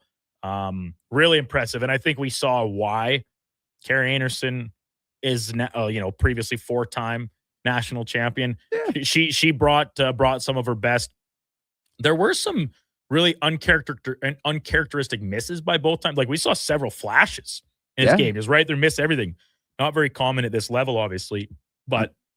Yeah, I was just really, really impressed. So the Alberta rink, Selena Sturmey, she lost out to Anderson in the semifinal after she had the very long road in to making the championship game. We talked about that with Russ Howard on Friday. Now, our point then was more so about being a top team like Caitlin Laws. You go undefeated through round robin. If you'd lost that game, now all of a sudden you have to win 4 consecutive to get back to the final. That's what Sturmey faced as a 3 seed. She did a great job. She played really well. Very admirable performance by her and her team, but they do come up short for the 3rd place finish. Now, all of a sudden, we turn our attention to the Olympics, Josh, and Rachel Homan, the Homan Empire, been dominant over the sport on the women's side of things for a number of years running here, but it's a tough field. Tough field across the board. A lot of nations now, I shouldn't say a lot, but some of the top nations, they don't necessarily hold play downs, but they almost kind of assemble all-star teams to send to represent their country. Like the Anderson rink, essentially, except if, Val Sewing threw lead instead of third and Homan skipped or whatever, right? Yeah. But like Russ Howard said on Friday, it's basically gold or bust for the Homan rink is what he thinks their mentality is going into it. And obviously Canada, for a long stretch of years, dominated the curling never mind. I lost the word. Anyways, dominated curling in the Olympics. So just reword that. And so just with how hot she and the team have been over the last few years, like I would never bet against Rachel Homan ever. basically the greatest curler that I've ever watched. Yeah. Because Jennifer Jones was much out of her prime, some would say, when I really started paying attention to curling many years back. And it's worth noting, like, experience. Rachel Holman has been to the Olympics before. Her third, Tracy Fleury, this will be her first time going. But otherwise, I think the opportunity to have played at these games before, different circumstances going back to, post-COVID games, whatever, right? Things are different, but you can better prepare to drown out some of the external noise and hoopla. And same can be said for the men's team, right? Brad Jacobs has been there before too. Mark Kennedy, Ben Hebert, they've been with different teams as well. So Canada in great spots, even if, it's not a running away conclusion that they will each claim gold on their respective sides of the event. Because as I've said several times already, I'll say it a ton more over the course of the Olympics, other nations have caught up. And like in the women's field alone, the Switzerland team, Silvana Tirzoni, and then Elena Petz normally plays on her own team. She plays for Tirzoni for the Olympics. Anna Hasselborg out of Sweden has been a big time contender in the sport for a number of years. And then even the Japanese teams, some of the the South Korean team, also very competitive. So it's not going to be an easy task for Rachel Holman and company. But yeah, great Scotties Tournament of Hearts. Lots of youthfulness in the field this year. 9 first-time skips. I think they added on the Vec on the broadcast yesterday. There's 27 total first-time participants in the total curlers in the tournament. So great to see some fresh blood getting in on the mix there as well. Text line 1-833-401-1440. Let's get to a couple of these before we head to the top of the hour, where Julian Edlow from DraftKings Network will join us to talk a little Super Bowl. We're 6 days away from the big game out in Santa Clara. What is Julian thinking on some lines? The spread, it has not moved. It remains steadfast at 4.5 points. That will be my first question. Is that surprising? Because I would count myself in the category of surprised that it remains at 4.5 points between the two teams. Going back to Kevin's nickname, Oddball. Maybe Kevin has the nickname because he thinks maybe I better not finish that one. Classic, in homage to Kevin, start reading a message and then realize what it says to not finish it. Compro Evolution. Hey, guys, I'm listening to you from Krakow. Hey, Compro Evolution, thank you for tuning in. That's awesome. Feel free to follow up. Let us know what takes you over there. What takes you to Eastern Europe at this time of the year. Rockford, do you guys think Branson has enough left in the tank for a Cump run pending UFA? Rockford, without having watched a second of Gabranson hockey specifically this year, I would say no. By my estimation, this is a player that has kind of been clinging to sticking in the NHL. Do we think that that's the difference maker the Oilers need on their back end? Doesn't jump out to me. Donovan, any interest? Absolutely none. I've never been a big Eric Goodbranson fan in the first place, and at this point in his career, I am just beyond out on Eric Goodbranson. To me, he's just, at this point, he's a worse version of Zach Bogosian, another guy who's kind of been trying to stick in the NHL for a while, but Bogosian has been able to consistently maintain a role as a number 6 type of defenseman and be on good quality playoff teams. Goodbranson just is a worse version of that to me. And if you're looking at a number 7 or 8 defenseman, which is what Goodbranson would be, I mean, why even bother? You already have that. Well, like you're just talking about another bottom pairing guy, replacement level type player who's only played 12 games this year. Sure, he's physical and he's big, but you're giving up other elements to get that. Like, he's not a great skater, has zero offensive upside, like even as a guy to break out the puck. What did we talk about earlier? The Oilers game is moving up ice. The defenseman they employ fits that mold. They can all move the puck. They can all skate. Goodbranson doesn't come across as a fit, even if he does possess some traits that maybe the Oilers currently lack in their defensive group. Top of the hour, it's Julian Edlow from DraftKings Network. We'll talk some Super Bowl at 10:20. Eduardo Encina from the Tampa Bay Times. He will join us to follow up on yesterday's Stadium Series thriller, from down in Tampa Bay. Before that, Sports 1440 update brought to you by Riverside Honda, 59 years and counting as St. Albert and surrounding areas' premier Honda and Can-Am dealer. It's your dream. Ride it at riversidehonda.com. Here is Donovan Paulson. This is a Sports 1440 update.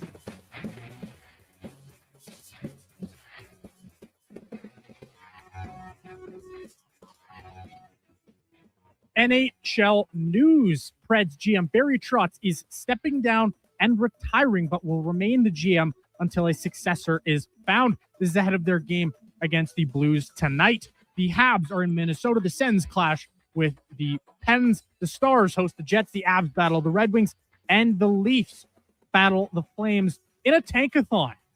On the hard court, the Hornets take on the Pelicans. The Pacers welcome Houston to town. The T-Wolves are in Memphis, and the Sixers play the Clippers. Some NFL news. They have inked a new multi-year deal to continue playing regular season games in Spain at the home of Real Madrid. And the LA Rams have signed both head coach Sean McVay and GM Les Snead to contract extensions. Coming up, it is hour 4 of the Kevin Karius Show. We'll be right back after the break. I'm Donovan Paulson. That's your Sports 1440 update.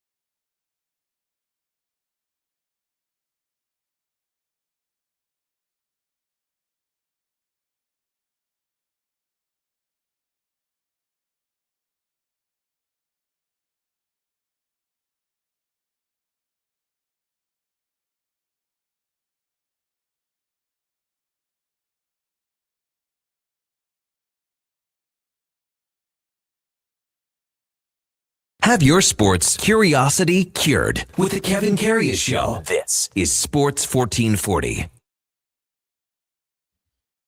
Just after 10 o'clock, welcome back into the Kevin Karius Show on Sports 1440. Brandon Douglas in for Kevin this morning, will be so for the remainder of this week, as well as it is a Super Bowl week.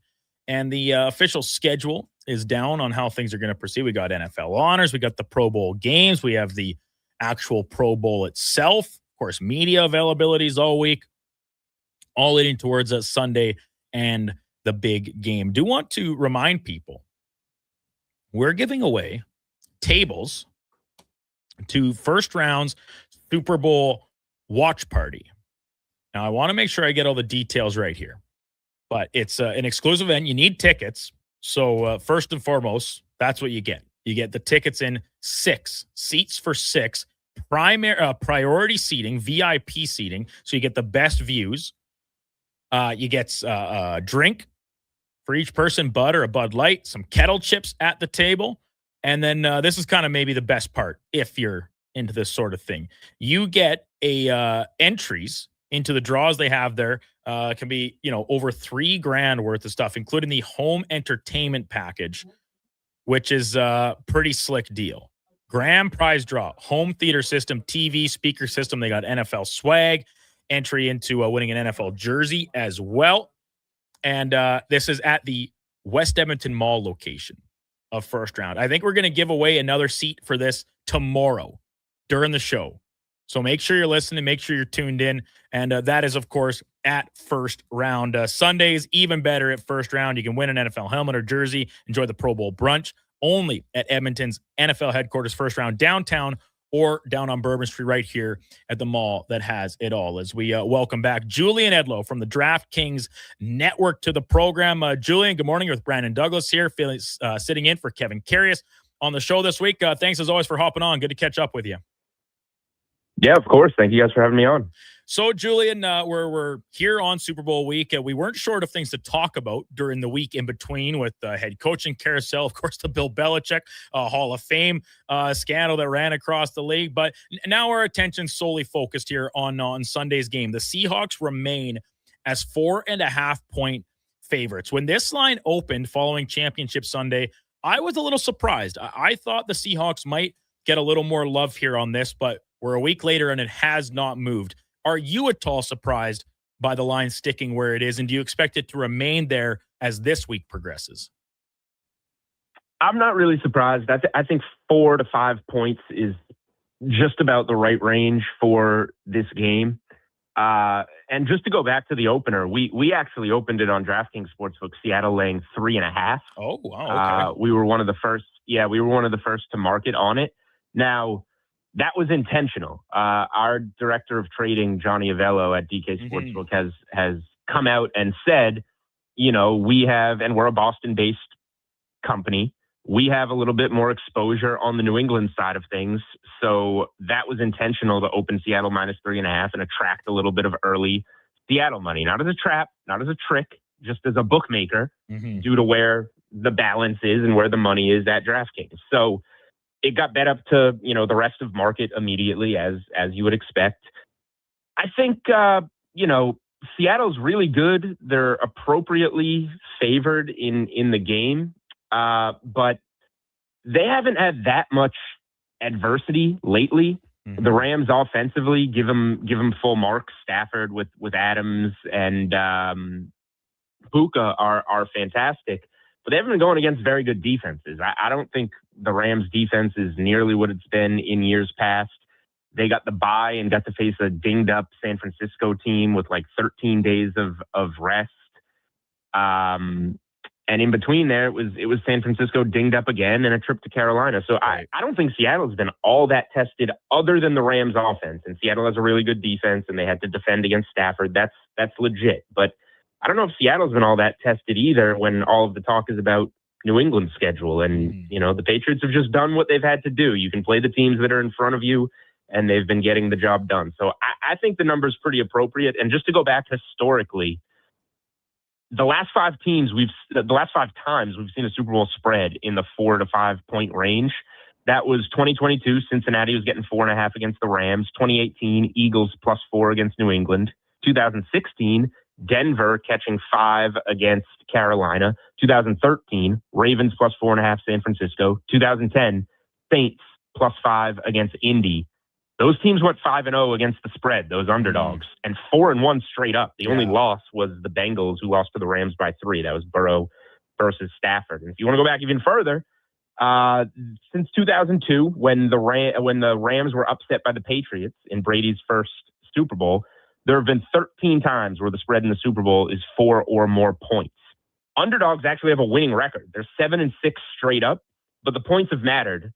Underdogs, 4 or more points the last 13 times in the Super Bowl, 11-2 against the spread. Wow.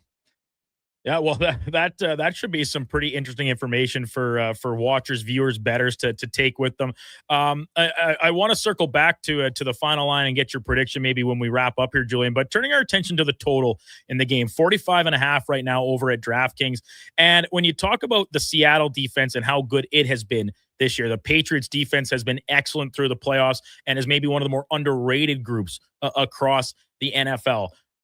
Weather played a factor, but we didn't see a ton offensively from the Patriots, in really much of their playoff games so far this year. What are you looking at here total-wise? Do you like on one side or the other? And maybe some of the motivation towards where the line ended up? Yeah, I don't have as much of a feel for the total. I could really see this game going a number of different ways. For starters, we have Drake May, second-year quarterback, versus Sam Darnold in the Super Bowl.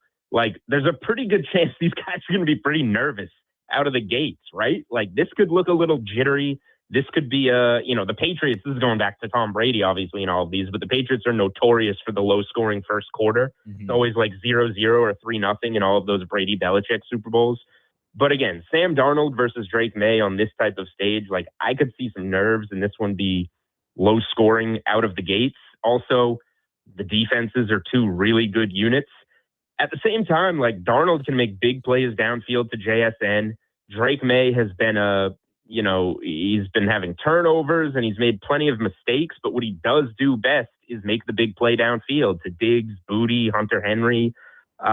So once these guys kind of find their footing and get into the rhythm of the game, I could see some big plays. So I guess, if you want to get cute with it, like, I wouldn't mind a first half under, and then maybe at halftime you're getting a better number on it, and we're in like the high 30s and you play the over on the game, something like that.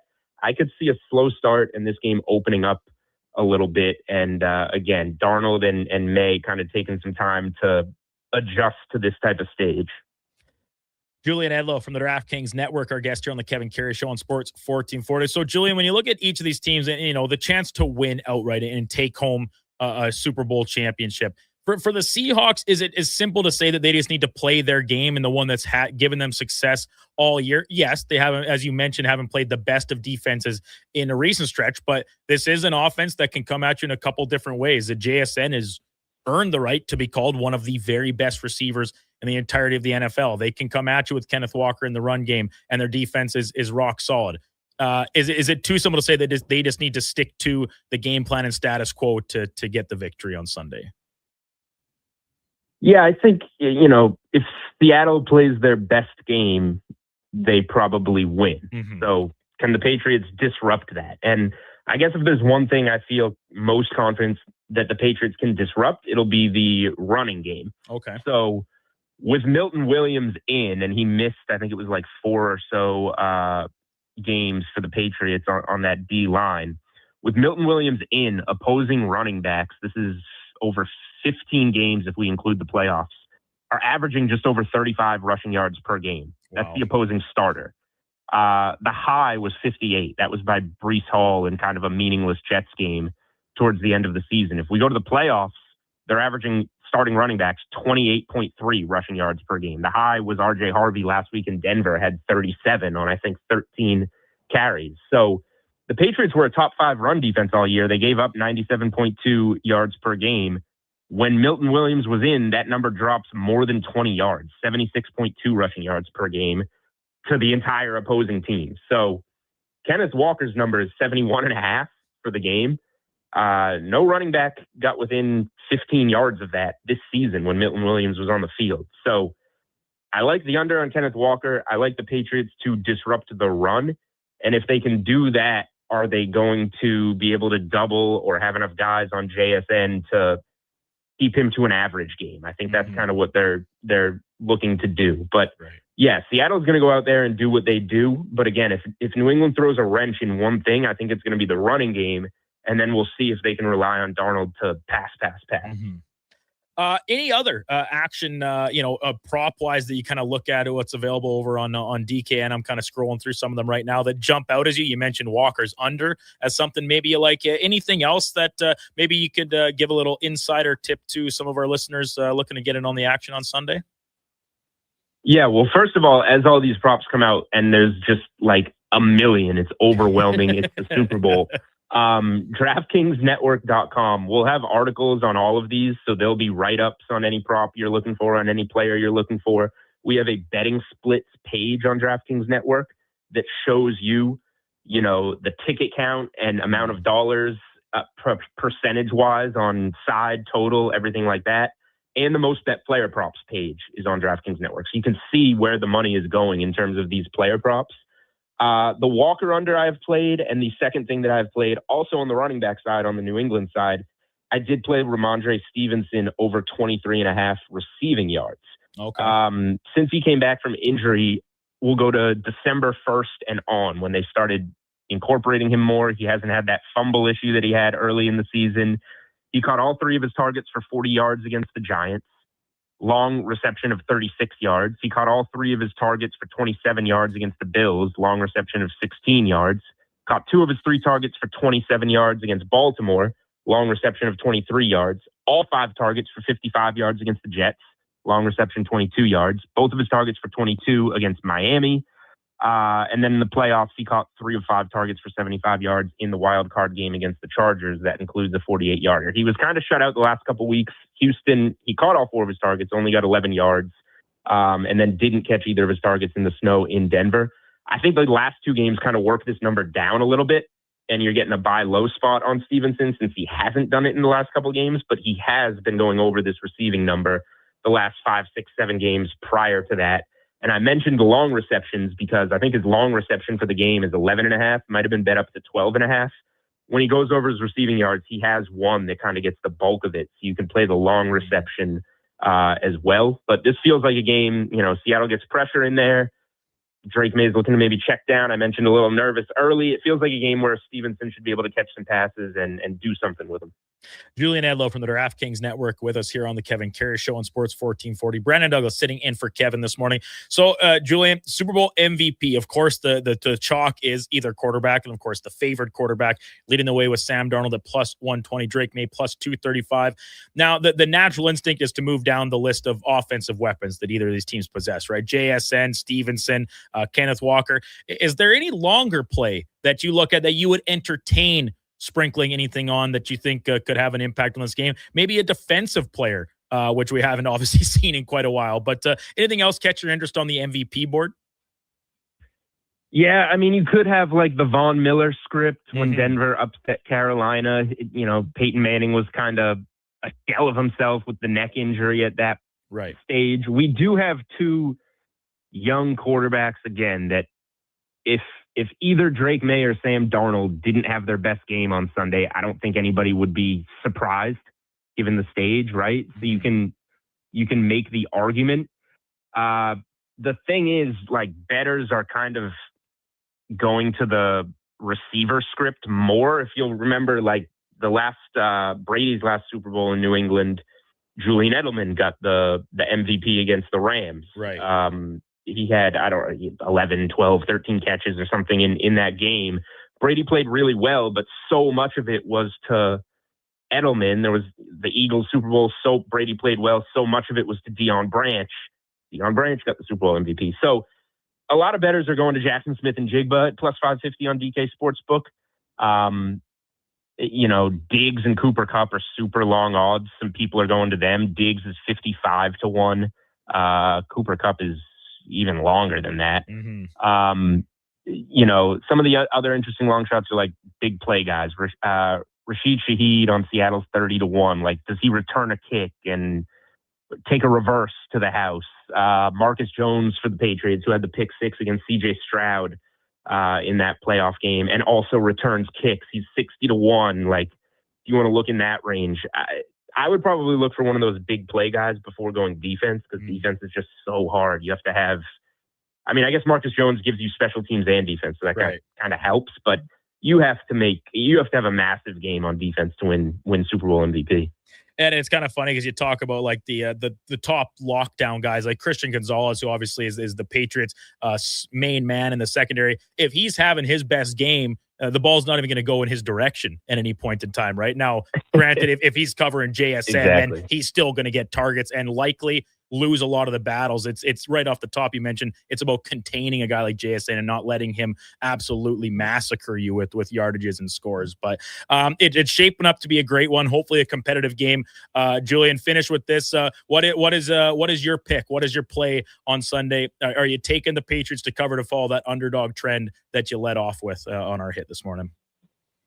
Oh man, it's a tough game. It's a really tough game. I'll say that. And, when you're getting 4.5 points in a tough game, especially with the trends that we talked about off the top in these Super Bowls with the point spread in this range, I will take the points with the Patriots. Seattle's very public. We're looking at like 70-80% of bettors going Seattle in this game. I'll go against the grain and take the points with the Patriots.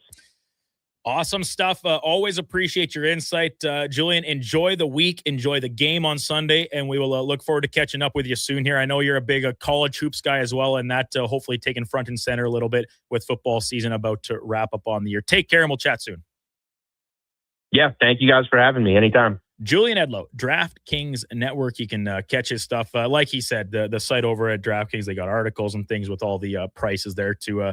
If you're looking for a little more explanation on maybe where some of the money is going and where it's sitting at the present time. When we come back, Eduardo Encina, Tampa Bay Times, will catch us up on yesterday's proceedings from Tampa, Florida, and the Stadium Series win for the Lightning over the Boston Bruins, and the Lightning, best team in the Eastern Conference, tied atop the standings at the moment. That's when we come back here on the Kevin Carey Show. Brandon Douglas, Josh Fenwick, Donovan Paulson with you here on Sports 1440. We're streaming on YouTube, X, Facebook, Instagram, and Twitch. Your all-access pass to the world of sports is Edmonton's only sports radio station. From pre- and post-game hockey shows to in-depth analysis from your favorite commentators, the action never stops on Sports 1440. Imagine a family get-together where the smiles are as genuine as the conversations. That's the feeling you get at Nisku Ford, a family-owned dealership where finding a new Ford feels just like catching up with old friends. Here, you can take your time, explore the latest Fords, and enjoy the no-pressure atmosphere. It's not just about cars. It's about family, comfort, and trust. The coffee's on, so drive into Nisku Ford or visit niskuford.ca today. Above expectations. February is full-on sports action at Selly's Sports Bar and Lounge. Catch the biggest four-down football game of the year on Sunday, February 8th. Plus a pretty big winter sports event. Go Canada.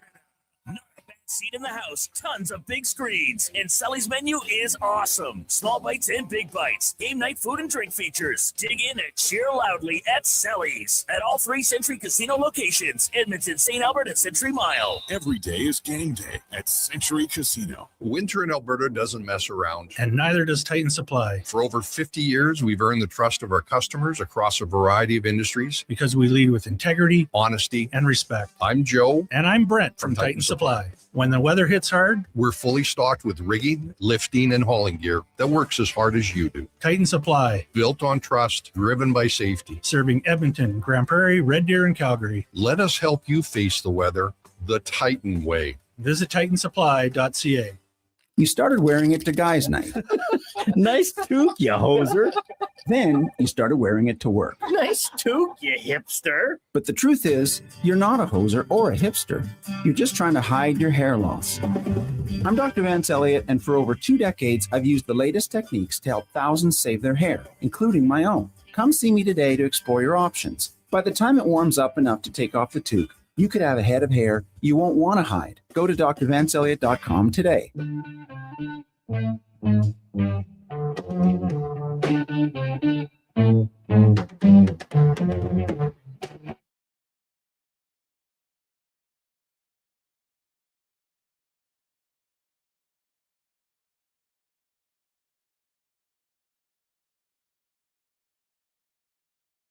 just in time for the morning skate.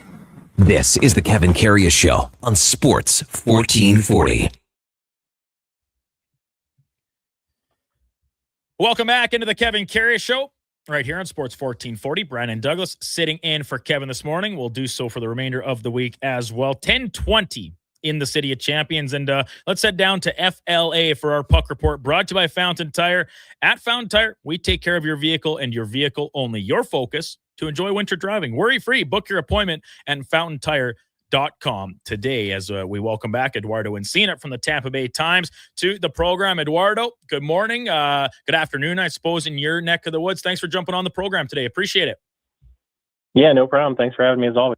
So, Eduardo, just finished reading the line there from our friends at Fountain Tire about, getting ready for winter driving and winter tires. It was pretty chilly down in Tampa yesterday for the Stadium Series game. Almost picture perfect when it comes to the authenticity of the environment. Take us inside it a little bit. What did you make of the whole spectacle? It was great to see on TV with the pirate themes and the coaches, players walk in, leaning into it. John Cooper's stuff on the bench. All in all, it seemed like a great event, but you were there. What did you think? Yeah, it was pretty amazing. And I know that, when the league awarded this game to Tampa, it was really a long time coming. Jeff Vinik had the owner of Lightning, had really been working on this for, decade, 15 years, really actually since he bought the team. So, and the league had always said, he was not ready yet. And I think that a combination of, the technologies have always improved in making ice, and a tent that they put on top to protect it here in Tampa at Raymond James Stadium really kind of made it work. Those are kind of the game changers. So, but honestly, I've lived in Tampa for 8 years and overall probably about 15, and I've never seen such a cool spell, a well-timed cool spell as we've had here. So it was unlike Florida in a lot of ways, but it was perfect for hockey and outdoor hockey. So I think John Cooper kind of joked around that Gary Bettman waved his magic wand and kind of blessed Tampa with some good weather. And I think that's really what really made everything so perfect. And, whether it was on the ice or off it, it was really great. I've covered Super Bowls and a lot of different things, World Series, but this one kind of goes really, right up there at the top and stuff that I've ever covered. Yeah, and then the benefit of actually having an awesome game on the ice certainly helps out that narrative of it, falling into one of the very best outdoor games we've seen from the NHL. But it didn't start that way. Very good start for the Lightning with a goal 11 seconds in, but then followed up by falling in a 5-1 hole before staging the comeback. Now, we're going to dive into the Lightning as a whole a little bit more here over the course of our conversation. But yesterday in particular, what stood out to you about the way Tampa was able to kind of claw their way back into this hockey game?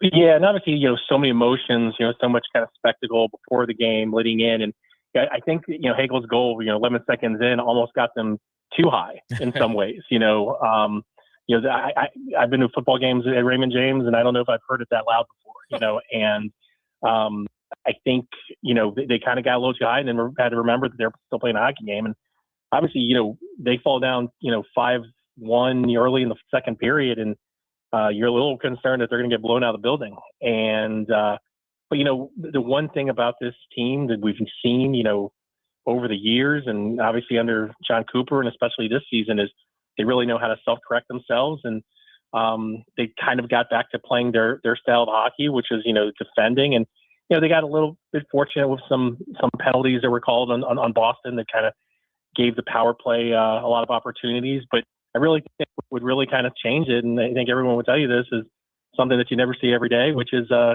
know we've seen a couple times past couple weeks, but which is a goalie fight. And, Andre Vasilevsky's known for giving this team a supreme level of confidence by the way he stops the puck. And, last night he did it by throwing his fist. So I think that totally changed the game, and it got everyone kind of, we all talk about, how sometimes those things pull the other guys on the team into the fight. And there's no doubt that that's what it did. And from then on, they kind of just did what they needed to do to get back in the game and roll from there.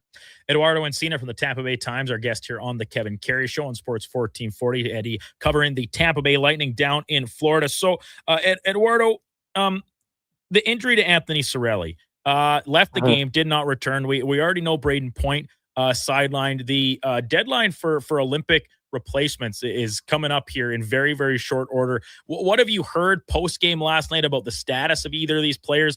And do you think it's a possibility Canada could be looking for someone to replace one and or both of them?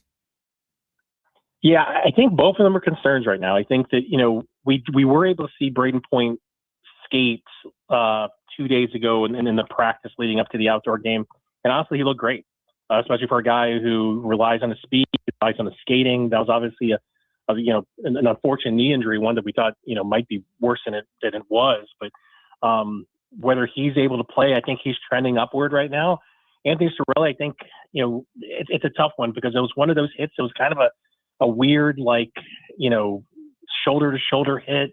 Cirelli has had shoulder issues in the past, but it didn't look like it was one of those hits that was, Anthony Cirelli's a tough player. I see him play every day, and he's one of the toughest guys out there. So for him to not be able to come back into a game like that, not just because it's a Stadium Series game, but because of 2 points on the line against Boston, is right on their heels in the Atlantic. I think that says a lot. So I think we'll have to kind of wait and see to see if he can get back on the ice tomorrow against Buffalo, which, Lightning had 2 big games, for the break, Buffalo on tomorrow and obviously a big one against the Panthers on Thursday. So I think in the next couple of days, we'll know a little bit more on Cirelli, but I'm a little bit more worried about him because that's one of those ones where, again, it takes a lot to keep Anthony Cirelli of a game, and to see him leave one like that was, is a little rare. So I think I'm a little bit more concerned about Anthony, and obviously we still need to see Braden on the ice too before we can say that he's ready to go. But so long answer. I think we're still gonna have to wait and see a little bit. So Eduardo, listen, when Anthony Cirelli was named to the Olympic roster initially back on December 31st, a little bit of an, I don't know if uproar is quite appropriate or maybe a little exaggerated across the nation up here about his role on the team, and clearly. A little bit of extra liking by his coach being the head coach of Team Canada. But this is a really good player. And yes, he will be brought aboard to Canada to play a bit of a checking role and maybe shut down some opposition top players. But give us a little bit more insight on exactly why Anthony Cirelli deserved this spot and how he touches the game in different ways. Yeah, for sure. I think, I obviously get to hear John Cooper every day. So I hear with the way that he has planned on building a roster that can win an Olympic gold medal. And obviously that started with the 4 nations. But it'd be easy to go out there and put, your 12 quote unquote best forwards out there, right. But you also need guys to play PK. You need guys who are elite PK players who can also play 5-on-5 and, play power play roles, be there when you're defending a 6-on-5 and stuff like that. So Anthony Cirelli does all those things, and he does them so well. Also, I think the intangible doesn't go into anything you ever see, stat-wise, is just how dogged he plays. He is a puck hound, both him and Brandon Hagel. They play a lot together, and when you match them together on the ice, it's just a different game. Whether they're the forwards on the PK or there's those guys who are playing 6-on-5 or in 5-on-5. A couple weeks ago, this team was kind of searching a little bit for some line changes a little bit, and they put Nikita Kucherov on the line with Brandon Hagel and Anthony Cirelli. And sometimes Kuch can be a little bit blamed for being kind of laid back in the defensive end, but when you play with those 2 guys, it brings out your defensive game and your two-way game. And Kucherov's probably played some of his best hockey with those 2 guys. So they kind of not have to lose your cliche again, but they kind of bring you into the game a little bit with the way they play. So again, I understand some of the criticism. I do know that, John Cooper is not the only one making these rosters up. Right. Obviously there's, Doug Armstrong and everyone else who's working, hand in hand. And we talked to Julian Breezeball a lot about this is, everyone almost kind of, your guy's the best, but your responsibility, Julian Breezeball's been to 100 games this year, I think, and just watching everything and scouting players, and you almost feel responsibility to learn up on the other players because your players so well. Right. So, but yeah, I know that, I understand that. But I do know that, and obviously both of those guys played in the 4 Nations Cup, in the 4 Nations showcase too. But, these guys are winners on winning teams, and I think at the end of the day, that's a focus, at least from Coop's perspective, in terms of trying to build a roster. You always need kind of different guys that can do different things. So and Anthony Shirley does a lot of this. Eduardo Encina with us here on this Kevin Karius Show on Sports 1440. Eduardo covering the Tampa Bay Lightning for the Tampa Bay Times down in Florida. Now, with the Olympics on our immediate horizon, Eduardo, Tampa Bay very well represented, 11 players going. Of course, we know the 3 Canadians, but then you got Derek Chernak, Oliver Borkstand, Jake Gensel, JJ Moser, Victor Hedman, Pontus Holmberg, Zemgus Girgensons, and then a player I'm sure not many people are familiar with, but he's heading over for Germany, Wojciech Stauchowiak. I'm sure I butchered that pronunciation, but the point remaining here, is there any concern inside and around the team about, listen, you're sending this many guys over and so many of them impact players. There's always risk of injury, but also the fact that they don't get this as a actual break in the middle of this very condensed NHL schedule this season. Yeah, for sure. And I think, honestly, they've started thinking about that already, and obviously have been thinking about it for the past month or so. January, after the holiday, they've been on the road a lot. So there's been a lot of travel. There have been, I think at one point it was like something like 12 games in 13 different cities, and counting like one home game in Tampa and then going back on the road and then another one, then go back on the road. So they've been on the road a lot. I think even to preserve them over the stretch, they've taken off days. You don't see them practice that much right now. Some guys, a lot of optional skates, stuff like that. So I think Cooper's kind of done that, knowing that, a lot of, basically, like you said, half of his team is going to be participating in the Olympics. And, there's a lot of risk. There's a lot of high intensity hockey. It's not like they're going there and they're not going to, play their all or try to play as many minutes as they can. So, at the end of the day, I do think that's one of probably the biggest concerns coming back, because the team's on a roll right now. It's almost a bad time to stop playing because they're playing so well. And you don't know what's going to happen when you get back, whether there's injuries or whether there's just, a grind of getting back into the grind of an NHL schedule. The one thing to keep in mind is that 2 of their best players who, are Olympic caliber athletes, Andrei Vasilevsky and Nikita Kucherov, are not going to the Olympics. So, those 2 guys will get rest, especially for Vasi. I think that's super important.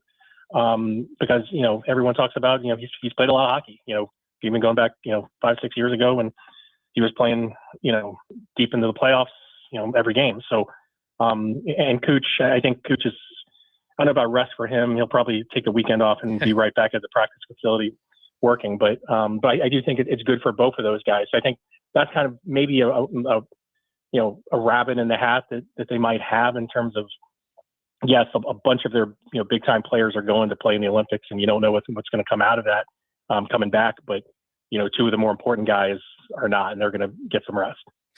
Now, looking ahead to the trade deadline, we're going to see the roster freeze here in a couple days pre-Olympics, but after that, start of March, trade deadline. And the Lightning, they lead the division, tied for the lead atop the conference, but a lot of stuff swirling that they are still hunting for some additions to the roster. When you look at this team and watch them play game to game, Eduardo, what are you seeing would be the highest priority of an add for this group come deadline time?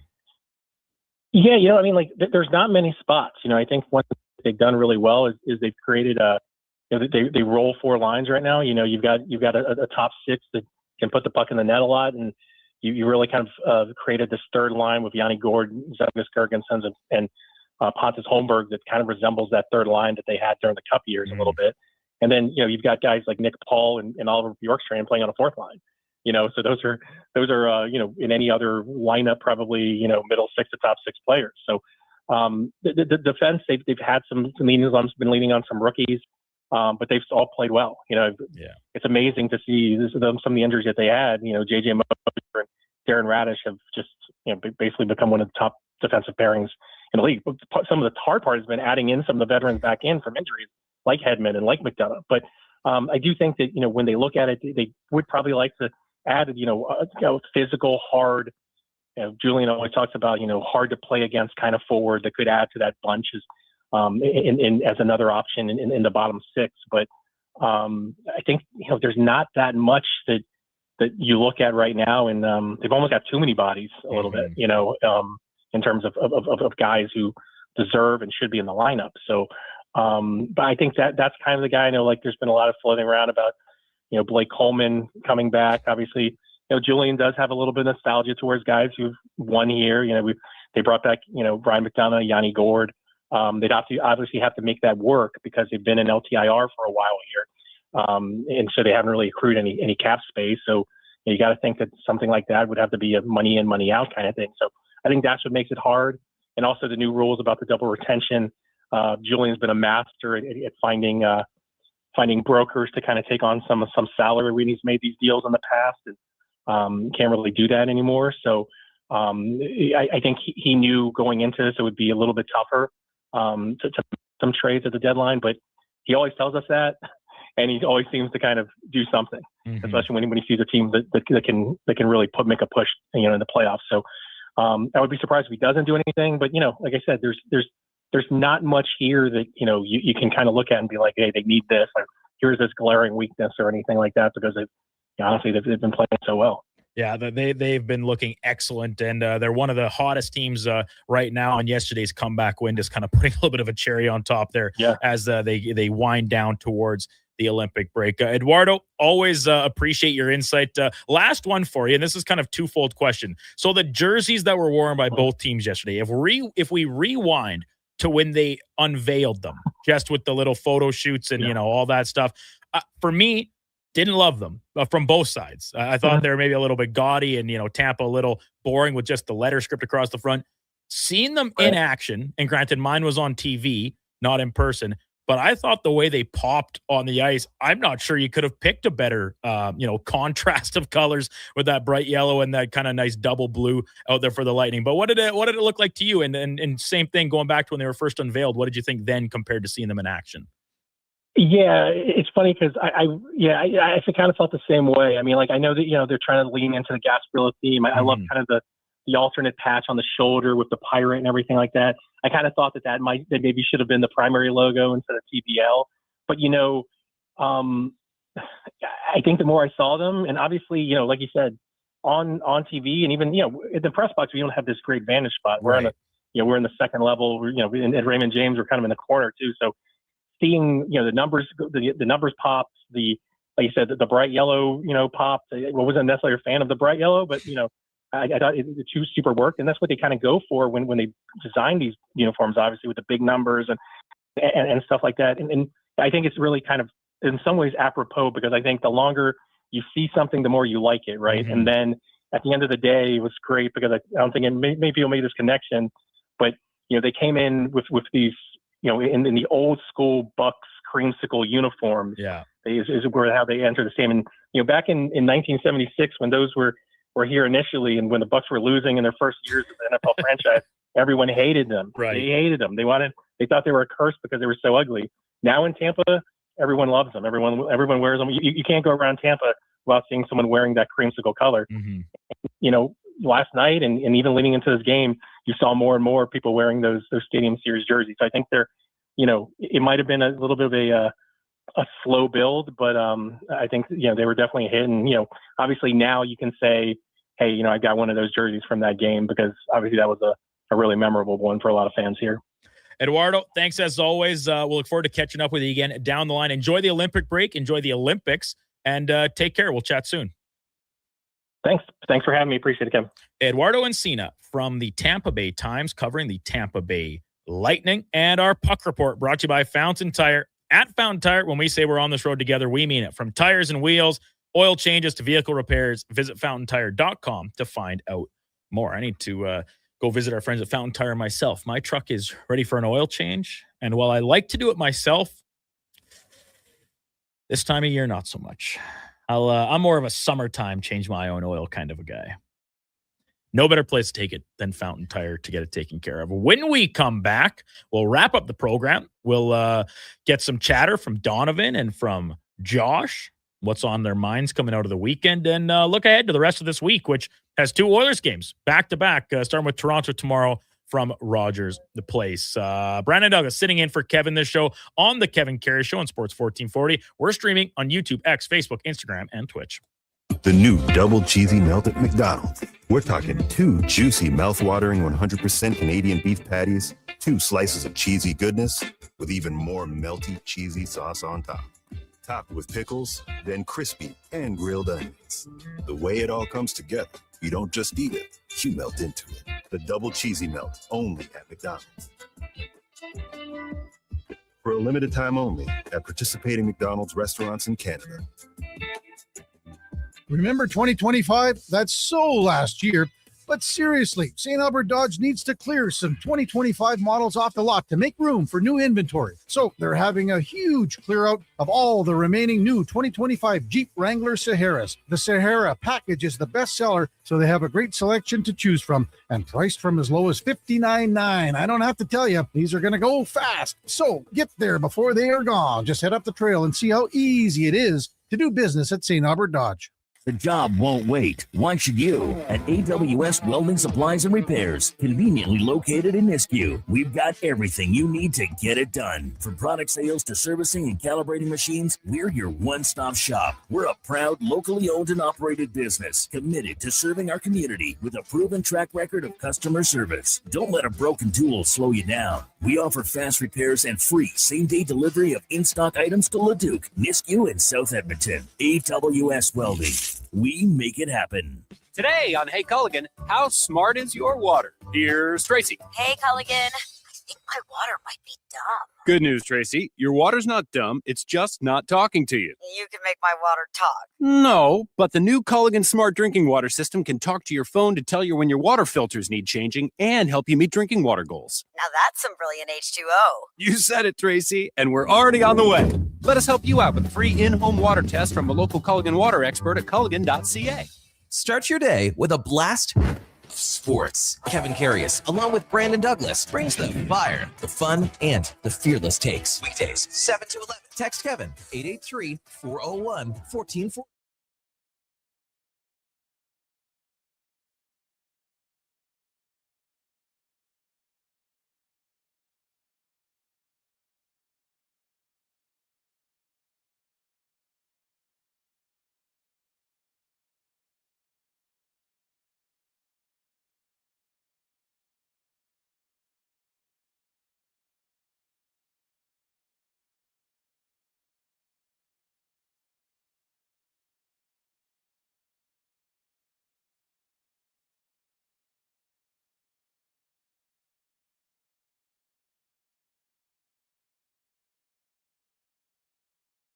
Sports 1440. All sports, all day. On YouTube, Facebook, and X. Thanks for listening to Edmonton's sports leader.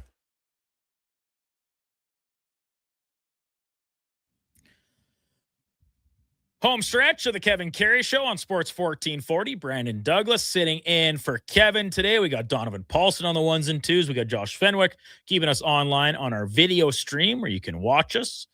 YouTube. Give us a subscription while you're there. Likes. Just turn your notifications on so then when we're going live, you get a little like drop down from the top of your phone. It says, hey, come watch whatever's happening on Sports 1440. Also, X, Instagram, Facebook, Twitch, all good options to view our programming every Monday to Friday, starting at 7 with this very show, the Kevin Karius Show. Then Fantasy Frenzy, which is coming up at the top of the hour with the con man. Mackenzie, the intern, will be back in studio. She shifts to the next portion of her practicum. She filled her duty. She put in her time on the morning show. She did admirably. She was on time every day. It's a great, great accomplishment that so few others have been able to crest during their time interning at this station. Donovan, were you ever late? No, I was never late. Attaboy. I was going to say, I'd like to shout out myself for always showing up on time as well. There was many a days where I could have slept in through my alarm. Wink, wink, nudge, nudge at a certain somebody. I just like the way you say it's like, I could have done it. It's like, what do you mean you could have done it? Anybody could do it. I didn't want It's a responsibility. Yeah. So this is obviously all with the jabs at Josh because I actually think he is the only practicum student that was late for working on the morning show. Brandon is still upset with me for that. I still hold that grudge quite a bit because it was more than once, more than twice, a couple times. But that's, hey, we're past that. 2 or 3 times a week. We've moved past that, Josh. You now work on the morning show. I've shown up every morning. And yeah, you have shown up every morning. That's good. Real accomplishment. Show up to your job. I will not be awarding any gold stars for That's that. okay. But you do get my kudos. Thank you. How's that? Yeah.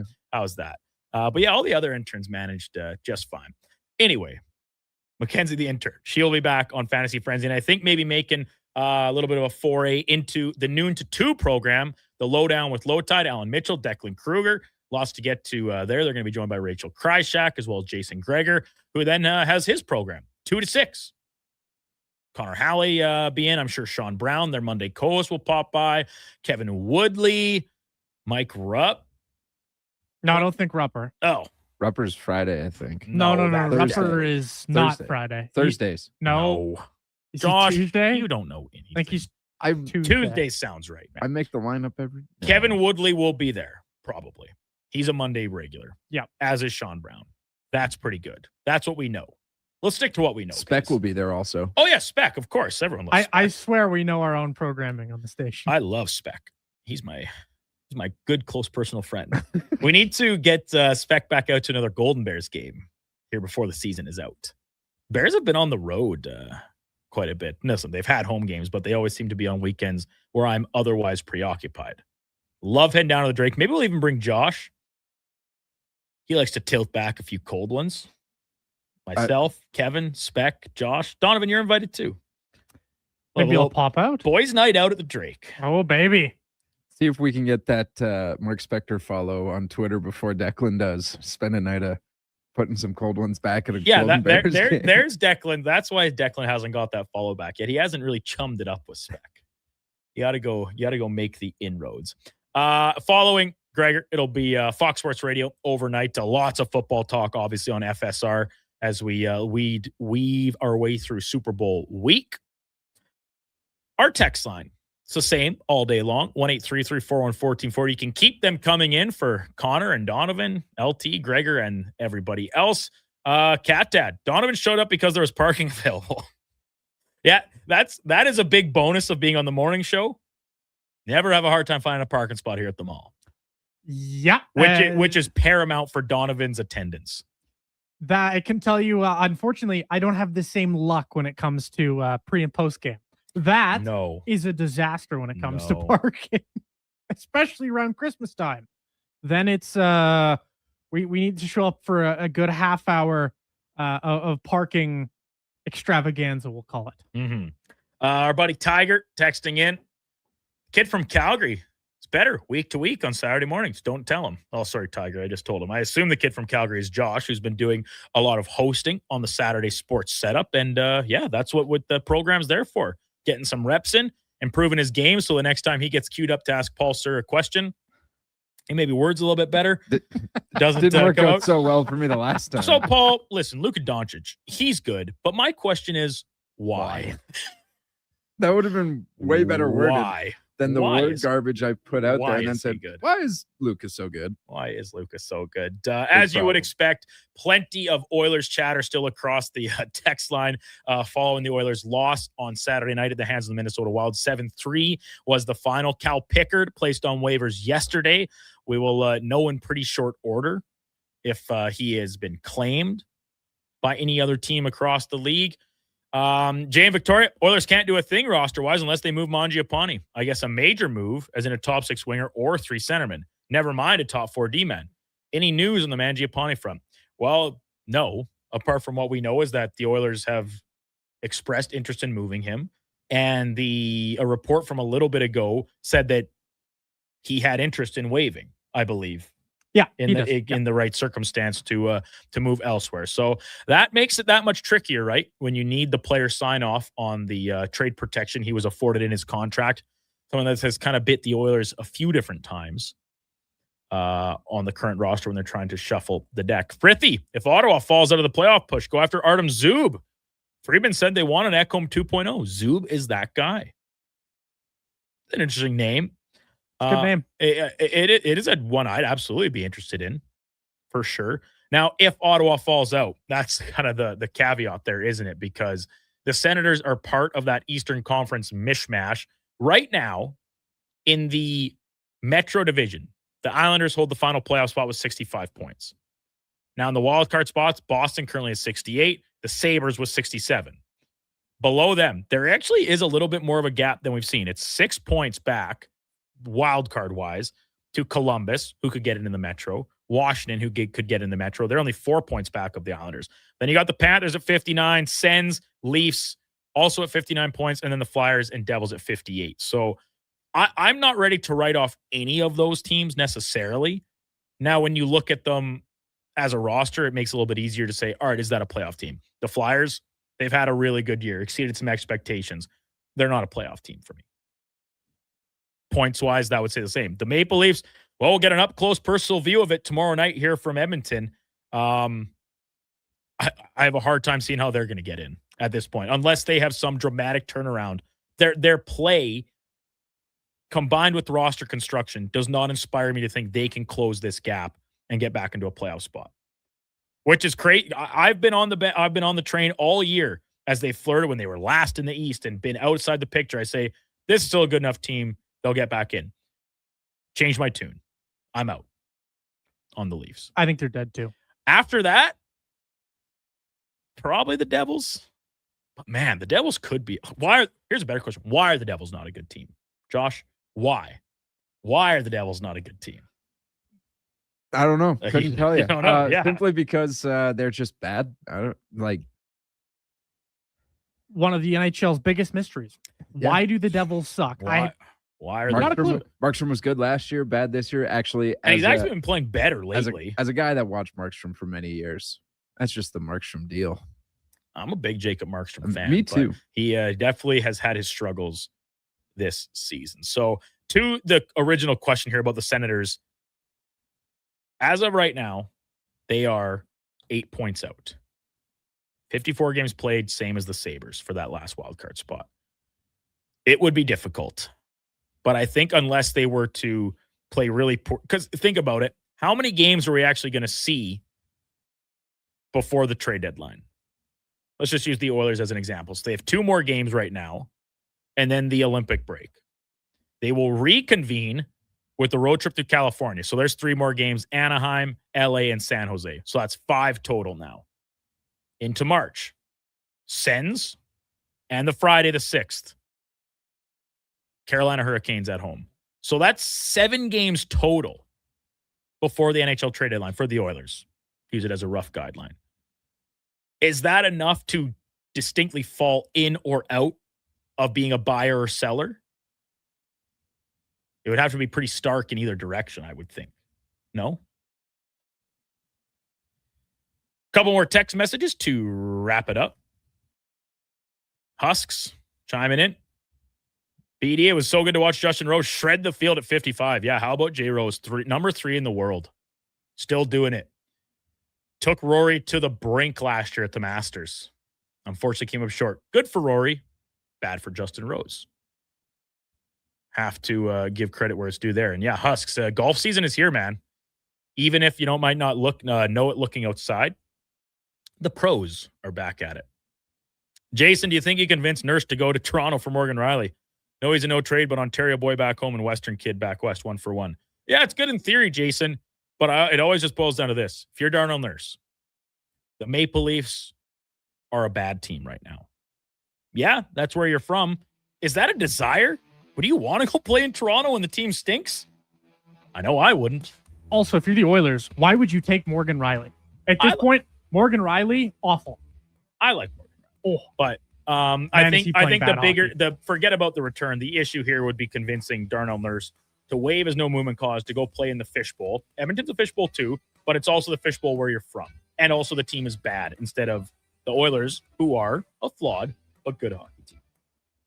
That's going to do it for the show. Top of the hour, Connor Halley, Donovan Paulson, and Mackenzie the intern. Josh will be sticking around, of course, as well. We'll have Fantasy Frenzy for you. I'm going to jet off, but I'll be back tomorrow morning, 7 a.m. for the Kevin Karius Show, Tuesday edition. Before that, let's get to a Sports 1440 update brought to you by Sean Cunningham of RE/MAX Real Estate. Get the home team advantage for your next move in the Edmonton area. If you're thinking about buying or selling a home, call or text Sean directly at 780-265-0165. Have a great remainder of your Monday, everybody. We'll be back tomorrow morning at 7 o'clock. Here is Donovan Paulson.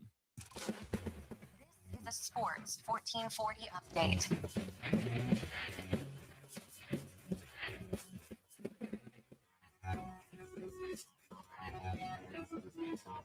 NHL news: Preds GM Barry Trotz is stepping down and retiring but will remain on as the GM until a successor is found. This is, of course, ahead of their game tonight with the Blues. The Habs are in Minnesota. The Sens clash with the Pens. The Stars host the Jets. The Avs battle the Red Wings. The Leafs, they clash with the Flames in a tankathon. And the Sabres are in Sunrise. On the hard court tonight, the Pelicans take on the Hornets. The Pacers welcome Houston to town. The T-Wolves are in Memphis. And the Sixers play the Clippers. Some NFL news. They have inked a new multi-year deal to continue playing regular season games in Spain at the home of Real Madrid. And the LA Rams have signed both head coach Sean McVay and GM Les Snead to contract extensions.